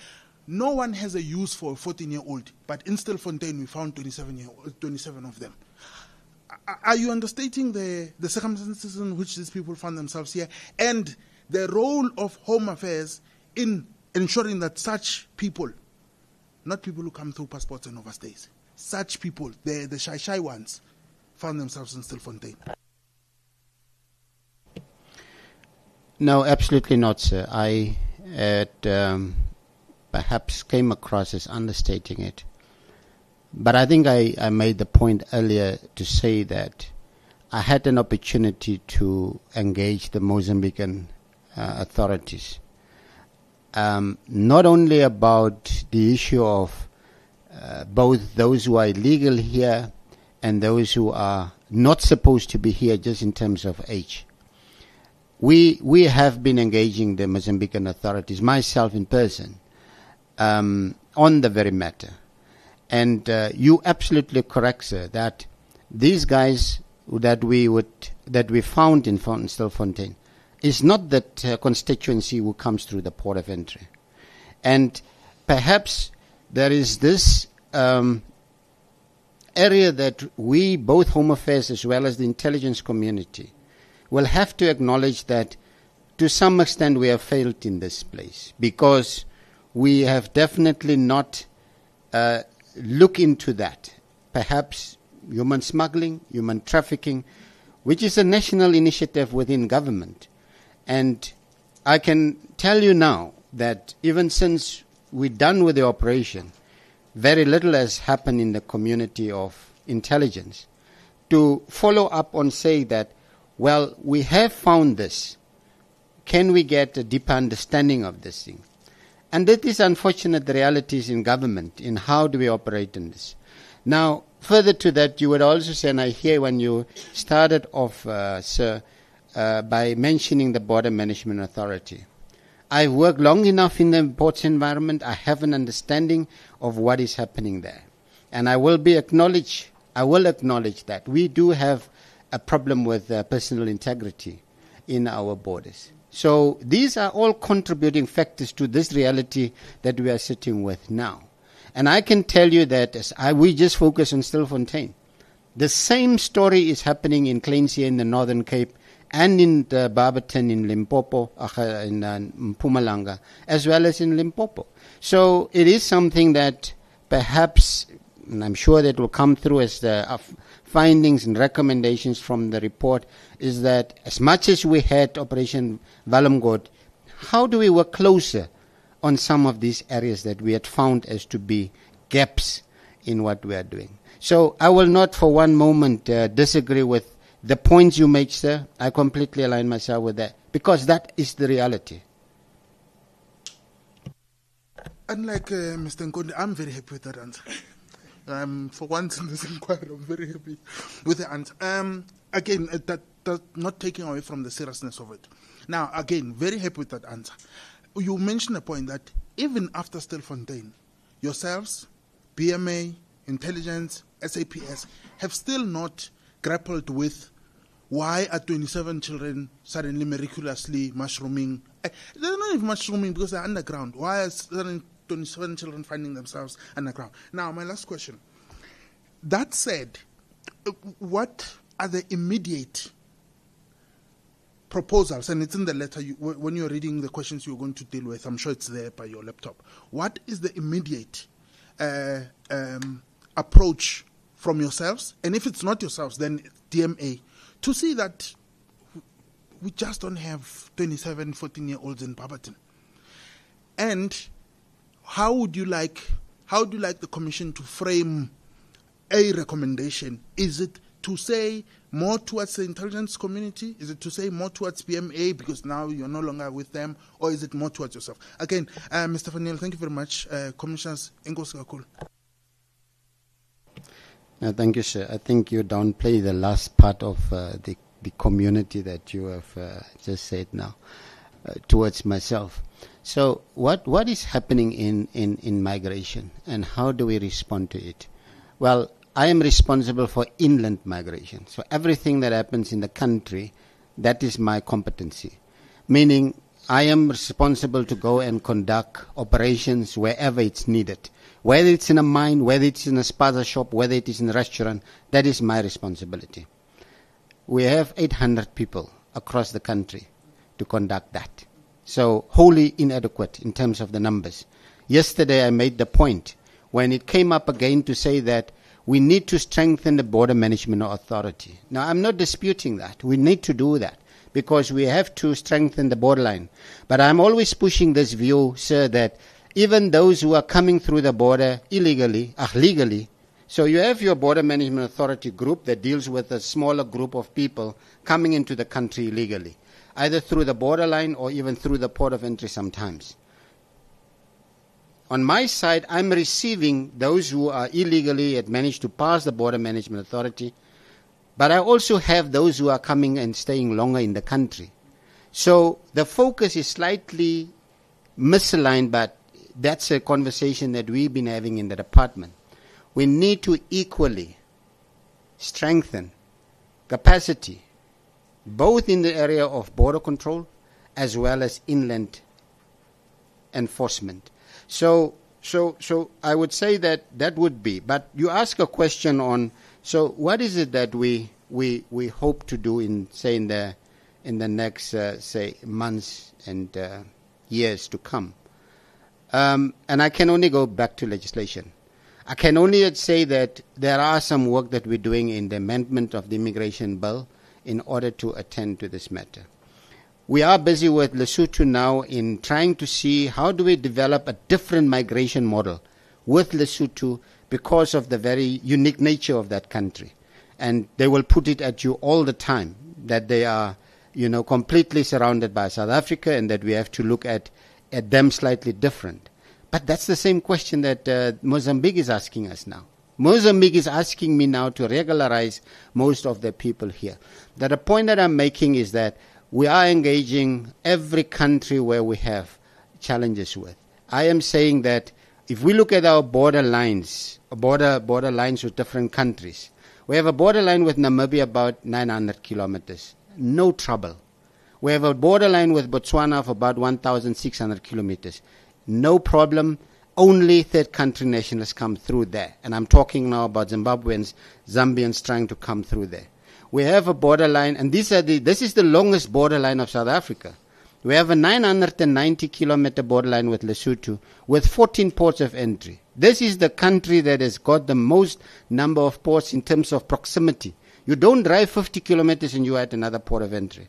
So all of this, even that very factor, is contributing to the issue of illegal migration. And we can simply engage them on to say that that we improve on this thing collectively. But with Zimbabwe, we have a 200-kilometer borderline.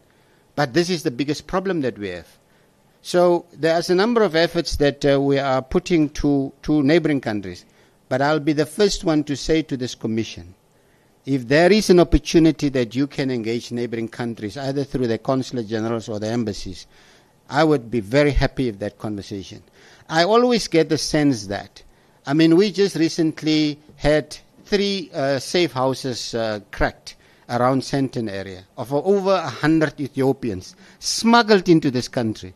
But the Ethiopian embassy would not have a slight interest of their nationals coming here. So I say that there is a huge responsibility on embassies in this country just to come up and assist a little bit on this thing. The deportation is a huge cost driver, and we've paid almost close to more than 100 million rand there last year just to take people out of the country. And we all know that just to come back in no time.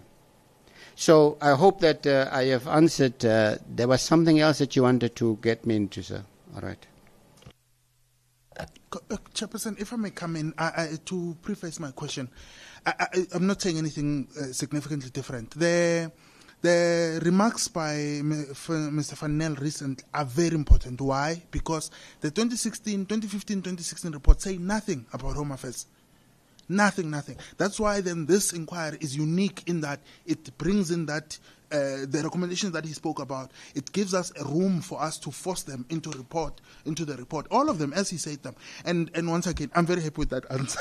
Thank you very much.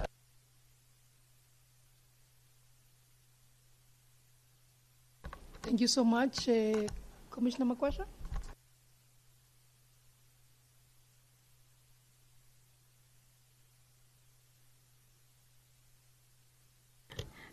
Thank you, Chair. I see that we have very tight times. I just have 2 questions. In your oral submissions, you spoke about you have issues around personal integrity. Are you using a very politically correct and sanctioned word replacing the issue of corruption within the Department of Home Affairs, within the border management? Is personal integrity another word for corruption?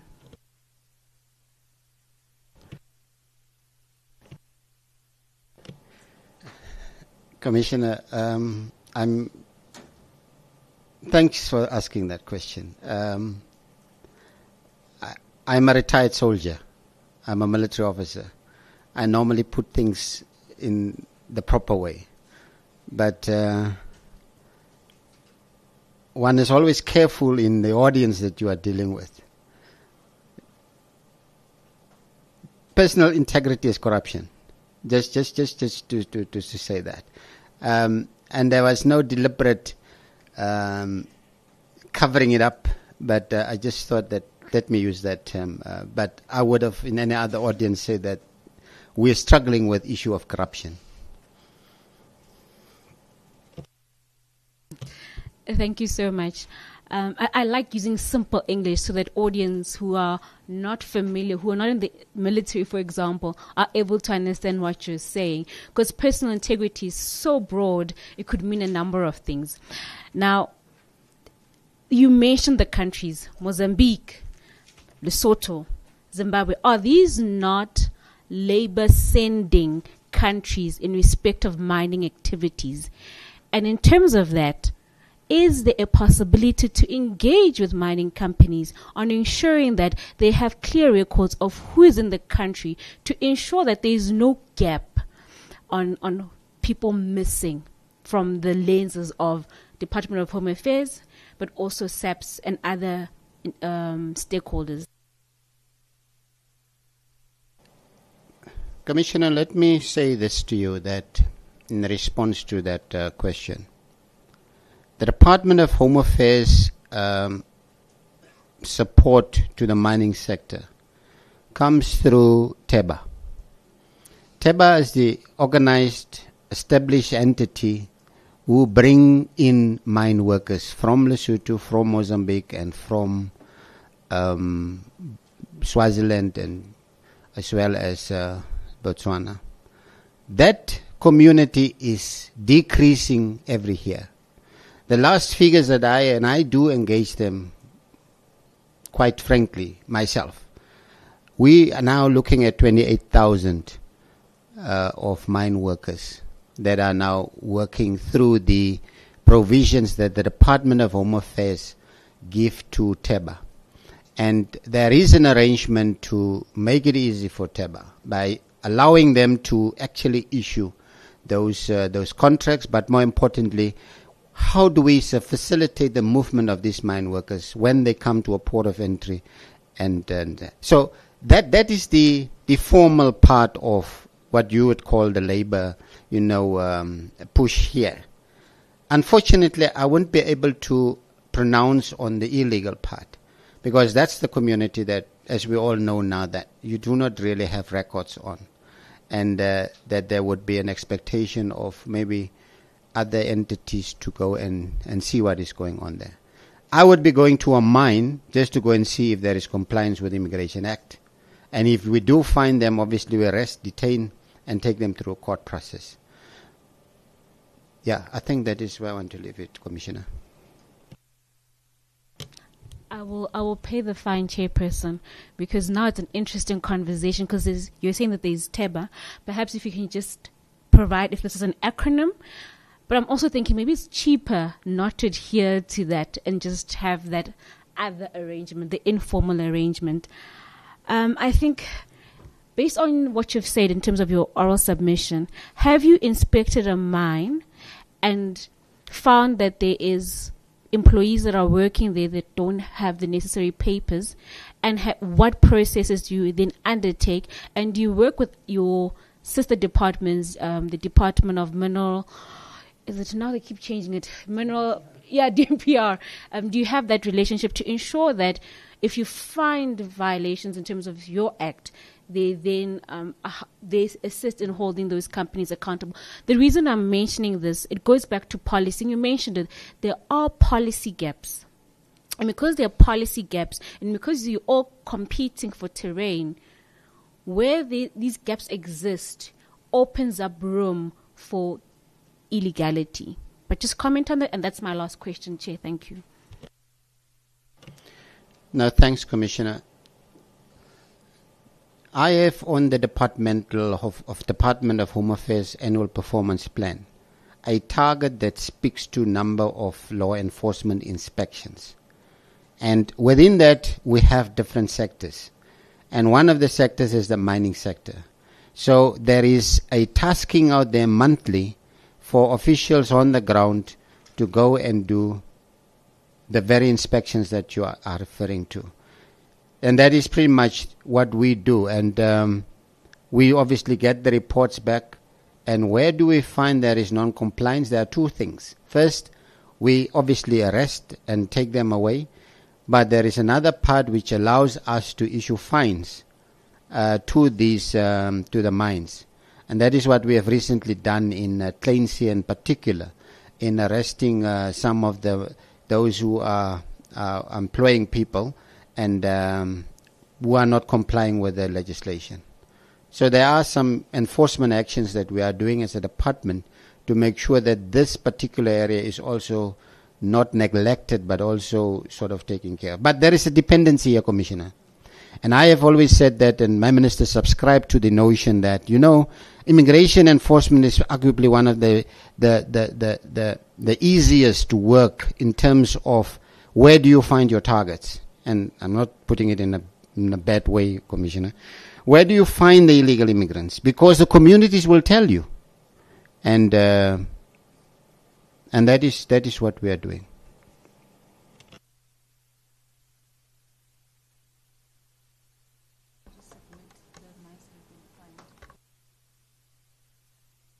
May I just ask through the chairperson if you can just submit that aspect of the mines that were inspected as well as those that have been fined to the commission. Thank you very much.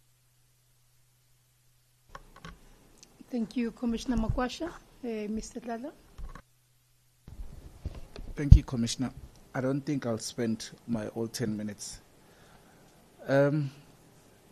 Neil, from my understanding, there's still bodies that have not been identified and that could be of immigrants, whether legal or not. Have you, in your engagements, have you extended invitations to the other consulates or embassies to come forth and maybe identify those bodies? No, Commissioner, I have not. My engagements with consulates and embassies would normally be those who they come and identify live, persons who are still alive. But I think I can take it from here, Commissioner. I don't think it is a huge task for me. Even though it's something that's still that's more policing matter. But I think I can take it upon myself to make sure that we do, and maybe confirm to the Commission that indeed we have engaged families on that in order for us to sort of get an idea of, people are indeed identified and so on. But we have not done that, Commissioner. Just the last one, Commissioner. You spoke about direct and indirect deportation. What is the difference, and what informs some members to be deported directly to their countries, and why would others be deported to Lindela, and where to from Lindela? Thank you, Commissioner. Commissioner, so the operations are happening in provinces, and provinces are neighboring countries like KwaZulu-Natal, Eastern Cape, and Free State bordering Lesotho. So you would find that a person arrested in the Free State is from Lesotho. You do not want to incur the cost to take them to Lindela, only to take them back. So you take them directly.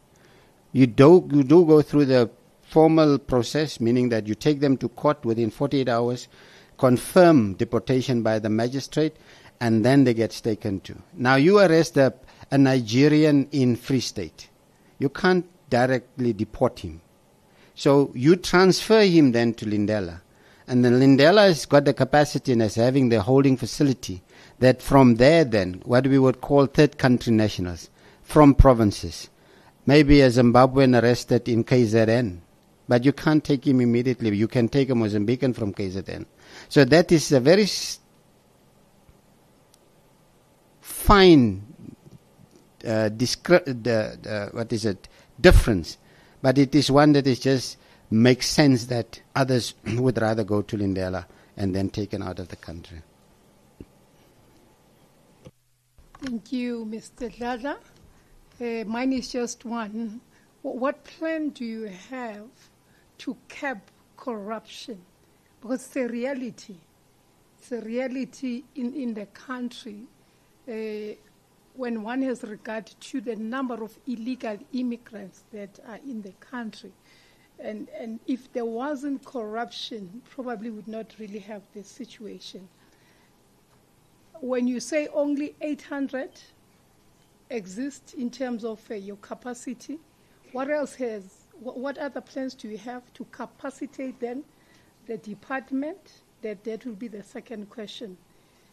So if there's any plans, that you have as a department in order just to curb corruption, but also to capacitate the department, especially because we are in a country where people are saying we are unemployed, we are available to do the work, but nobody is considering us. Yes, that's correct, Commissioner. On the question of corruption, let me start at the border. The Border Management Authority commenced with, or actually started implementing what is body cams. Now, the intention with the border camera is to make sure that there is visibility on the official all time. Now, Commissioner, you will not be surprised that we had a huge battle with the organized labor because it's issues about invasion of privacy and all of this. So there is a contest there, but they are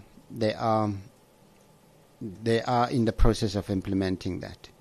On the issue of and further to that, we can simply ask the South African public, where we come across cases like officials who are extorting and where money is involved, that this gets reported. The Department of Home Affairs is one of the one of the few departments who has got an entire counter-corruption branch in the department, and it's for various reasons. And it is very, very branch that is assisting and trying to curb the issue of corruption. On the issue of capacity, we have submitted now a case to both the Criminal Assets Recovery account, who assisted us last year with a number of buses as well as tools for trade. We hope to have another benefit from that side. We also submitted, in terms of immigration enforcement capacity, to Treasury for consideration. So we hope to have an additional 500 or 600 officials to the space. Recently, the portfolio committee asked me, well, how do I see improvement of capacity? And I said, it's rather unfortunate that the South African Police Service is having an intake of 10,000 every year. I said to the portfolio committee, if you can allow me even just a once off of that or even half of that, it will make a huge difference. And, we don't like it, but it's some of those things that sometimes, Commissioner, we have to. Sometimes when I look at Dudula, I become very embarrassed because I am almost concluding I have outsourced my function as the head of enforcement.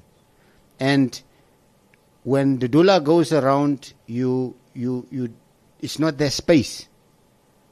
But I can't provide that kind of capabilities or capacity that would be able to deal with this. We are also not trying to engage Gauteng, especially in Gauteng, the Gauteng government, on seeing if Panyaza cannot assist us, because these kids are really just all over town, and I think it can be best used within the immigration space. And so these are some of the engagements that we are having.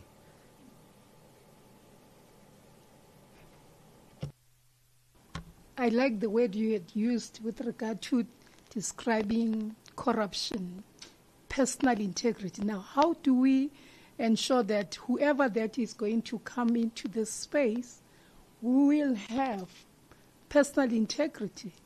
Because one would still have to take stock. Where did we really lose this moral ground with the ones that space? Because I'd want to think that there must have been a time in their lives when they wanted to ensure that they do their work diligently, and of course they follow the process of the law. But clearly there's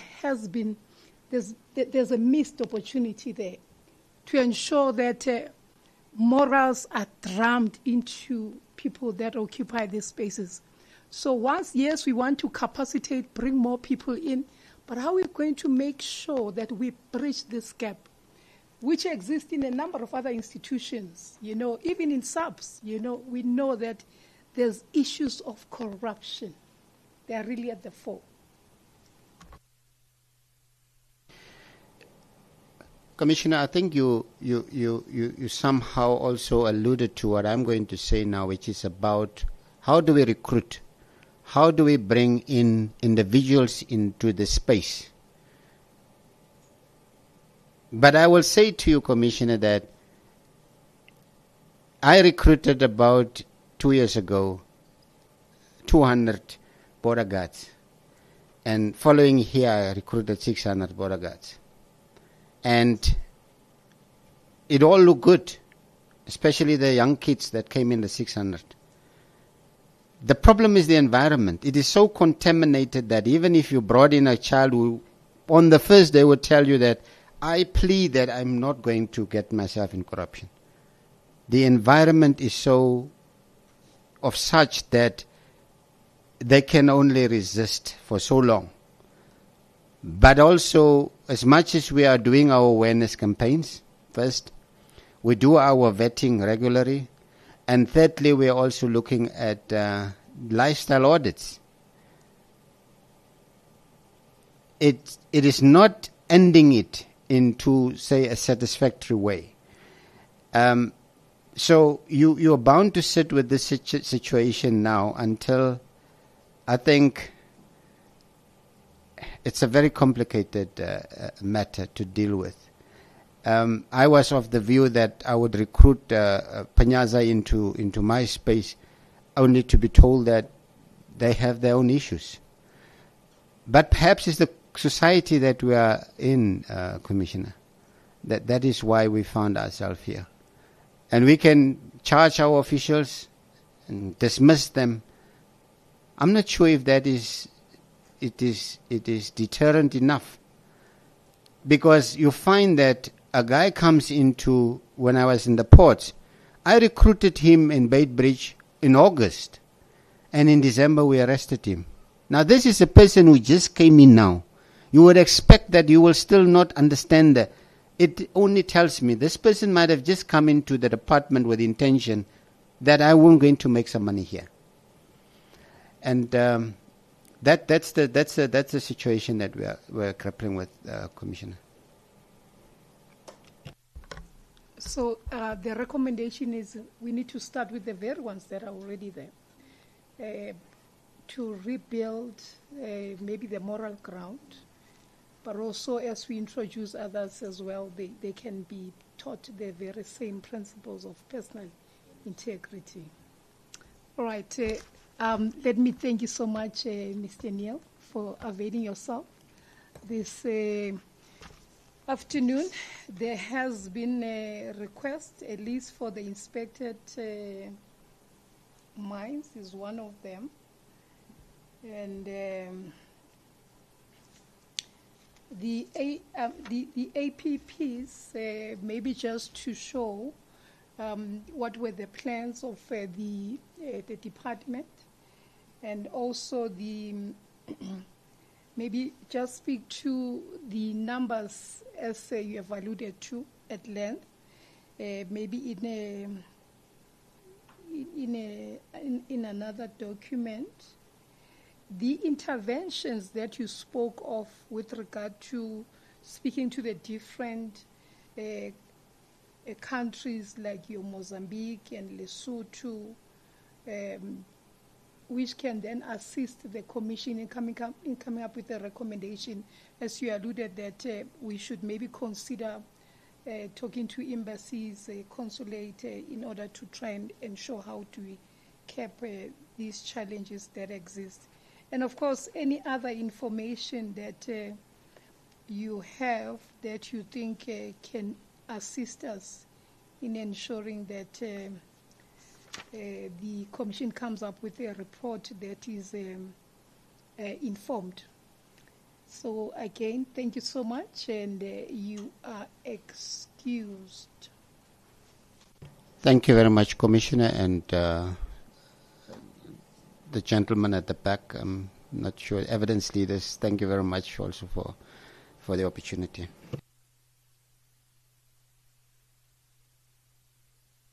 Thank you. May we have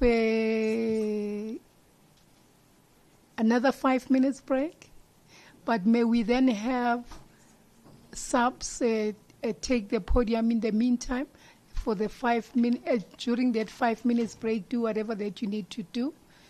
So the time is 13:13, and I apologize that we're not going to have lunch now.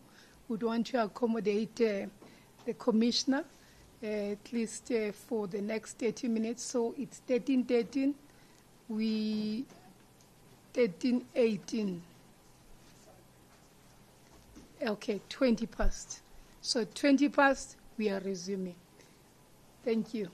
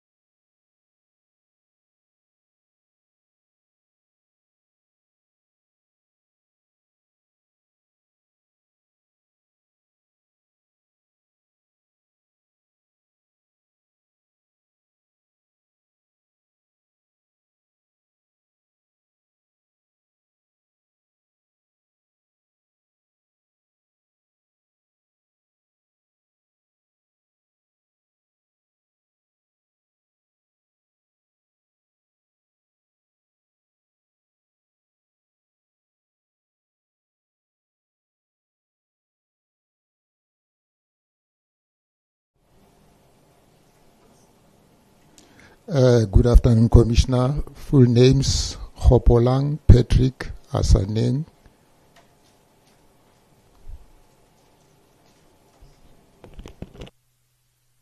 May I please have your age, Commissioner?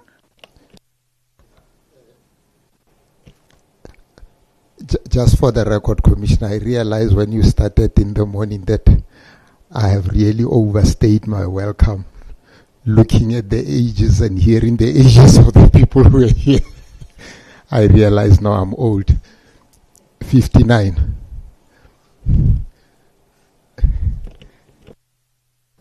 Thank you. Is it the oath or the affirmation, Commissioner?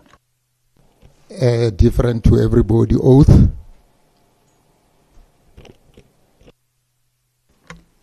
Do you have any objection taking the prescribed oath? I don't have any objection. Do you regard the prescribed oath as binding on your conscience? I do, Commissioner. Do you say that the evidence you're about to give will be the truth, nothing but the truth? If that is so, please say, so help me God. So help me God.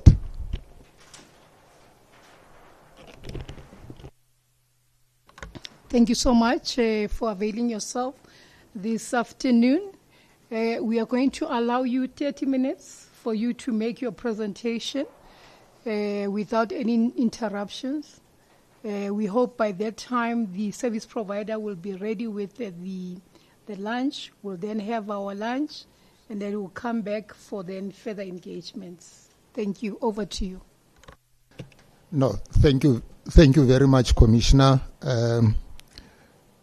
I've been delegated by the South African Police Service to come appear before the Commission as per the invitation, which is the inquiry into the policy framework around artisanal mining, the impact of artisanal mining on the human rights of surrounding communities, and the scope and tactics employed in Operation Vala Umgodi.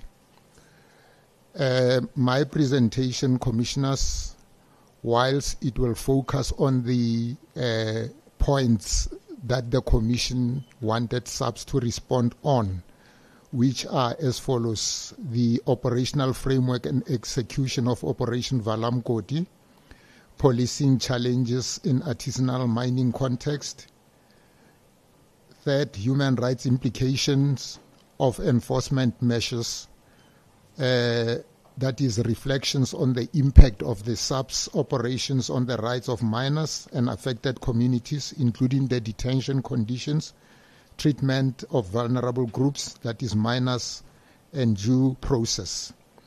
The fourth issue that I will be talking to is the criminal syndicates and human trafficking, as well as SAPS operational response to these threats.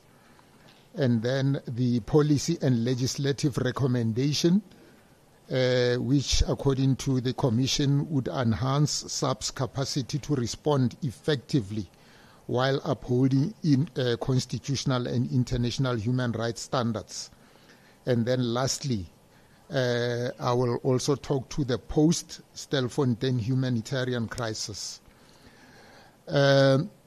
My presentation, just to put the entire presentation into proper perspective, Commissioners, it starts by indicating that the process that we are busy with here today is a process that is led by the Department of Mineral and Petroleum Resources, who are responsible for mine regulation in South Africa, and who, according to them, they define or refer to illegal mining as conducting mining activities without mining rights. When the analysis was done, not only in 2023, the start of Operation Vala Umgodi, SAPS, through the structure that is known as the net joints, had already met. Net joints, Commissioners, is a conglomerate of mostly the justice, crime prevention and security departments. So it's called joints when we operationalize on the ground. Abo Home Affairs, SANDF, police, correctional services, and other departments from time to time, like your sports, arts and culture, who are responsible for sporting activities. Now, this process that brings us here, it was identified as an organized, lucrative, but also extremely dangerous enterprise operated along 5 tiers, or what we call value chain. Now, we are here today to come and talk about artisanal miners, or colloquially, those people who refer to themselves or are referred to as zamazamas. Now, these unauthorized informal miners who are referred as illegal miners in the DMRP space belong to, or normally form themselves into, illegal mining syndicates or groups. And even amongst themselves, from time to time, there has been and there continues to be turf wars, especially in the abundant mineral reserves of mines that are both operational and not operational, including those that are abandoned mining spaces or shafts. Now, as the South African Police Service, as we have been working and engaging and dealing with this issue of illegal miners, we also became aware that they are also operating under very dangerous health and safety conditions themselves. Because in this space of artisanal mining or illegal mining, that, like it is referred in this country, rudimentary equipment is used. They use things like ropes, no masks, safety belts, no helmets, which are part and parcel of the occupational health and safety environment, in particularly legally operating mines. So I'm saying this so that as we engage with the Commission, we also take these things into cognizance. Now, we are saying the lucrative nature of illegal mining has also lured transnational organized crime syndicates, which then exploit the vulnerabilities and gaps in both the licit and illicit mining economic value chain. So we are saying, as the South African Police Service, that we have also, through our intelligence collection, analysis, also discovered that this illegal mining space is sustained by a network of well-resourced syndicates, groups that control access to mines, provide food, equipment, even if they are using rudimentary, you will see generators that are used, gas bottles and other things, firearms, explosives, and they even recruit and exploit poor illegal migrants into this space. The annual commercial value at the time when we were engaging with DMRE, because it's their space, they estimated this to be in the region of 40 billion per annum. That's their own analysis. Therefore, after engaging through the joint structure, the SAPS as the lead department in law enforcement as per our constitutional mandate, then we came to the conclusion that illegal mining poses a threat not only to the economy. If the estimation of 40 billion rand as put by the DMRE is true, money and income that should have gone to the fiscus to develop the country and whatever becomes a problem. But it also disturbs the social structure as well as the safety of the communities, especially those that are living closer to these mines. So my presentation also just clearly, as I have indicated, commissioners, we have, from the South African Police Service perspective, done what we refer to as the crime pattern and crime threat analysis in terms of the illegal mining space. And we have discovered that there are 5 levels or tiers that this licit, part of the illicit economy takes place. At the first level, the lower level, that's where you find your zama-zamas, artisanal miners. And then at the second level, you find people that we regard as runners, those that are operating illicit smelters. Your zama-zamas, you will find them mostly underground. These are the ones who do the donkey work, the dirty work, who are exploited. The ones that we have been focusing on in Stelfontein. Then you have the illicit smelters who are using also rudimentary equipment. They call these things James tables and all these things, but I will also explain. The third level, then you have your buyers who are at the higher level, at regional level, because this illicit gold, after it has been refined and whatever, it is sold in what we normally refer to as the black market. It's not. And then at level 4, you have also your buyers, front companies that are exporting precious metal. So this is sophisticated. It's really something that is properly organized. And then you have at the last level your international importers, refineries, and intermediary companies. Now, insofar as what the Commission wanted SAPS to talk about, the operational framework and execution of Vala Umgodi. Commissioners, Vala Umgodi is not a police or South African police operation.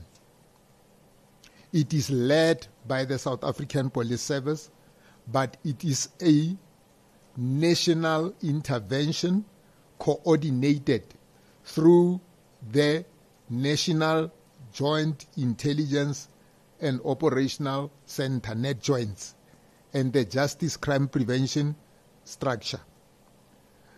The departments that have been here, including DMRE as the lead department in the mining space, Home Affairs, Correctional Services, NPA, all of them, at interministerial level through their DGs, including the DG of the police, who would be the National Commissioner, established what is called the Illegal Mining Priority Committee. Now, the South African Police Service, by virtue of its constitutional mandate then, through what is called the National Crime Combating Forum, which is made by the operational divisions of the South African Police Service, developed Operation Vala Umgodi with all these other departments on board. SAPS is there permanently because policing and law enforcement is 24/7. But all these other departments, whether they are Home Affairs and whatever, they were chosen by virtue of their line function responsibility in the operation. So the fact that in October there was an incident in Stelfontein doesn't say Home Affairs was not on board by that time. No.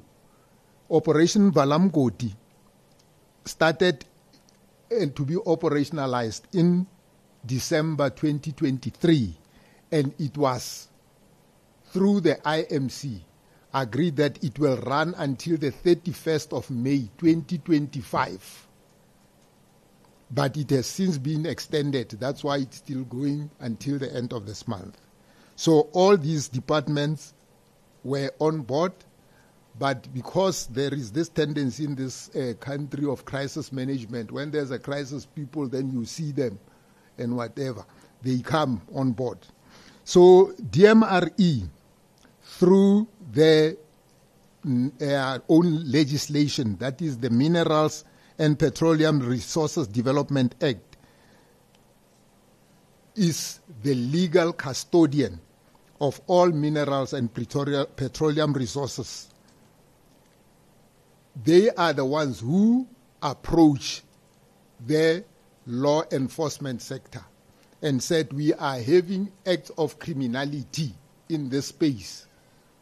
And because of your, that is SAP's responsibility, you need to come on board and then deal with this ever-increasing criminality.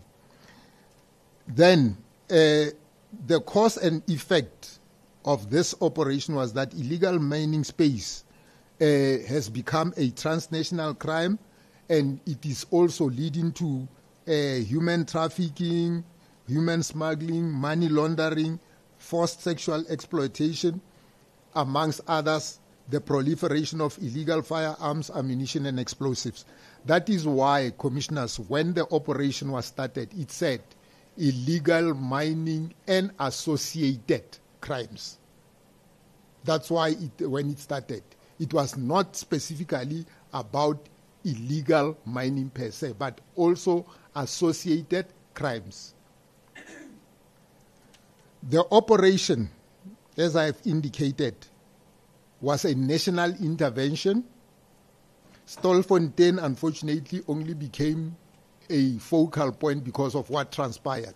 But the operation was planned for 7 provinces that are experiencing, not where, that are experiencing the problem of illegal mining or artisanal mining, namely Free State, Gauteng, KwaZulu-Natal, Limpopo, Mpumalanga, Northern Cape, and Northwest.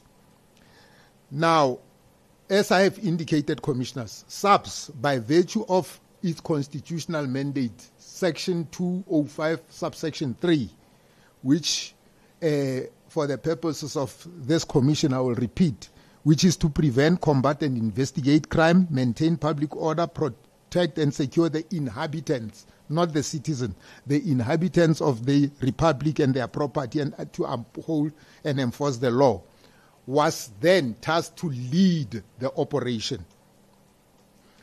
The Department of Minerals then had to bring in information that is relevant, what is happening in their space, to inform the operation. So, just for the record, amongst the constituent members of Operation Vala Umgodi, it was SAPS, the Directorate for Priority Crime Investigation, the so-called HAWKS, DMR, because it's in their space, SANDF at the start of the commission, and I will explain why SANDF, NPA, Department of Correctional Services, Home Affairs, Social Development, Home Affairs, Department of Health, Department of Justice. At local level, we had also emergency rescue services, the mining companies, including the controlling body of the mining company, which is called the Mineral Council, which used to be referred to as the Chamber of Mines. COGTA, municipalities, community police forums, non-governmental organization, Department of Employment and Labor, DERCO, Department of International Relations and Cooperation. And each of these departments were brought in after careful analysis to say this will be your roles and responsibility as per your line function, mandate and responsibility. It was not just choosing them willy-nilly. Now, this Operation Vala Umgodi was based on the principles, commissioners, of integrating operational processes, resources, including intelligence, along the operational environment under one central command, which in the subspace we call the Operational Command Center. Now, this approach entailed a multidisciplinary combating teams. Why multidisciplinary combating teams? If we operate in that space and there are infractions, commissioners, for example, related to the immigration, the Department of Immigration Home Affairs is better suited to deal with immigration-related matters. If it is about environmental issues, the relevant department deals with it, not SAPS. So SAPS comes in where there are cases open to deal with this. Now, the command of this operational Vala Umgodi was based in the provinces that I have indicated, including the districts, because in the SAPS we operate according to the district command officers. Stelfontein happens to be in what is called the Dr. Kenneth Kaunda district. So there is a district operational command center there under the provincial command center, which then reports to the national operation center where the consolidation is done. Now, the focus of the operation right from its inception was the stabilization and normalization of the threats that have been identified in what is referred to as the illegal mining space. And in doing this, Operation Vala Umgodi was tasked to employ and use what we refer to as conventional and unconventional methods. And we then, in the SAPS, we have what is called the Organized Crime Threat Analysis. If we are dealing with crime, for example, murder, and we realize that this murder is as part of organized crime, then we don't deal with it at station level. We deal with it because it's organized. It says you must deal with it in an organized fashion. Like we are saying, this deals with organized crime. Now, we adopted, commissioners, as the lead agency SAPS, what we refer to as the 5 pillars operational concept. Briefly, these pillars, the first pillar entailed intelligence gathering, analysis, and coordination. The second pillar is the proactive and high visibility approach, where you would see police officers from time to time, immigration officials driving around, checking people for documents and whatever. We call it the proactive approach. Then we have the combat and reaction approach, where we will use your tactical response units and other units depending on the levels of threats. Because as I've spoken there's also proliferation of high caliber firearms in this space, not only against the law enforcement, but even amongst rival groupings of miners. Then we had the reactive through detection approach, which include your organized crime detectives, your DPCI, and others. And lastly, the communication and awareness campaigns of these communities and others that are there. We had to play that role in this thing, in making sure that Operation Vala Umgodi is being dealt with. Now, the Commission wanted me also to talk about the policing challenges in the artisanal mining context. Now, as I've already indicated, mining in South Africa currently is regulated in terms of the Mineral and Petroleum Resources Development Act. Now, the South African Police Service responsibility is to enforce common law, including statutory provisions that are clear in terms of the principle of legality, what constitutes crime, and for which people had to be arrested and be brought before the court, not to do compliance inspections and enforce departmental decisions. Now, currently, from SAPS and mining policing challenges, that the current act does not define or recognize artisanal mining. It regards anyone who conducts mining without authorization, without permit, as an illegal miner. Now, even though the Act itself does not explicitly define illegal mining, it is taken for granted that without the necessary land rights, without the necessary mining permits, license, exploration, and mineral transportation permit, anyone found to be engaged in there is dealing with this thing. You will see that commissioners, from a law enforcement South African police perspective, there would be certain sections of this act and the law that precludes or prohibits possession. That's why you will find that even these people that we have been arresting, not only in Stelfontein, elsewhere, especially those who are found to be in possession of what we refer to as gold-bearing material, they would be charged for possession of gold-bearing material. As I've indicated then, the challenges is that SAPS is not a mining regulatory body or inspectorate.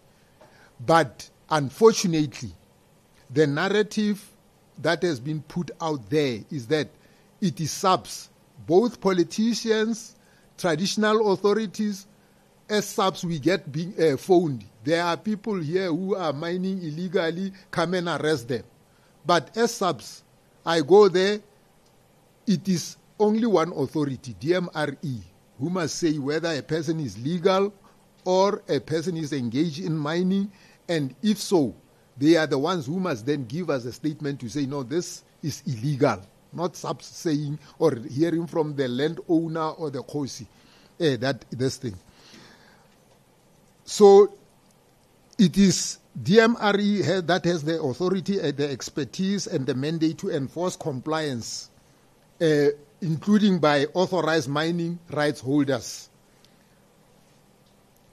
Now, the human rights implication of the enforcement measures is that police law enforcement operations and actions are guided, commissioners, first by the Criminal Procedure Act. And when one has regard to Chapter 2 of the Constitution, the Bill of Rights, it obliges the state to promote, protect, and fulfill fundamental rights of individuals. And the police, as an organ of state, is obliged in executing the mandate as set out in Section 2053 to do that, having regard to Chapter 2 of the Constitution. And we are also, when we operate, taking cognizance of Section 35 of the Constitution, rights of arrested and detained persons. But we do so as the SAPS, taking also and guided by the limitation clause, because by the virtue and the nature of policing, already when you act and arrest, you are limiting people's rights. So we are doing that, taking cognizance into that. Now, the issue of criminal syndicates and human trafficking in terms of SAP's operational response to these threats. As the SAPS, first commissioners, we internally have what we call specialized units. One of those is the Directorate for Priority Crime Investigation. We have organized crime units, we have tactical response units that are dealing with threats according to the levels and the nature of the threat. So those resources are deployed. But what is also of critical importance, SAPS is a member, first of the regional policing agencies. There is a structure that SAPS belongs to of the Southern African Regional Police Coordinating Committee. It is formed by all the policing agencies of the region. SAPS is also a member of an international police association called Interpol, You would have seen that recently we hosted an Interpol conference in Cape Town in South Africa. Now, through the Directorate of Priority Crime Investigation, we as SAPS deal with these criminal syndicates both in an overt and covert, using unconventional policing method of the OCTA process that I have referred to. And these OCTA processes are included. I will have to run through this. I see that my time is almost, I thought 30 minutes is a lot of time. Policing and legislative recommendations. Commissioners, we are saying it is important through yourselves that the Minerals and Petroleum Resources Development Act be reviewed so that it can formally recognize artisanal mining. And we are saying this from a law enforcement point of view, because that is not currently what is happening. We are also saying that from a law enforcement perspective, SAPS would continue to regard anybody who mines without authorization as engaging in illegal mining. So it is important that there must be clear policy. Now, when we do this, we are not necessarily acting in an unconstitutional or in violation of human rights, but enforcing the law. But we also are saying, I heard commissioners talking about this thing, there must be clear criminalization on the distribution, possession, and unregulated use of mercury. Because under the Hazardous Substance Act, 15 of 1973, this mercury is used particularly in the artisanal mining space, but it poses a serious health risk both to the miners and to the communities where it is happening. So currently, we cannot really do much from a law enforcement this thing. We are also saying there must be from DMRE the criminalization, particularly of the possession of trade in chrome. Because when you look at the Act, it talks about platinum group metals, but chromium and all these things, they still don't regard it clearly. So, and that's also not only in, because currently we are focusing in Stelfontein, but when you look at the problem of illegal mining in Northwest, particularly in the Sun City, Bojanala area, it's about chrome. Although there it's not mostly Zamazama. Public education, awareness, engagement with communities, landowners and traditional authorities. Here, commissioners, whilst the focus is on artisanal miners, if we go SAPS, we are constantly inundated by with complaints, even by the Khosi, who are saying people are mining in our land without permission. And when we say as SAPS to the Khosis, no, as SAPS there's nothing we can do. You must go to DMRE, because the Act says DMRE is the sole custodian of all minerals. The Khosis now want to complain to us, SAPS, which is something beyond us. There must be capacity building at municipal and local government regarding environmental. SAPS is overburdened, commissioners, with the responsibilities of other departments. And what do I mean by that? You create, for example, a department, border management authority. You create a DMRE.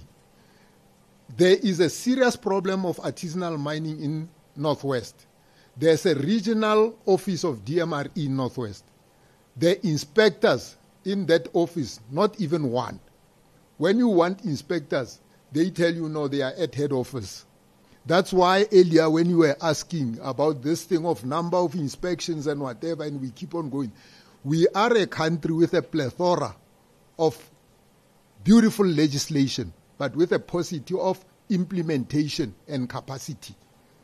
It doesn't matter. We can have a beautiful constitution, but if it cannot be implemented, we will keep on going around circles. I heard what Home Affairs was saying when he was here. Immediately when you establish BMA, you must say, what capacity do you need? The Northwest does not share a border with any of these countries whose people were found in Stelfontein.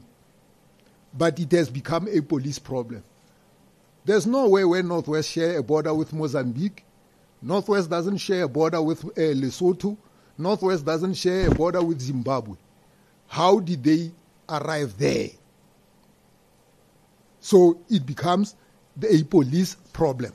And I've raised this even before.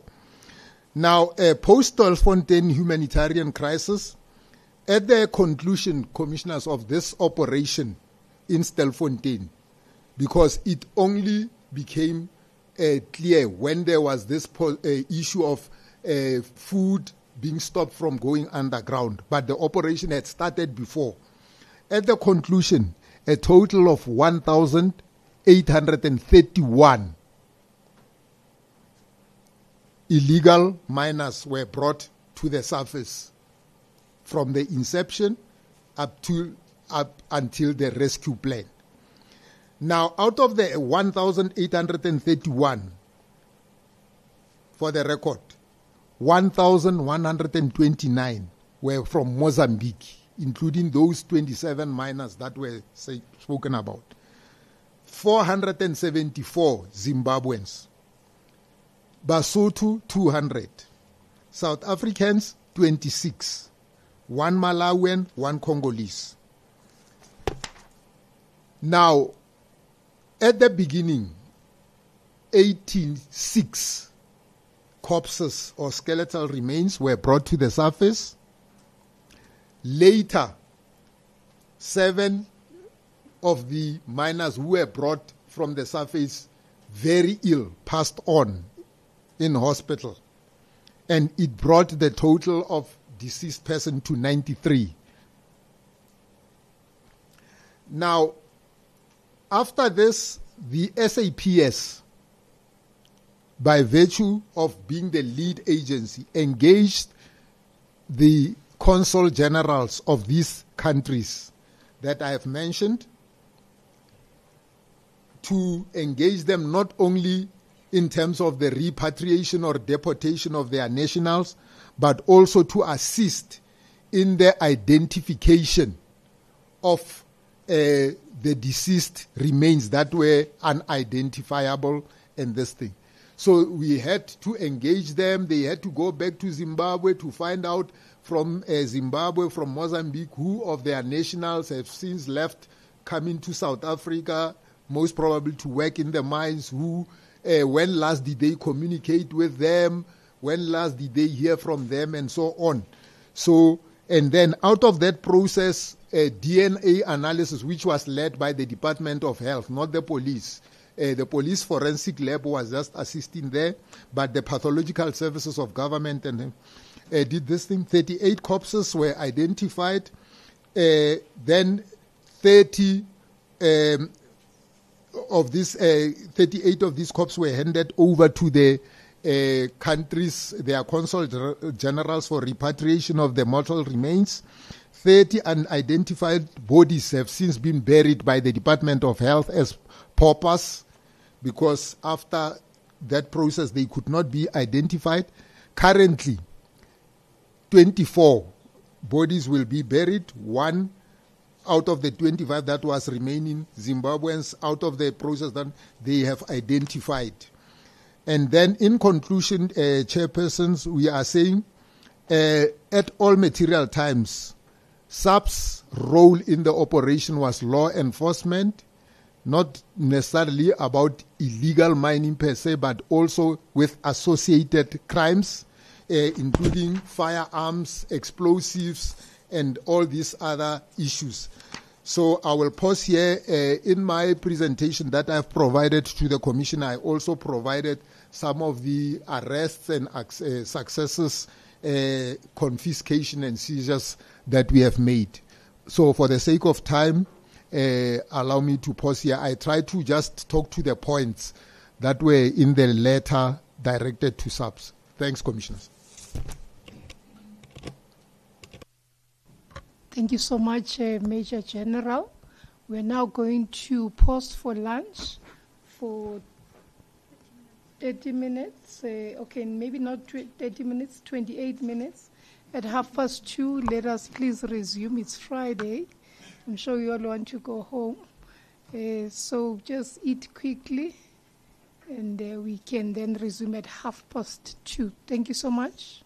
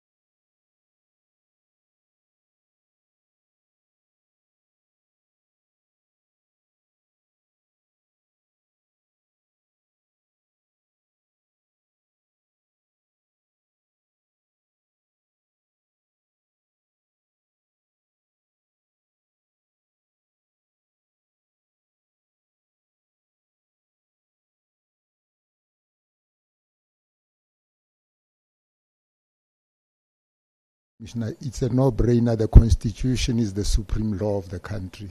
So there's no way that any other law can supersede the Constitution. Okay, great. So we're going to work from that premise then, right? I've had the joy of going through your entire presentation, and it speaks a lot about the idea of a transnational syndicate, which I think is something that's come across this inquiry quite a bit. But in considering it, and I want you to just to alert your attention to your own submissions on page 19 of that, you state that police operations and actions are meant to protect the very rights of mostly Zamazamas who are often, due to poverty and unemployment, vulnerable to organized crime syndicates, right? Now we understand from the submissions that we've heard that there were children also involved in this, right?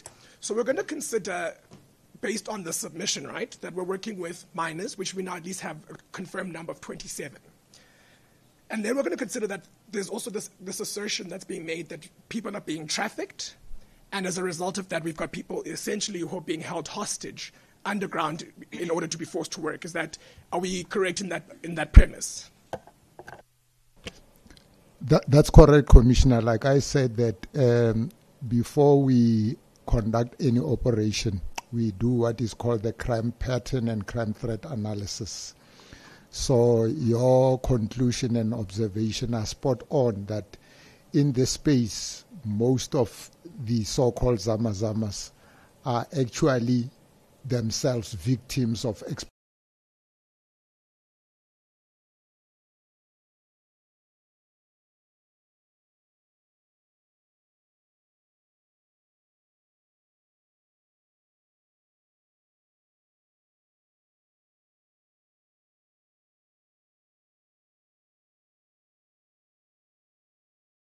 and we understand that people effectively have been trafficked underground and are forced in. And by your own submission, Northwest isn't close to any border. So how are people being ferried in? So we understand that. I want us to now talk about the actual tactics used at Stilfontein. And I want us to focus on Stilfontein particularly. Because what we've heard from, and these are submissions made by LHR, Makua, Kiwusa, is that from the SAPS interaction, there was an active attempt from SAPS to stop any form of aid going down. And in fact, it had to be negotiated before the court order came out compelling that food be sent down. I want us to unpack that strategy. What was the thought behind that if we understand that we're dealing with vulnerable people, i.e. minors and people who've effectively been trafficked? What is the strategy then of denying food and water, as we've heard from multiple people involved in this particular inquiry? What is the rationale behind that particular decision?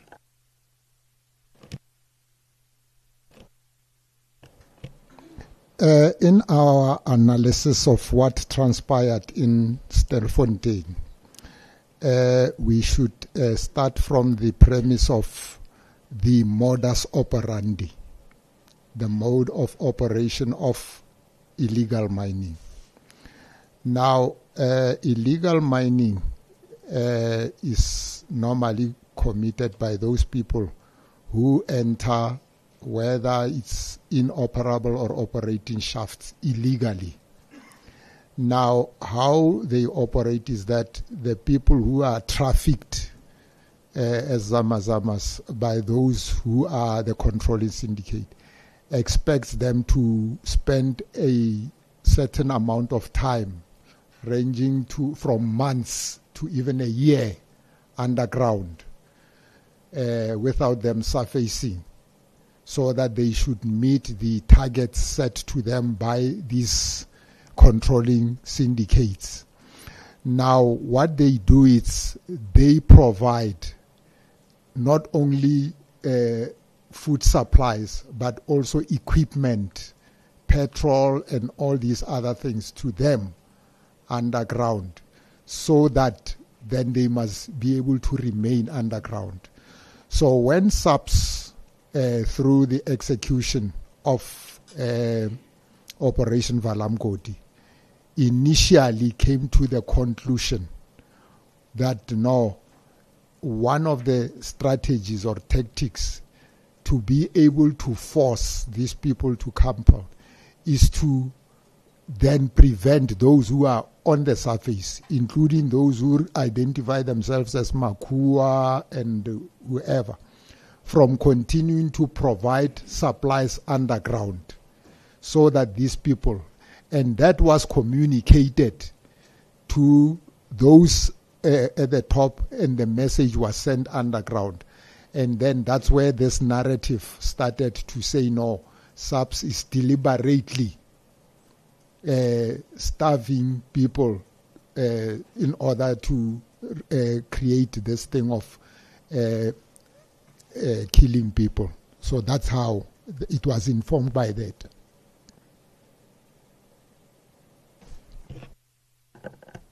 I hear you. I think my concern is that if we're working off the premise that we're still looking at the Constitution as our guiding document, we understand then that we are dealing with children and actual victims of trafficking. I'm still trying to get the rationale behind the smoke them out or starve them out. Because I'm going to point your attention to, in the bundle, it's page 901. Of the 93 bodies that were recovered and assessed, the leading cause of death in the majority of them was starvation, malnutrition, and dehydration. So with the Constitution in mind, and understanding that we're dealing with vulnerable people, can you then say, based on your submission made in page 22 of your own submissions, at all times during the execution of Operation Vala, the SAPS has acted within the ambit of the law? Sorry, I'm going to say that again. I'm going to point you now to page 22. You state there that at all times during the execution of Vala Umgodi, the SAPS has acted within the ambit of the law and not with the intention of violating the Bill of Rights of any person, regardless of their status and nationality. So let's contrast this with what happened at Stilfontein. How does the statement translate into the conduct or the alleged conduct that we've heard from Makua, LHR, Kiwusa, actual people who were involved in the rescue operations? How does that then particularly translate into what happened at Stilfontein with SAPS's conduct in particular? Yeah, the conclusion is at the most presumptive and speculative. Of the 93 corpses that came from underground, there is no evidence that says any of these 93 died from the time when SAPS came up with this strategy to restrict or limit. There's no evidence, even if we can go to, even from the pathologist and whatever. What we are certain about is that of the 93, postmortems were done. Most of them were skeletal remains.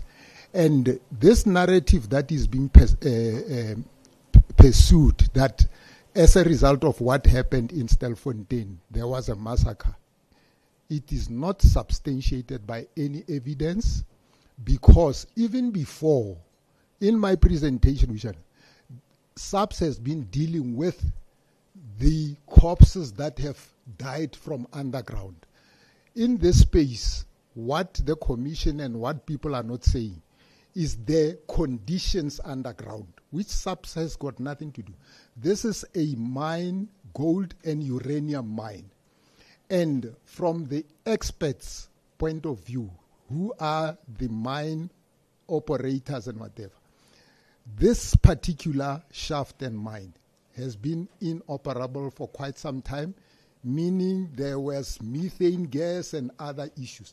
But what is also of concern is that the evidence that has been even brought by some of the miners who came up alive to say that no, the controlling bosses underground, you had to work in order for them to provide you with food and whatever.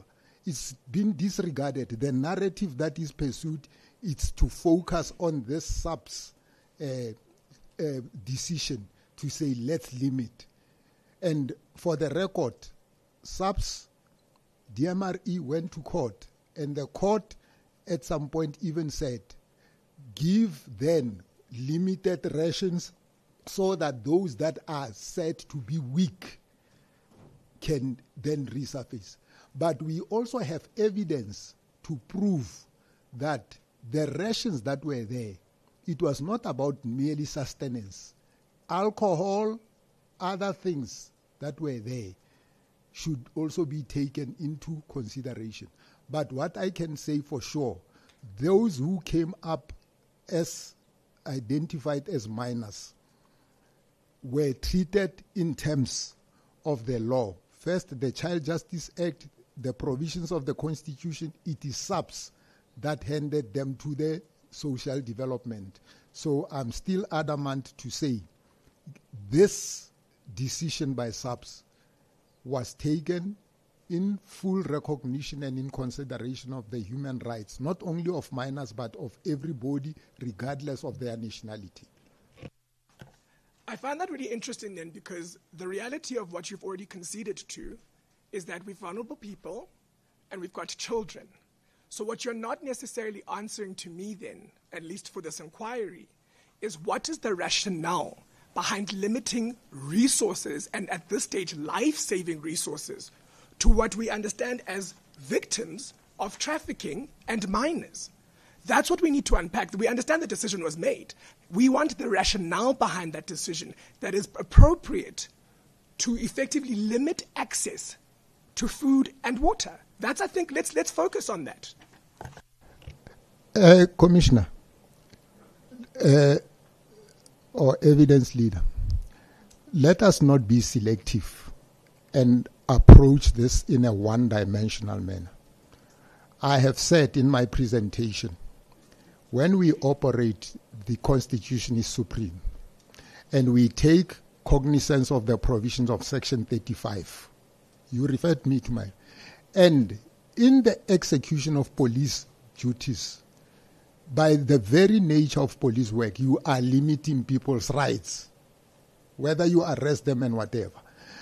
What I am against is the narrative that seems to say the decision was taken without or with the deliberate objective of starving minors or whoever who was underground.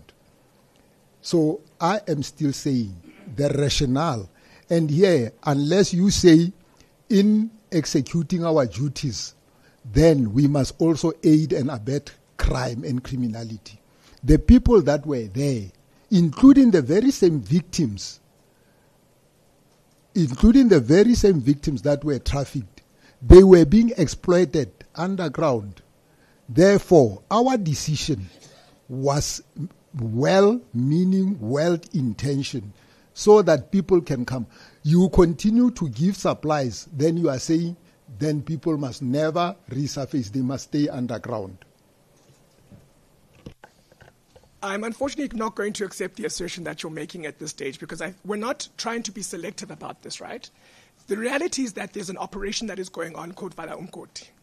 One of the consequences of that is Stilfontein, right? So you keep saying, yes, you can't be aiding and abetting, and the Commission's not trying to suggest that should have happened. But based on the testimony we've heard over the last 3 days, your assertion isn't being backed by any evidence that we can see in your submissions that this, in fact, was a constitutionally correct decision, right? Because even the only thing that limits rights, and I understand that the analogy you're trying to make about police limiting rights when they arrest people, but that's different. There were people stuck in a hole, right? No, finish. There are people stuck in a hole that we've accepted are victims, and they are.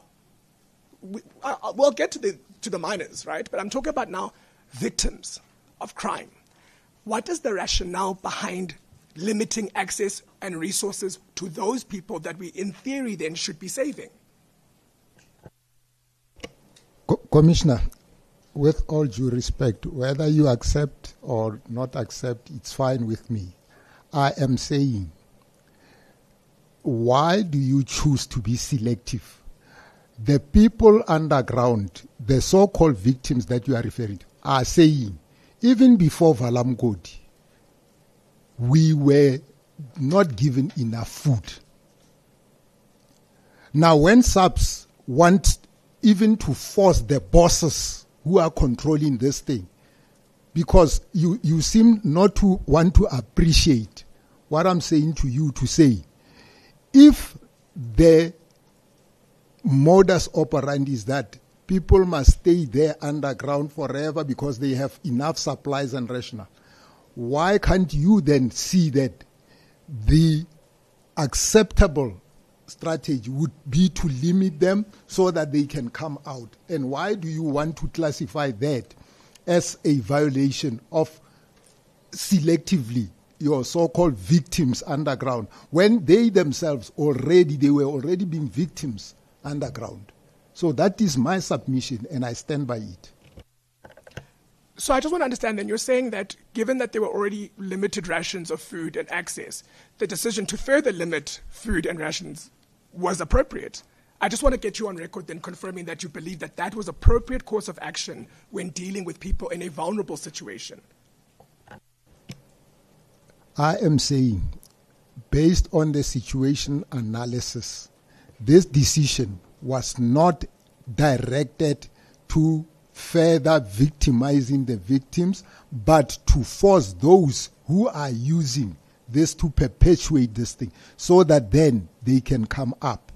You will recall, commissioners, that even when this matter was before the courts and even when Makua, even up to the point of the rescue plan, they were talking about hundreds of miners who are trapped underground and whatever. But the truth of the matter is, evidence before and after show that those who were kept there by certain individuals, not because of the police not providing ration.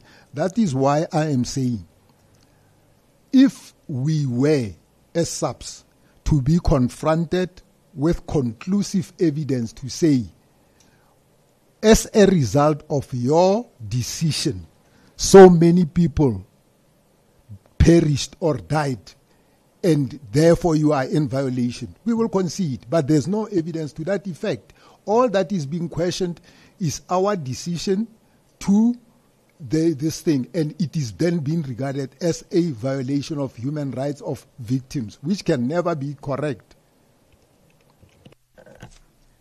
Out of interest then, because in your submission you mentioned all the other operations that you've done, was the tactic of limiting rations and food to those other operations the same across the board? Is that a tactic that has been agreed upon by Operation Vala Umgodi, that we are going to limit rations across the board, or was that only unique to Stilfontein? What do you mean by across the board, Commissioner?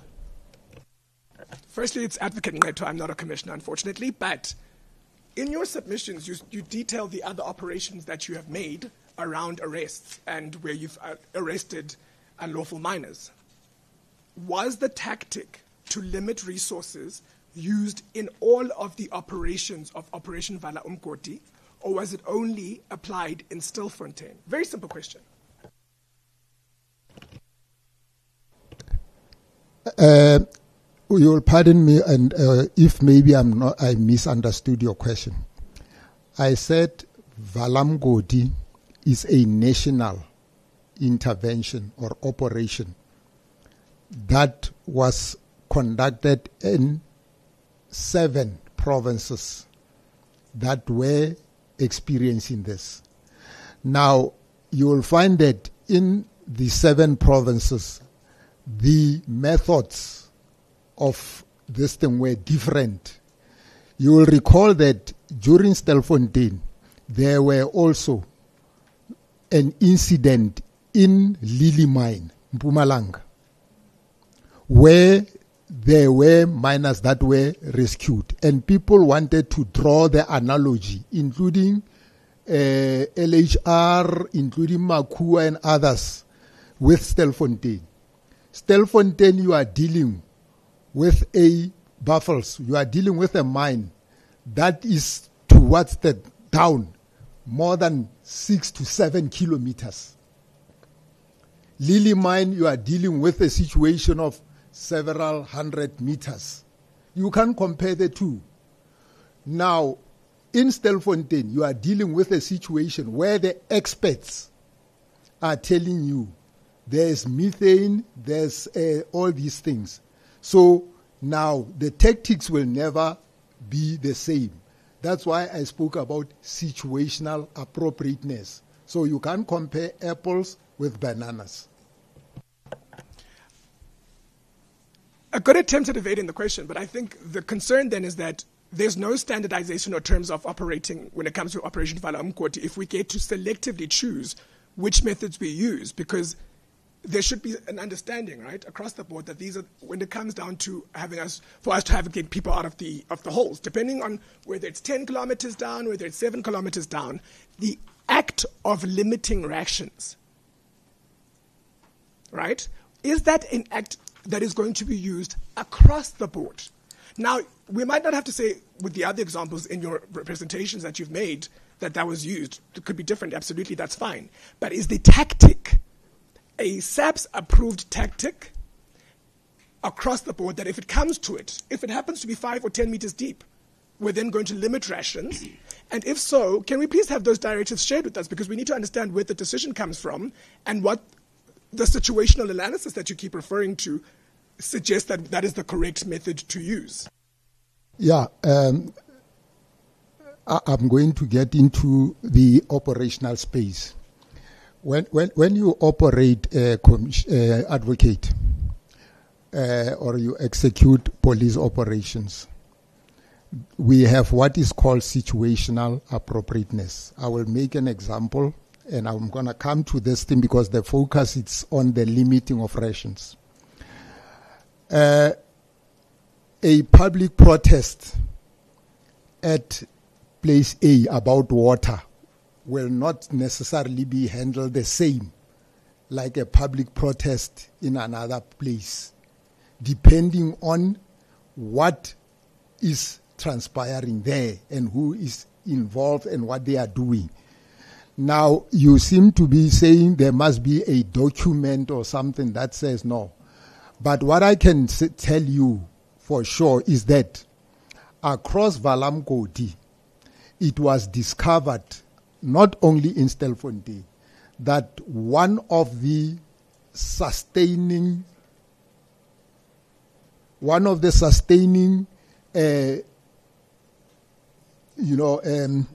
matter of this operation was the provision of supplies.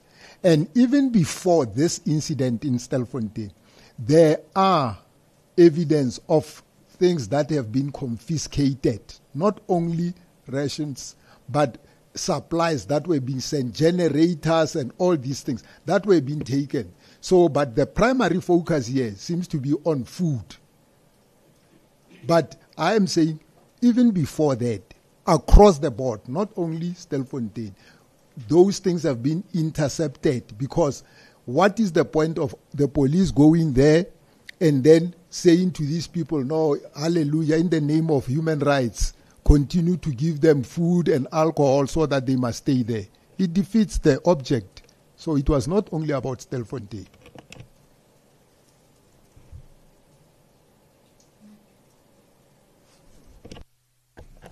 I hear you, but you're still not answering the question. The question is the method of limiting water and food an operational, was it approved by the entire joint team that runs Operation Vala Umgodi as a tactic?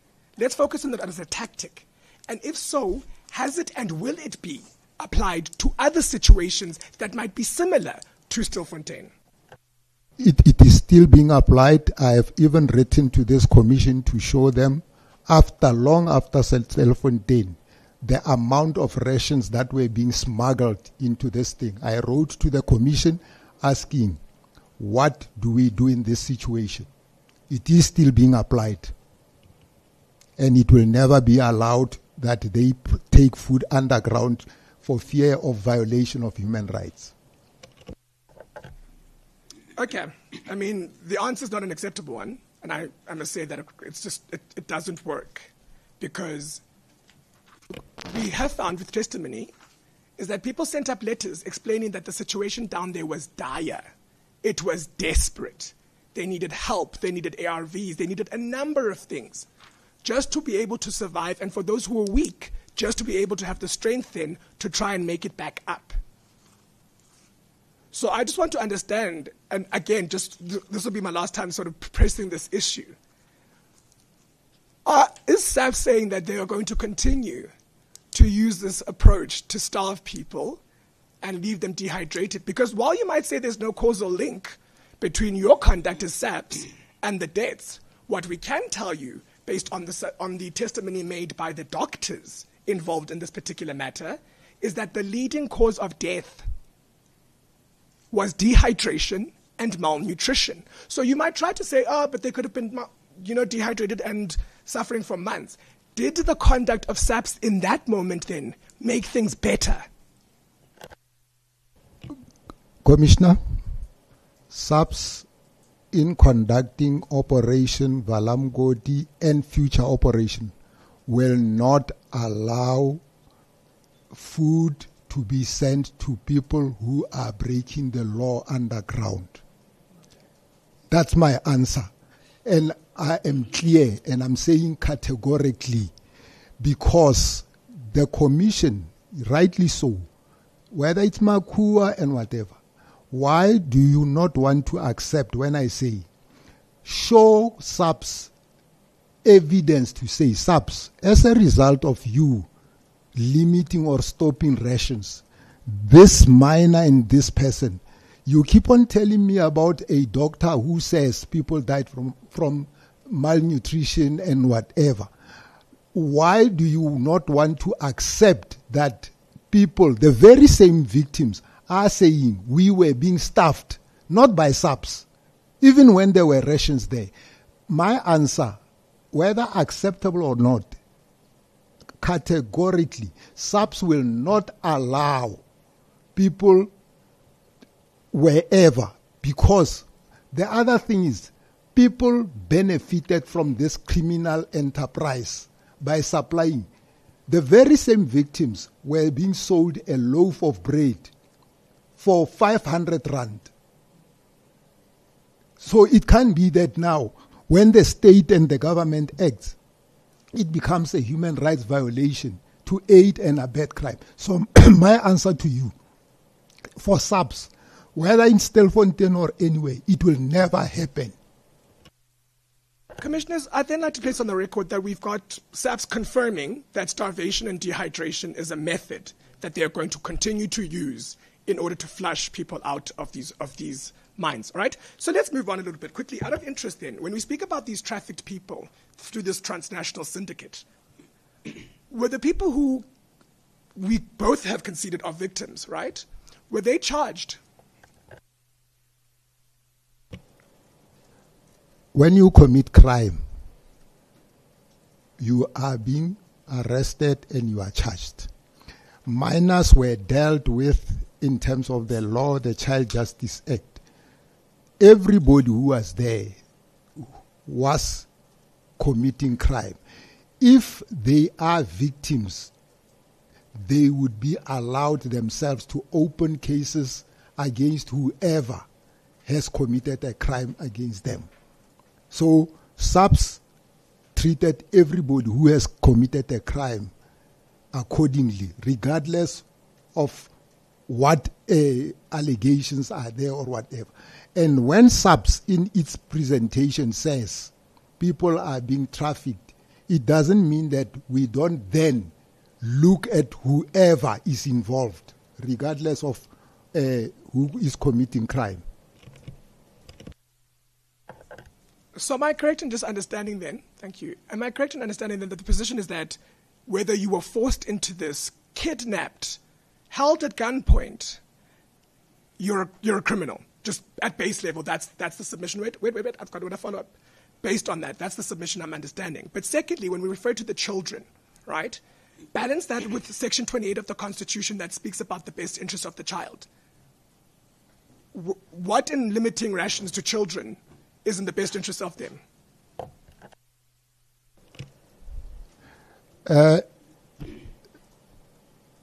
You are getting ahead of yourself, advocate. when subs act, they don't act as a result that looking at you at face value, I don't know your age. It is only after I arrest you for committing a crime that I ask you. When I appeared here, I was asked by the commissioner how old I am. So don't get ahead of yourself and think that subs deliberately knew that there are minors therefore they need to be. Once the evidence comes, subs then treat whoever according to the applicable law. That is why the Child Justice Act kicked in after it was verified that the 27 are minors. It's interesting that you're suggesting that I'm getting ahead of myself when your original submission to this inquiry was that we have intelligence.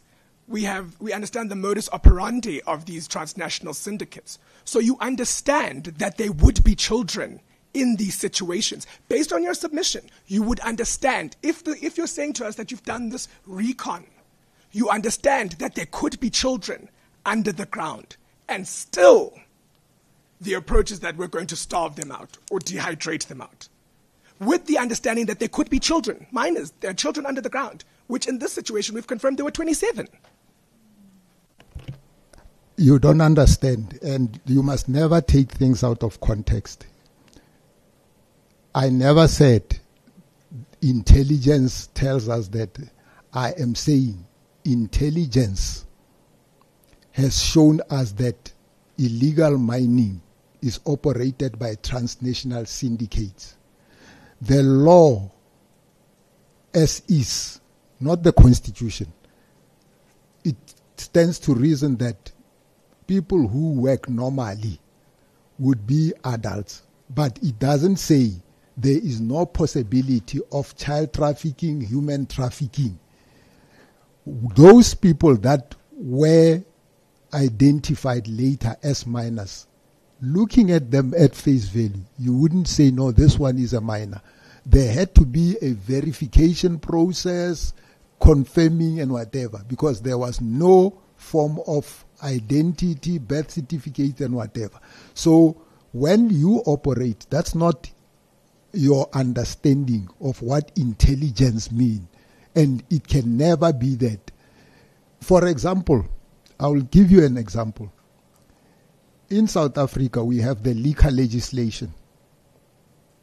The police on a daily and regular basis visit drinking places, taverns, and bottle stores.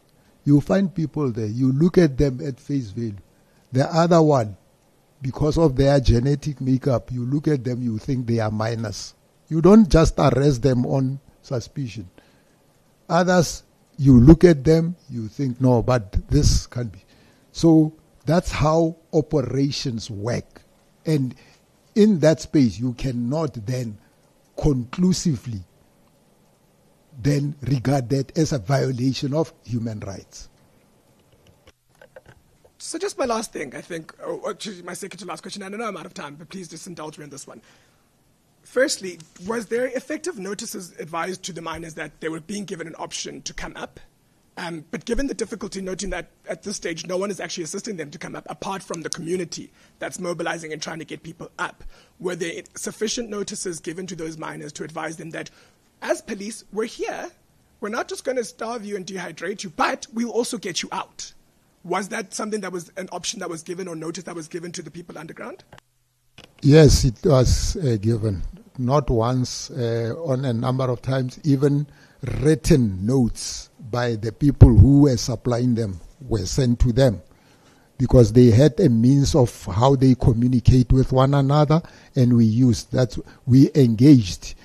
You will see in the original presentation that was made to LHR, to Makua, SAPS engage with the local communities, with the suppliers to say, tell those people. But because they knew that coming up they are going to be arrested, they decided that no, we would rather stay under. But there were sufficient notices given. It's just very interesting that you mentioned the community, because based on the community's representation to this inquiry, SAPS was resistant. There was no actual meaningful engagement that happened with you and the community, because we heard from Kiwusa yesterday that, in fact, they were some of the people who had to actively engage with SAPS because there was no real engagement with the community. So where was the engagement with the community that you're referring to? Commissioner, this matter was highly publicized. It's on TV, not national, internationally, where the very same people you are referring to, whether it's Sanko, whether it's Makua, and whatever, I can even give you their names. Who were they? So why the commission choose to listen to this? They were there on record. Even when the incident of they were always there, part and parcel of the. So it can be correct that what they are saying is true. What's up? It's there. There's evidence. If that footage wanted, we can approach all the television channels and everybody who was there to say. But if we say, who are you then? Are you not community representatives? Because they are the ones. And they are the ones who first approached the mayor of Matlosana and say, come and talk to SAPS and whatever. But because SAPS was taking a legally correct decision, then they agreed that we will send notes. It's recorded. It's there. As I sign off, Commissioners, I'd just like to place on record that what I understand from SAPS's submissions today in totality is, one, starvation and dehydration, even though we'll use the cute terms of limitation, is the tactic that's going to continue to be used. So I think we need to balance that out in terms of the Constitution, as just as a consideration. And secondly, as it relates to the deaths of 93 people, SAPS is basically saying to us, well, you can't prove we did it. You can't prove that it was our conduct, so it can't be us. Which is concerning, because at the end of the day, people died. After organizations, community members pleaded and begged for assistance and help to be given to people who were too weak to surface, that SAPS said, nope, you're too deep down the ground, we're going to use this tactic. So with that, I'm out.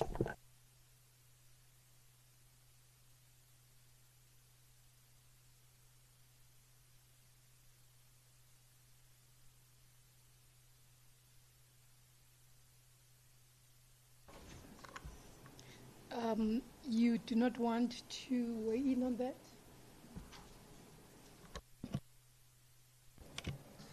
I didn't want to comment. That's the advocate's closing remark. Earlier, Commissioner, you also made a statement to say what happened there is a massacre and whoever is responsible should be held accountable.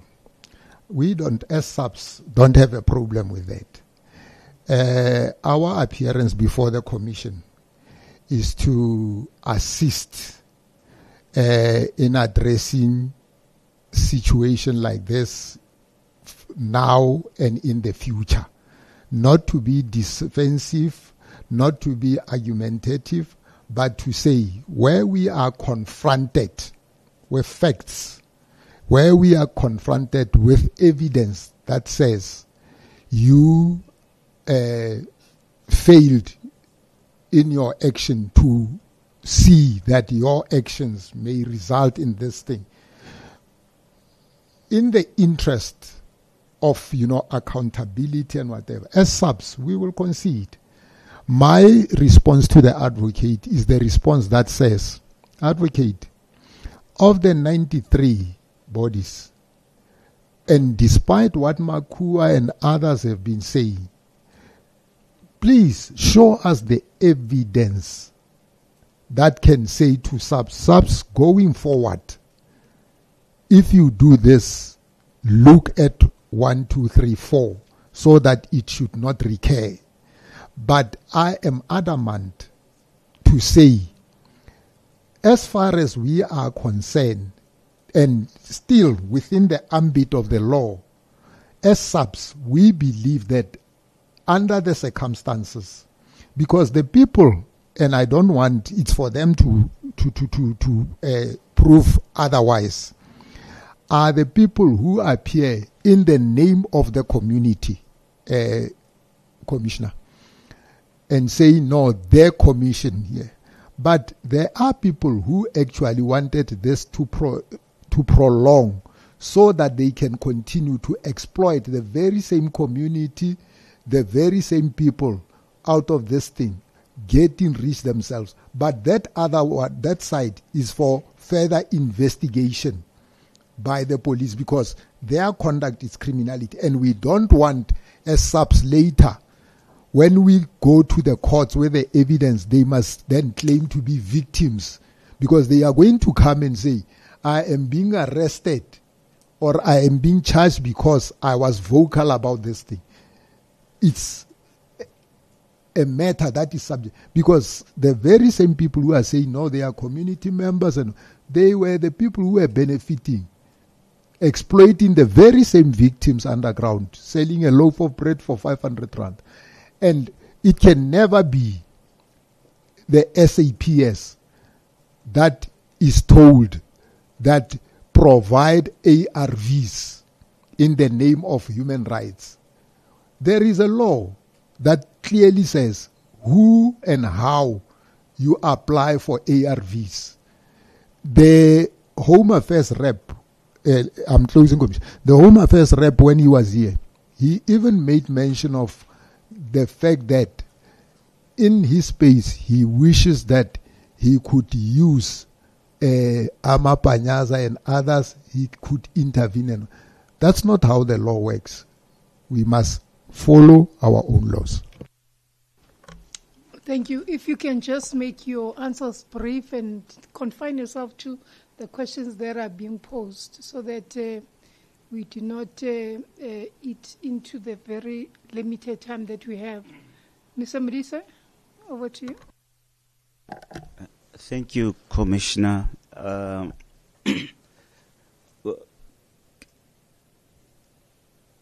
General, I want to assure you that the Human Rights Commission has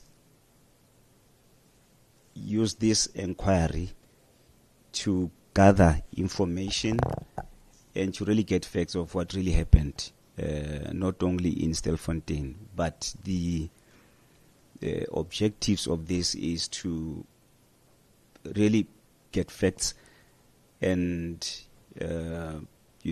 when we give our report, so that we should get at least information on what really happened there, because what happened in Stelfontein and other areas is a concern for Human Rights Commission. So the purpose of this process is not accusatory, it is an inquiry. So I want you to be assured that we just want to establish certain things, and purpose of our questions, perhaps maybe from me, would be just to get really understanding of how certain things unfolded during the process. So I just wanted General to really get that from me. What I want to start with, General, is were there no any other measures available and legally correct than denying people food and water that SAPS could have used? No, they were not.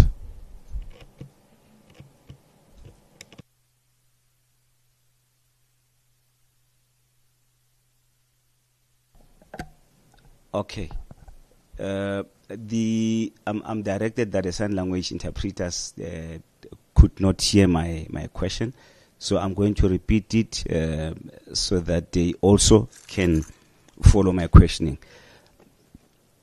Were there no any other means legally appropriate besides denying water and food going underground that could have been used by South African Police Services in trying to get the people who were underground out of the mine?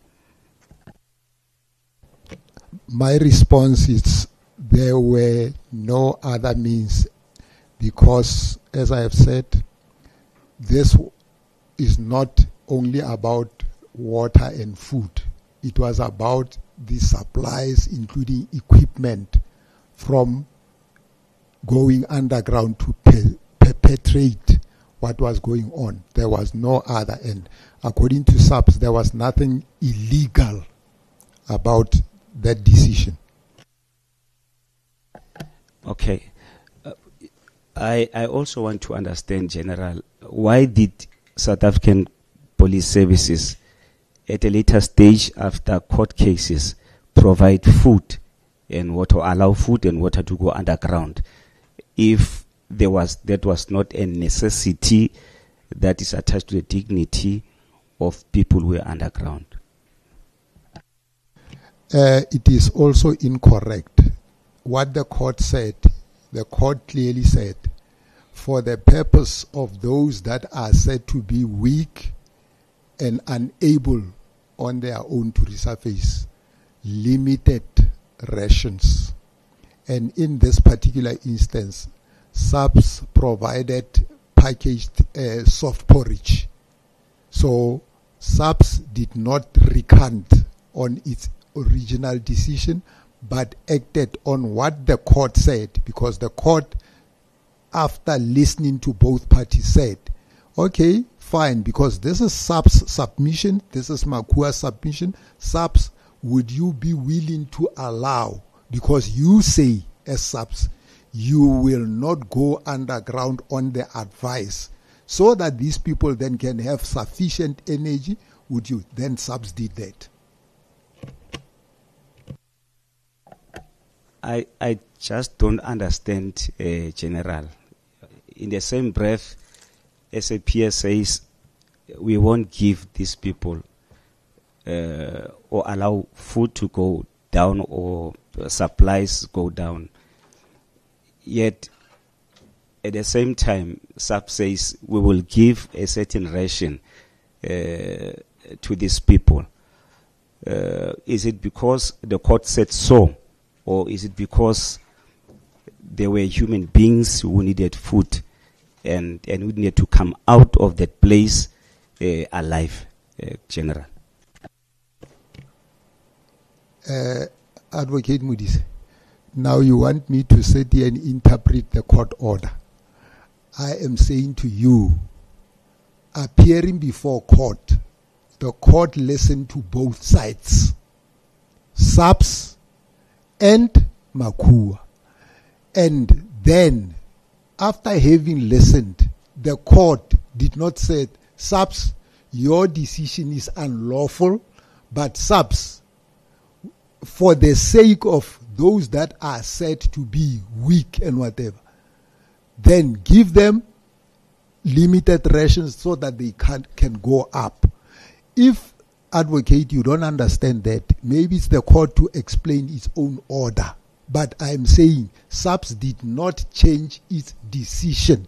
That's why earlier on I said to the advocate, as a strategy, as a tactic, we will still restrict and stop food from going underground, and I still stay that.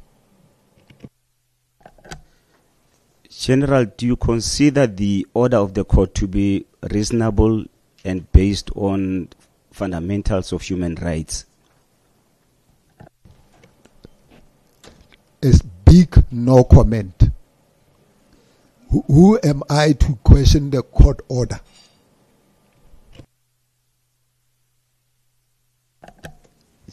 Well, the question is not really requesting General to interpret or to the court order, and from what you just said, General, you indicated that the court said give them provision of a limited for those who are weak. Now, the question that I'm asking is, would General concede to say the decision of the court was informed by human rights, which were really very fundamental at the core of why food and supplies and water was necessary for these people? So the question is, not for you to interpret, but to either concede or say, no, it was not reasonable. Do you consider the order of the court to have been informed by principles based on human dignity and right to life and fundamentals of a constitutional democratic society? Advocate, I'm still saying you want me to interpret the court. I am saying once a court has made an order, it becomes legally binding. And there is no way where the court said, in the interest of human rights and whatever subs you are going to... The court said, for the sake of those who are weak, who cannot come, then subs give them this thing. Whether it was on the basis of human rights consideration and what, who am I to say yes, no, it was on the basis, because I know where you want to. That's why I say a big no comment. Can I come in? Can I come in? You will recall that according to what you have now alluded to was that there was a cut, according to yourself, of water supply as well as food. Right. These are rights enshrined in the Constitution. Section 27 is clear, the right to water, the right to food. It's there. So Mr. Mudisa is coming from that premise to say, by the way, once you would have decided that same should not be availed, but constitutionally, in terms of the Bill of Rights, this is a human right for anyone, whether you're a criminal, whether you're illegal in any country. This is the fundamental human right. So it's coming from that premise. So the court then, after the application was made, despite that this is a tactic that was adopted by subs to say, in order to enable these people to come out of the ground, let us make sure that we restrict the supply, right? But the court deemed it fit to make that order and say human rights should continue to prevail. Doesn't matter what the circumstances, which was this has always been the perspective of the Human Rights Commission, to say humanitarian corridor must prevail. So that is coming from that perspective. We're not saying you should interpret the court order, but we just bring about the very law that you said is supreme, the law of the country, that I should believe that as subs you should adhere thereto. Commissioner, human rights are not selective. Human rights knows no nationality, race. Now, my response, and I'm qualifying it, I heard what advocate is saying. If the court selectively says only for those who are weak, why would we want then to make a general classification that it was on the basis of human rights? Because if it was about human rights, the court should have said, no, subs, give everybody food. So that's what I'm saying. And your interpretation, your analogy can never be correct, in a sense that the court did not give a blanket order to say, subs, your actions are in violation of human rights. What the court then said, and that's why I say I don't want to venture into the space of interpreting and taking the court order.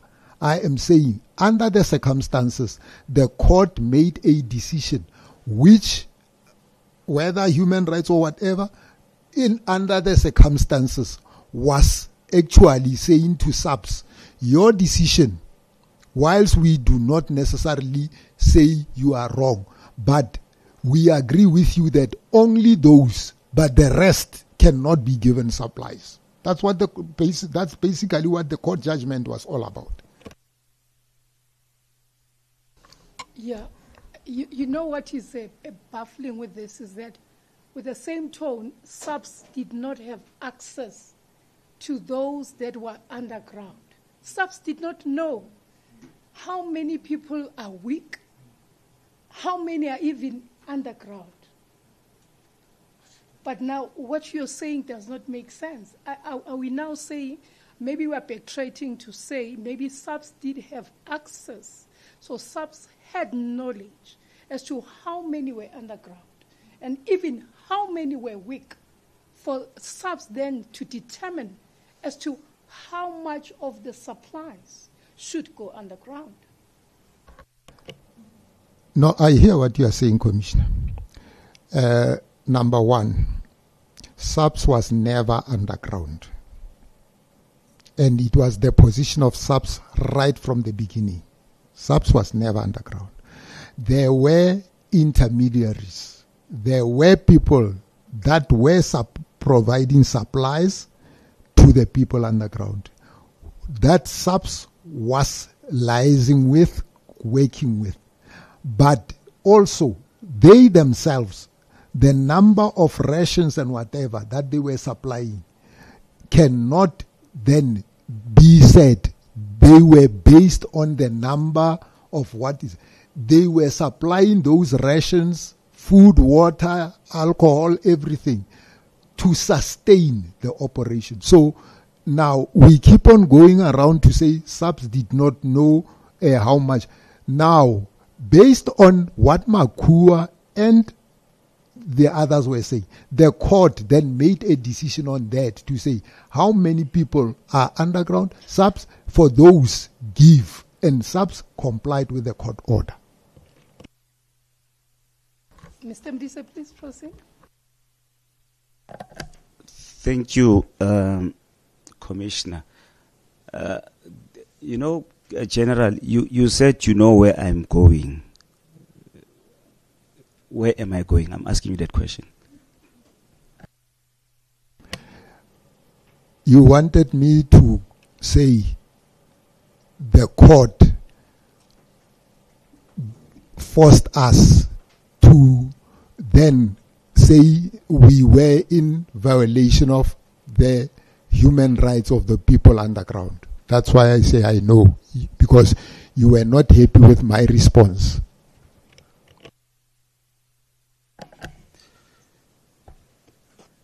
Yeah, generally you are wrong. That is not what I was going to say.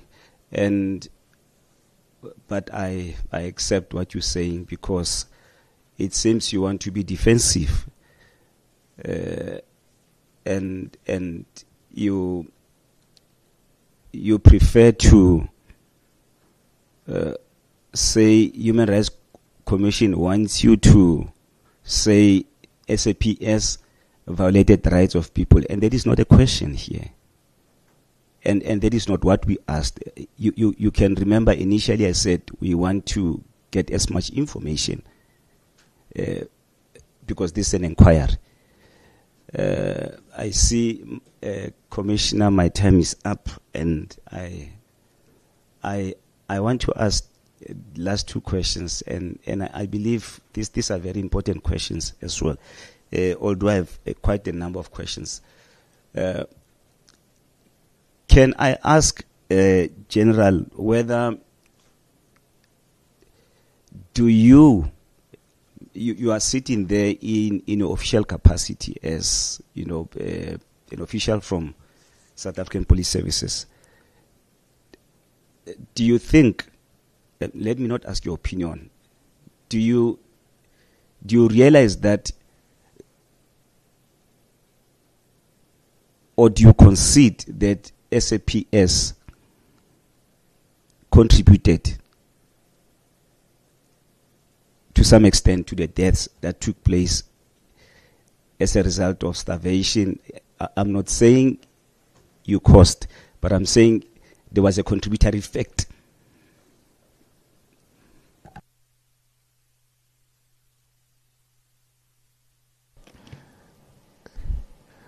Advocate Modise, on what basis must SAPS concede that it was a contributory factor? Your question is open-ended, not supported by any evidence. I have said to the Commissioner, SAPS is appearing here so that when it is shown the body of evidence that says SAPS, as a result of your actions in 1, 2, 3, here's the evidence. SAPS cannot then be stubborn and don't want to concede. You are opening a hypothetical, asking me a hypothetical question without any substantiation. I have said earlier in response to your colleague to say what we currently have as SAPS is 93 remains, except the 7 who came from underground in a weak state but perished later in hospital. But the 86, there is no evidence, not from anybody, even independent pathologists or doctors that Makua threatened to bring on board, that says these people perished as a result of being staffed by SAPS. But if there is such an evidence, why should SAPS argue? So I'm not going to concede to hypothetical questions. Let me ask a direct question. It is not hypothetical. Do you deny that South African Police Services contributed to the demise of people who were underground? This is not, it's direct and it's not hypothetical. Categorically deny. Last question for me. You made mention of names of people that were liaising with, or you made mention that there were people that SAPS were liaising with to take alcohol, other supplies down there.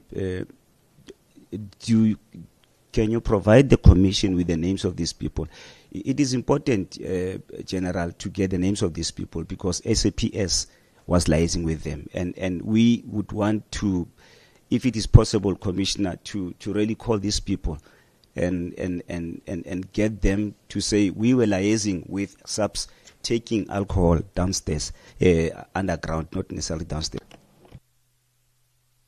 Advocate Modise, don't quote me out of context. Never. I said to the Commissioner, some of the people that we were engaging with were benefiting out of the taking the rations underground, including the selling of. And I said to the Commissioner, I am not going to reveal this because it's a matter for investigation, and I don't want, when we later arrest them, then they say, no, Commission, we are being victimized. I may have missed that, General, and after investigations, after prosecution, should that be, these names are very important for Human Rights Commission report, and we respect processes of the law, and we would not want to interfere with these processes. But Commissioner, there's one aspect that I would really want to canvass here. Although, General, there's no, I want to put it in a way that you really mentioned it. You're saying there is no one who died who can come and say, I died because of SAPS. There's a doctor who conducted a pathology. His Dr. Mfolosi. They, randomly picked 5 bodies, and those bodies, from where you are standing and from where I'm seated here, those bodies would not say, and they would not speak and say, because they are bodies, and say it is SAPS that caused our death and staffed us to death. They would not say that. So what a doctor would ordinarily do, and we both know this, the doctor would ordinarily work on what they see. And the findings of cause of death for these 5 people were all starvation and dehydration. And I'm not saying SAPS must take liability on this. That is not what I'm asking.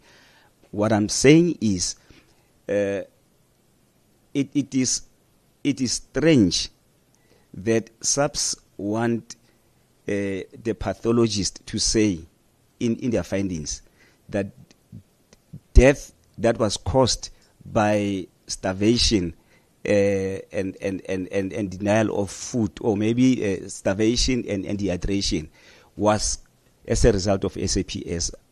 Is it a logical conclusion that SAPS want us to believe in this inquiry?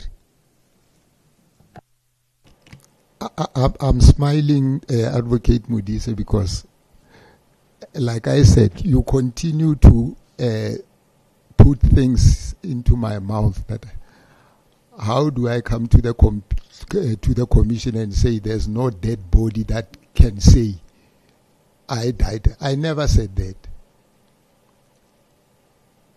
That would be the most dumbest thing to say. There's no dead body. Me appearing before the commission at my level. Don't listen to me selectively.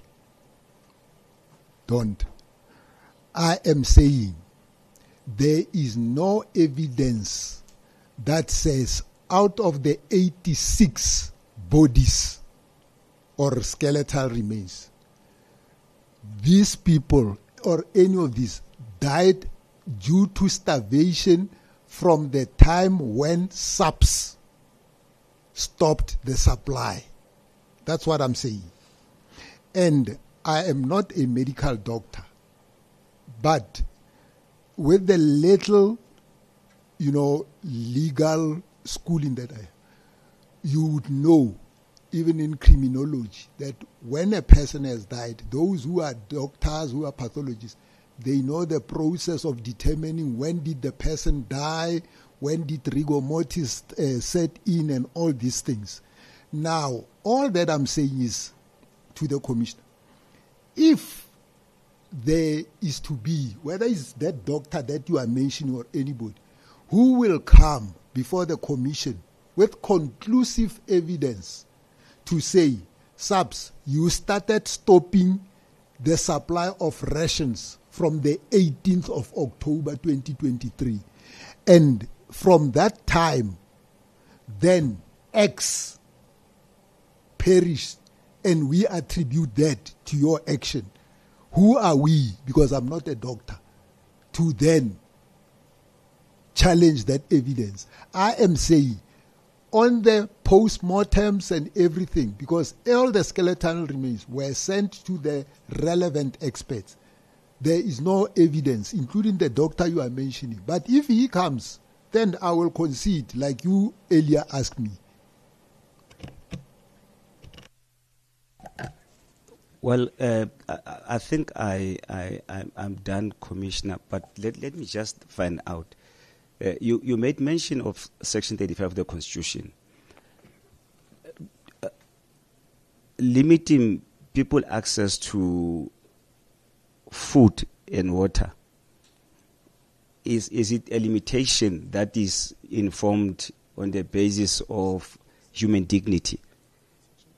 According to SAPS interpretation, is it based on reasonableness, human dignity, and right to life? That's just what I want to establish from SAPS.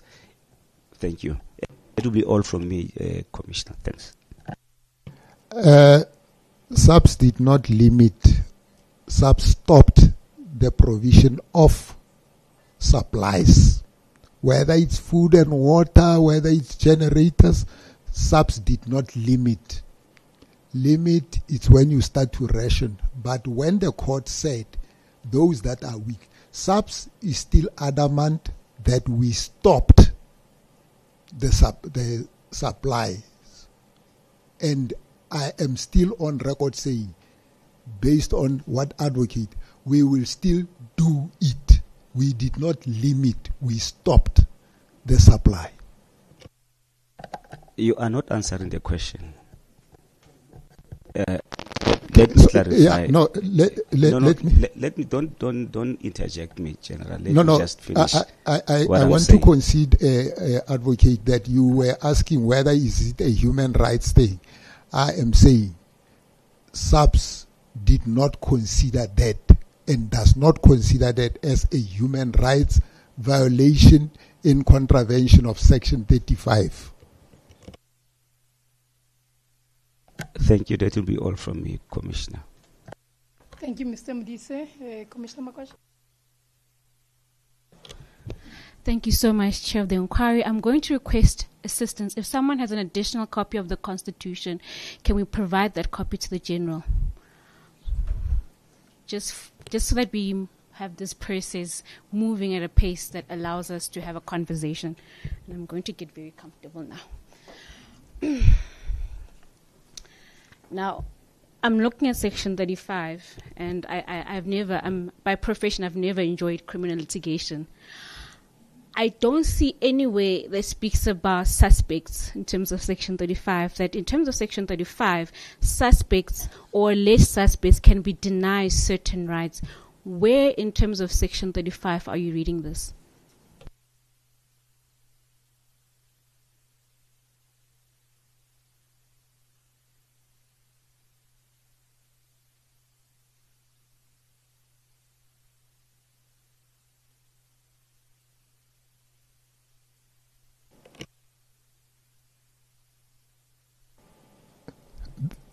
So, Commissioner, what is the question?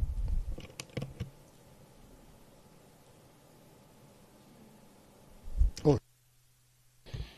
In your submission, you made mention of Section 35.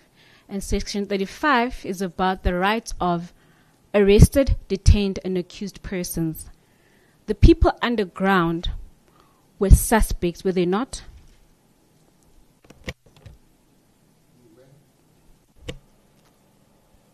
They were? And in terms of Section 35, where does it permit the police to act in the manner in which you're saying is unconventional methods to ensure that they come up from the shafts? I have said, Commissioner, in the execution of the operation Vala Umgodi, SAPS acted taking into consideration the provisions of Section 35, and it should not be limited to the action of stopping supplies. That's not my submission in my presentation. I said SAPS acted in line with the provisions of Section 35, taking into account that even arrested and detained persons, their rights are being limited. Is there a policy in terms of the South African Police Service that limits the rights of suspects? It's not a South African service policy. It's a constitution.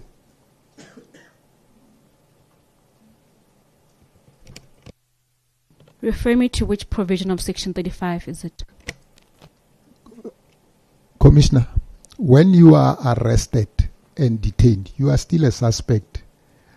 I am saying those people, yes, for all intents and purposes, even when they were still underground, they were suspect. When they come out, they are not accused, they are still suspects, and they are dealt with in terms of Section 35. But when you want to then confine and limit the action of SAPS for not allowing food, and then to human rights and Section 35, that's where we are missing each other. General, me and you haven't started missing each other. We are still conversing. You may have missed each other yourself with my colleagues, but not with me as yet. I'm going to take you to your presentation. Now, and it's something that Diamari said, that they provided the South African Police Service with information as part of the intelligence to ensure that when you are now enforcing the law in terms of the department, you're enforcing it correctly. Is that correct? I'm not going to answer for them. I don't know where they have the capacity for intelligence. What information did you receive from the DMRE regarding the mine in Buffelsfontein? Did you receive any information? The information from DMRE that led to the compilation of Operation Vala Umgodi was about illegal mining, not necessarily or not only in Stilfontein, including what it causes and the harm, because the complaint was not only from DMRE but also from the Minerals Council.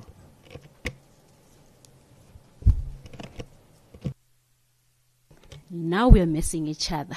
Because my question was, before you implemented Operation Vala Umgodi as Stilfontein, did you receive any information from DMRE regarding Buffelsfontein in terms of the shafts, in terms of the mapping, so that when you implemented, remember you're the implementer, when you're implementing the information that they have given you, you are able to implement it correctly. And the reason I'm asking this is because I need to see how Operation Vala Umgodi was conceptualized in terms of nationally and how it was filtered down into the provinces, and whether or not through that process we missed policies, we missed information. And that is something that I've been raising, the policy gaps between the departments and whether or not that resulted in Stilfontein. No, Commissioner, I'm glad that eventually you agree that we are missing each other, even though you denied earlier. I said, you started by saying DMRE says they gave us intelligence. And I said, I'm not going to answer for them because I know for a fact they don't have the capacity to give intelligence.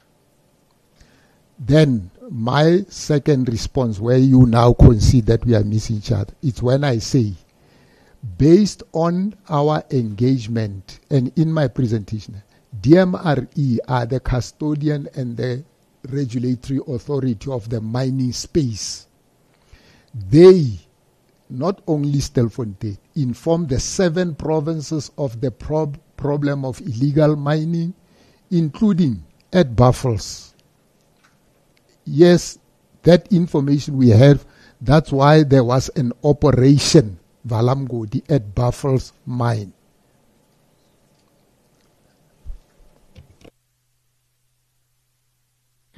To your presentation, you say that there are 5 value chains regarding illegal mining. Based on the arrest that you have made in Stilfontein, were you able to arrest, as part of the people who were arrested, the kingpins of that process? And if you did, how many of those were identified as kingpins?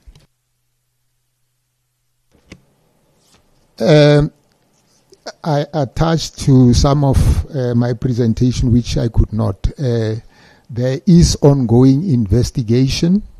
As I said, that we are dealing with transnational.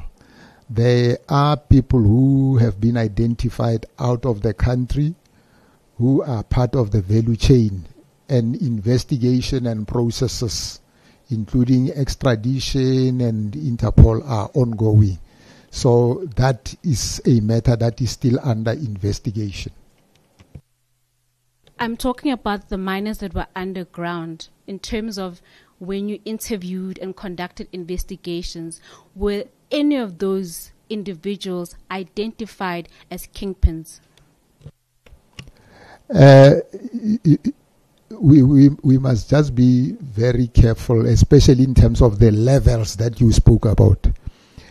In those tiers and levels, there will be, like in the underground bosses who are not necessarily transnational kingpins, but that position, the underground bosses, were they identified and were they part of those trapped underground? That's my question, essentially. No, because I was responding to underground bosses, some of them, yes, were arrested. Mostly they are from the group from Lesotho. They were arrested.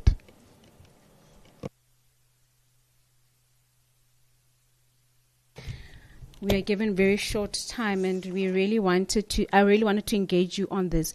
In terms of your page 10 of your presentation, you identified that certain NGOs and CPFs were part of the operation or the Mining Priority Committee. Which NGOs are these? Which CPFs are these?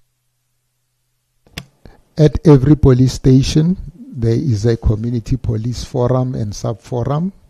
So Stelfontein has a community police forum. Kuma, it's a police station adjacent or next to, has a community police forum. We also had the Stelfontein Community Association. It's a group of people who have formed themselves. The Kuma, Kanana, and Matlosana, including the mayor of Matlosana, who was with them. And then we had also the group of, I don't know whether they belong to the South African Council of Churches, who were part and parcel of the engagements as we were dealing with this. The last one, Commissioner, I think the others we will then have to make written submissions and ask them to reply in writing. As part of the Mining Priority Committee's planning, did you not consider, and because the Department of Health is here and the Department of Social Development is part of your team, did you not consider that perhaps the unconventional method of stopping, not limiting, of stopping the provision of food and water may result in possible death or people then suffering from starvation and hunger? Given the fact that the Department of Health was part of the planning process,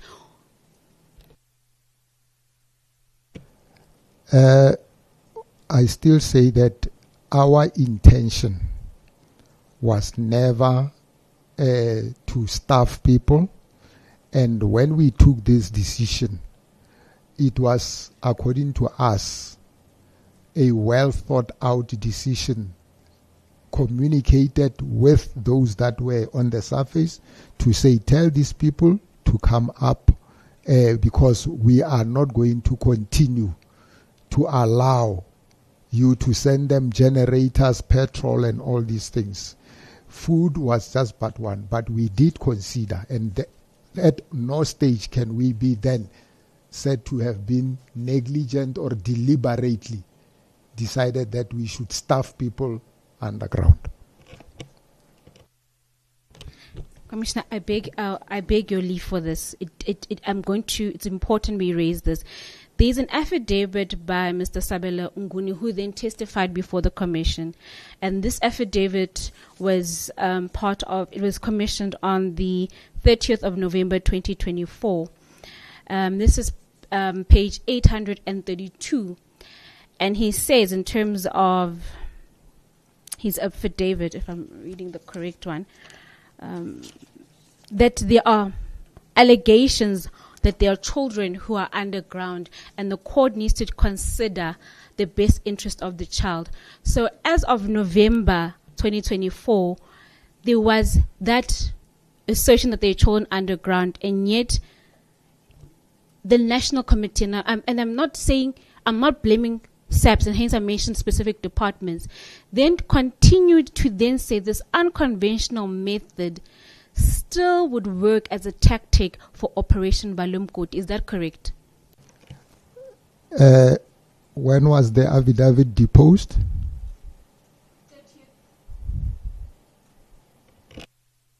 30 November 2024.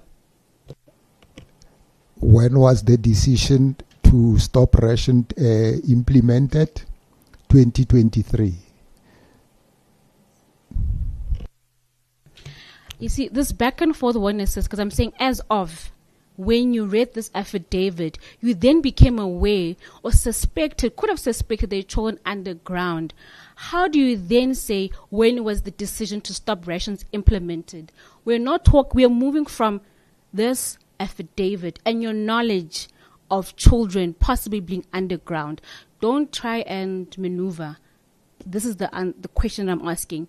Based on this affidavit, there was a suspicion that there were children underground. DSD was part of the the committee.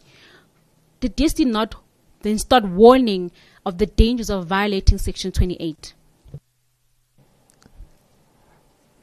Commissioner, I'm still saying, you are asking me to respond to an affidavit that is made long after the decision of SAPS to stop rations, which was in 2023. The affidavit is November 2024, unless I don't understand your question. Because at that time, when the decision, there was never any information given to SAPS at that time to say, SAPS, before you decide to stop rations, there are 15 children and whatever. That is noted, General. I think that's what I wanted to understand, the planning of the National Committee, because it's not SAPS, there are other departments in it. 2 more questions. One, was the South African Police Service overwhelmed with what happened in Stilfontein? And in terms of your resources, we hear that DMRE is saying that they were able to get the license holder to pay them some of the money back. Have you received a portion of those funds?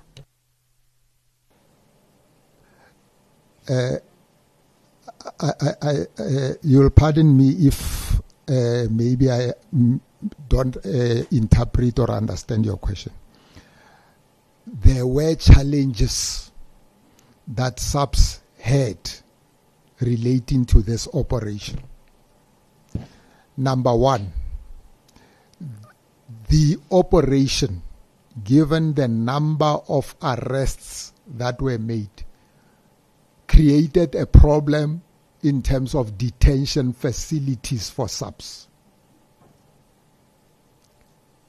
Because the police station in Stilfontein and around, their cell holding capacity, given the normal people who are arrested for other crimes, they were already full. The other challenge that came out of this operation for SAPS was that then SAPS was forced to transport some of these detainees to far away places so that it deals with the issue of overcrowding. Thirdly, it created a problem because those who were brought from the surface ill had to be taken to hospitals, and in terms of policy, because they are treated as suspects, they have to be guarded, which places an obligation on SAPS.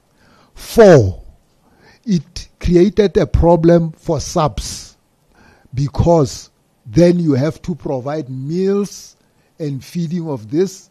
You had to provide blankets, mattresses, and whatever.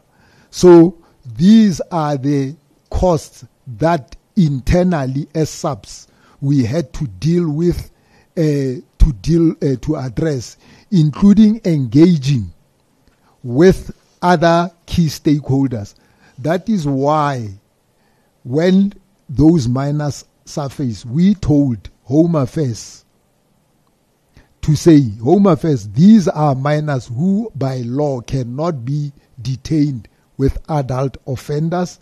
Therefore, you will have to make provision together with social development for them to be taken to a place of safety, not police holding cells, and so that then they don't go through the normal court processes. So those were the challenges that occasion. As to the second part of DMRE, they came, I was listening, it's their prerogative. They say Buffelsfontein is not an ownerless and derelict mine. That's their process. It has got nothing to do with SAPS. When the Minister of Police, by virtue of his department, SAPS, was informed about the challenges to the SAPS budget, that this national operation came to intervene, one of the issues that was raised was to say, can you then assist in terms of rescuing people that were underground to bring them to the surface? And then the question was, as government, where are you going to get that money? Because in the Treasury regulation, SAPS doesn't have money for something called rescue operation. Then, legally, SAPS approached the Minister of Minerals, her minister, and say, in this space, it's your space, what do you do? That's why that rescue operation took some time, because then they went to the Mineral Council, who are by law, Commissioner, responsible for rescue in mines. So, I just wanted to clarify. That's why I took so long, so that Commissioner must not say I did not answer. So, we never, as SAPS, went to anybody and say, no, we want to reclaim our money. We did what we were supposed to do in terms of our processes. Thank you, Major General. Let me then take this opportunity to thank you. That is Mr. Vala and I will no longer engage, but we'll try and finish the questions that will then be directed to you for you to further then engage with them. So you are excused. Thank you so much. So as we conclude this 3-day national investigative inquiry, I wish to extend our deepest appreciation to all who have contributed, the committee members, the artisanal miners, the civil society organizations.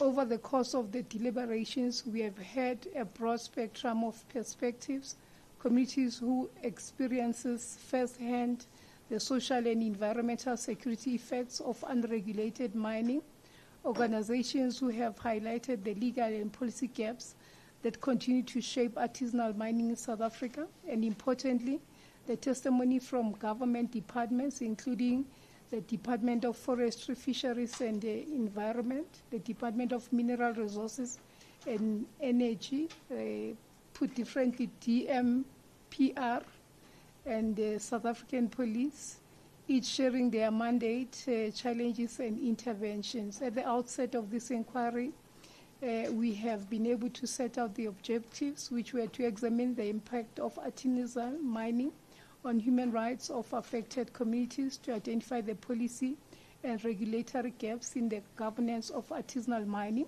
to scrutinize the scope, methods, and human rights implication of Operation Vala Umgodi. Across all testimony, one truth has become clear. While perspectives differ, what unites us is the recognition that human rights, those are inalienable rights guaranteed by the Constitution. They must guide every intervention, every policy, every response to artisanal mining. The testimonies of the different departments reminded us that the state carries the obligation not only to uphold the law and order, but also to protect dignity, equality, and the right to life. Communities reminded us that economic hardships, loss of livelihoods, and environmental degradation cannot be separated from these rights. Civil society organizations reminded us that the regulation and environment must be exercised within a framework that is lawful, transparent, and respectful of human rights. The Commission is clear. Criminality cannot be condoned, but equally, measures to address illegal activities must never undermine the fundamental rights of individuals and communities. From here, the Commission will prepare the report whilst waiting for further submissions, which must all be submitted within the period of 2 weeks from today. I don't know if there's anybody who's able to calculate what that would look like. Commissioner, if you're able to, maybe as I close off, I can mention that date. This will hold institutions accountable where human rights violations are found, propose clear policy reforms to close gaps in the governance of artisanal mining, recommend sustainable community-centered solutions that balance economic realities with constitutional obligations. Our work does not end today. Instead, this inquiry is a vital step in ensuring that voices we have heard, sometimes painful, often courageous, shape practical solutions for the future. There has been other organizations that we have been alerted to that ought to have formed part of this engagement.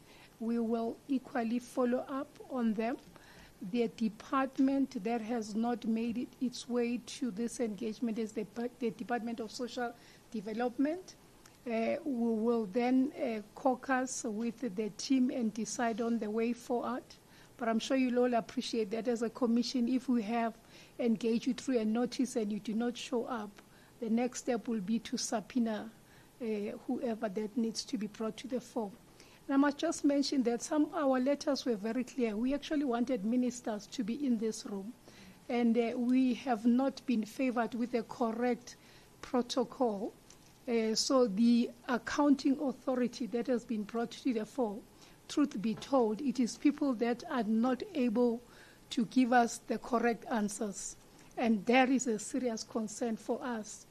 And we will be proceeding, and we might just have to ensure that we bring those in terms of a subpoena hearing in order to conclude properly this engagement. Because really we should have had the minister. I'm sure you all saw how we were not happy with one of the departments. But I think the next occasion we'll see a different perspective altogether. So thank you again for really being available this afternoon, adhering to the time limits as limited as they were. And thank you so much to our service provider for allowing us 10 more minutes, which we are not going to pay for. Thank you so much. And I'm sure I'll speak for all the other departments that also echoed the same sentiments. Limited budgets are what are governing us. Thank you. And this engagement is adjourned. And goodbye. Have a lovely afternoon further.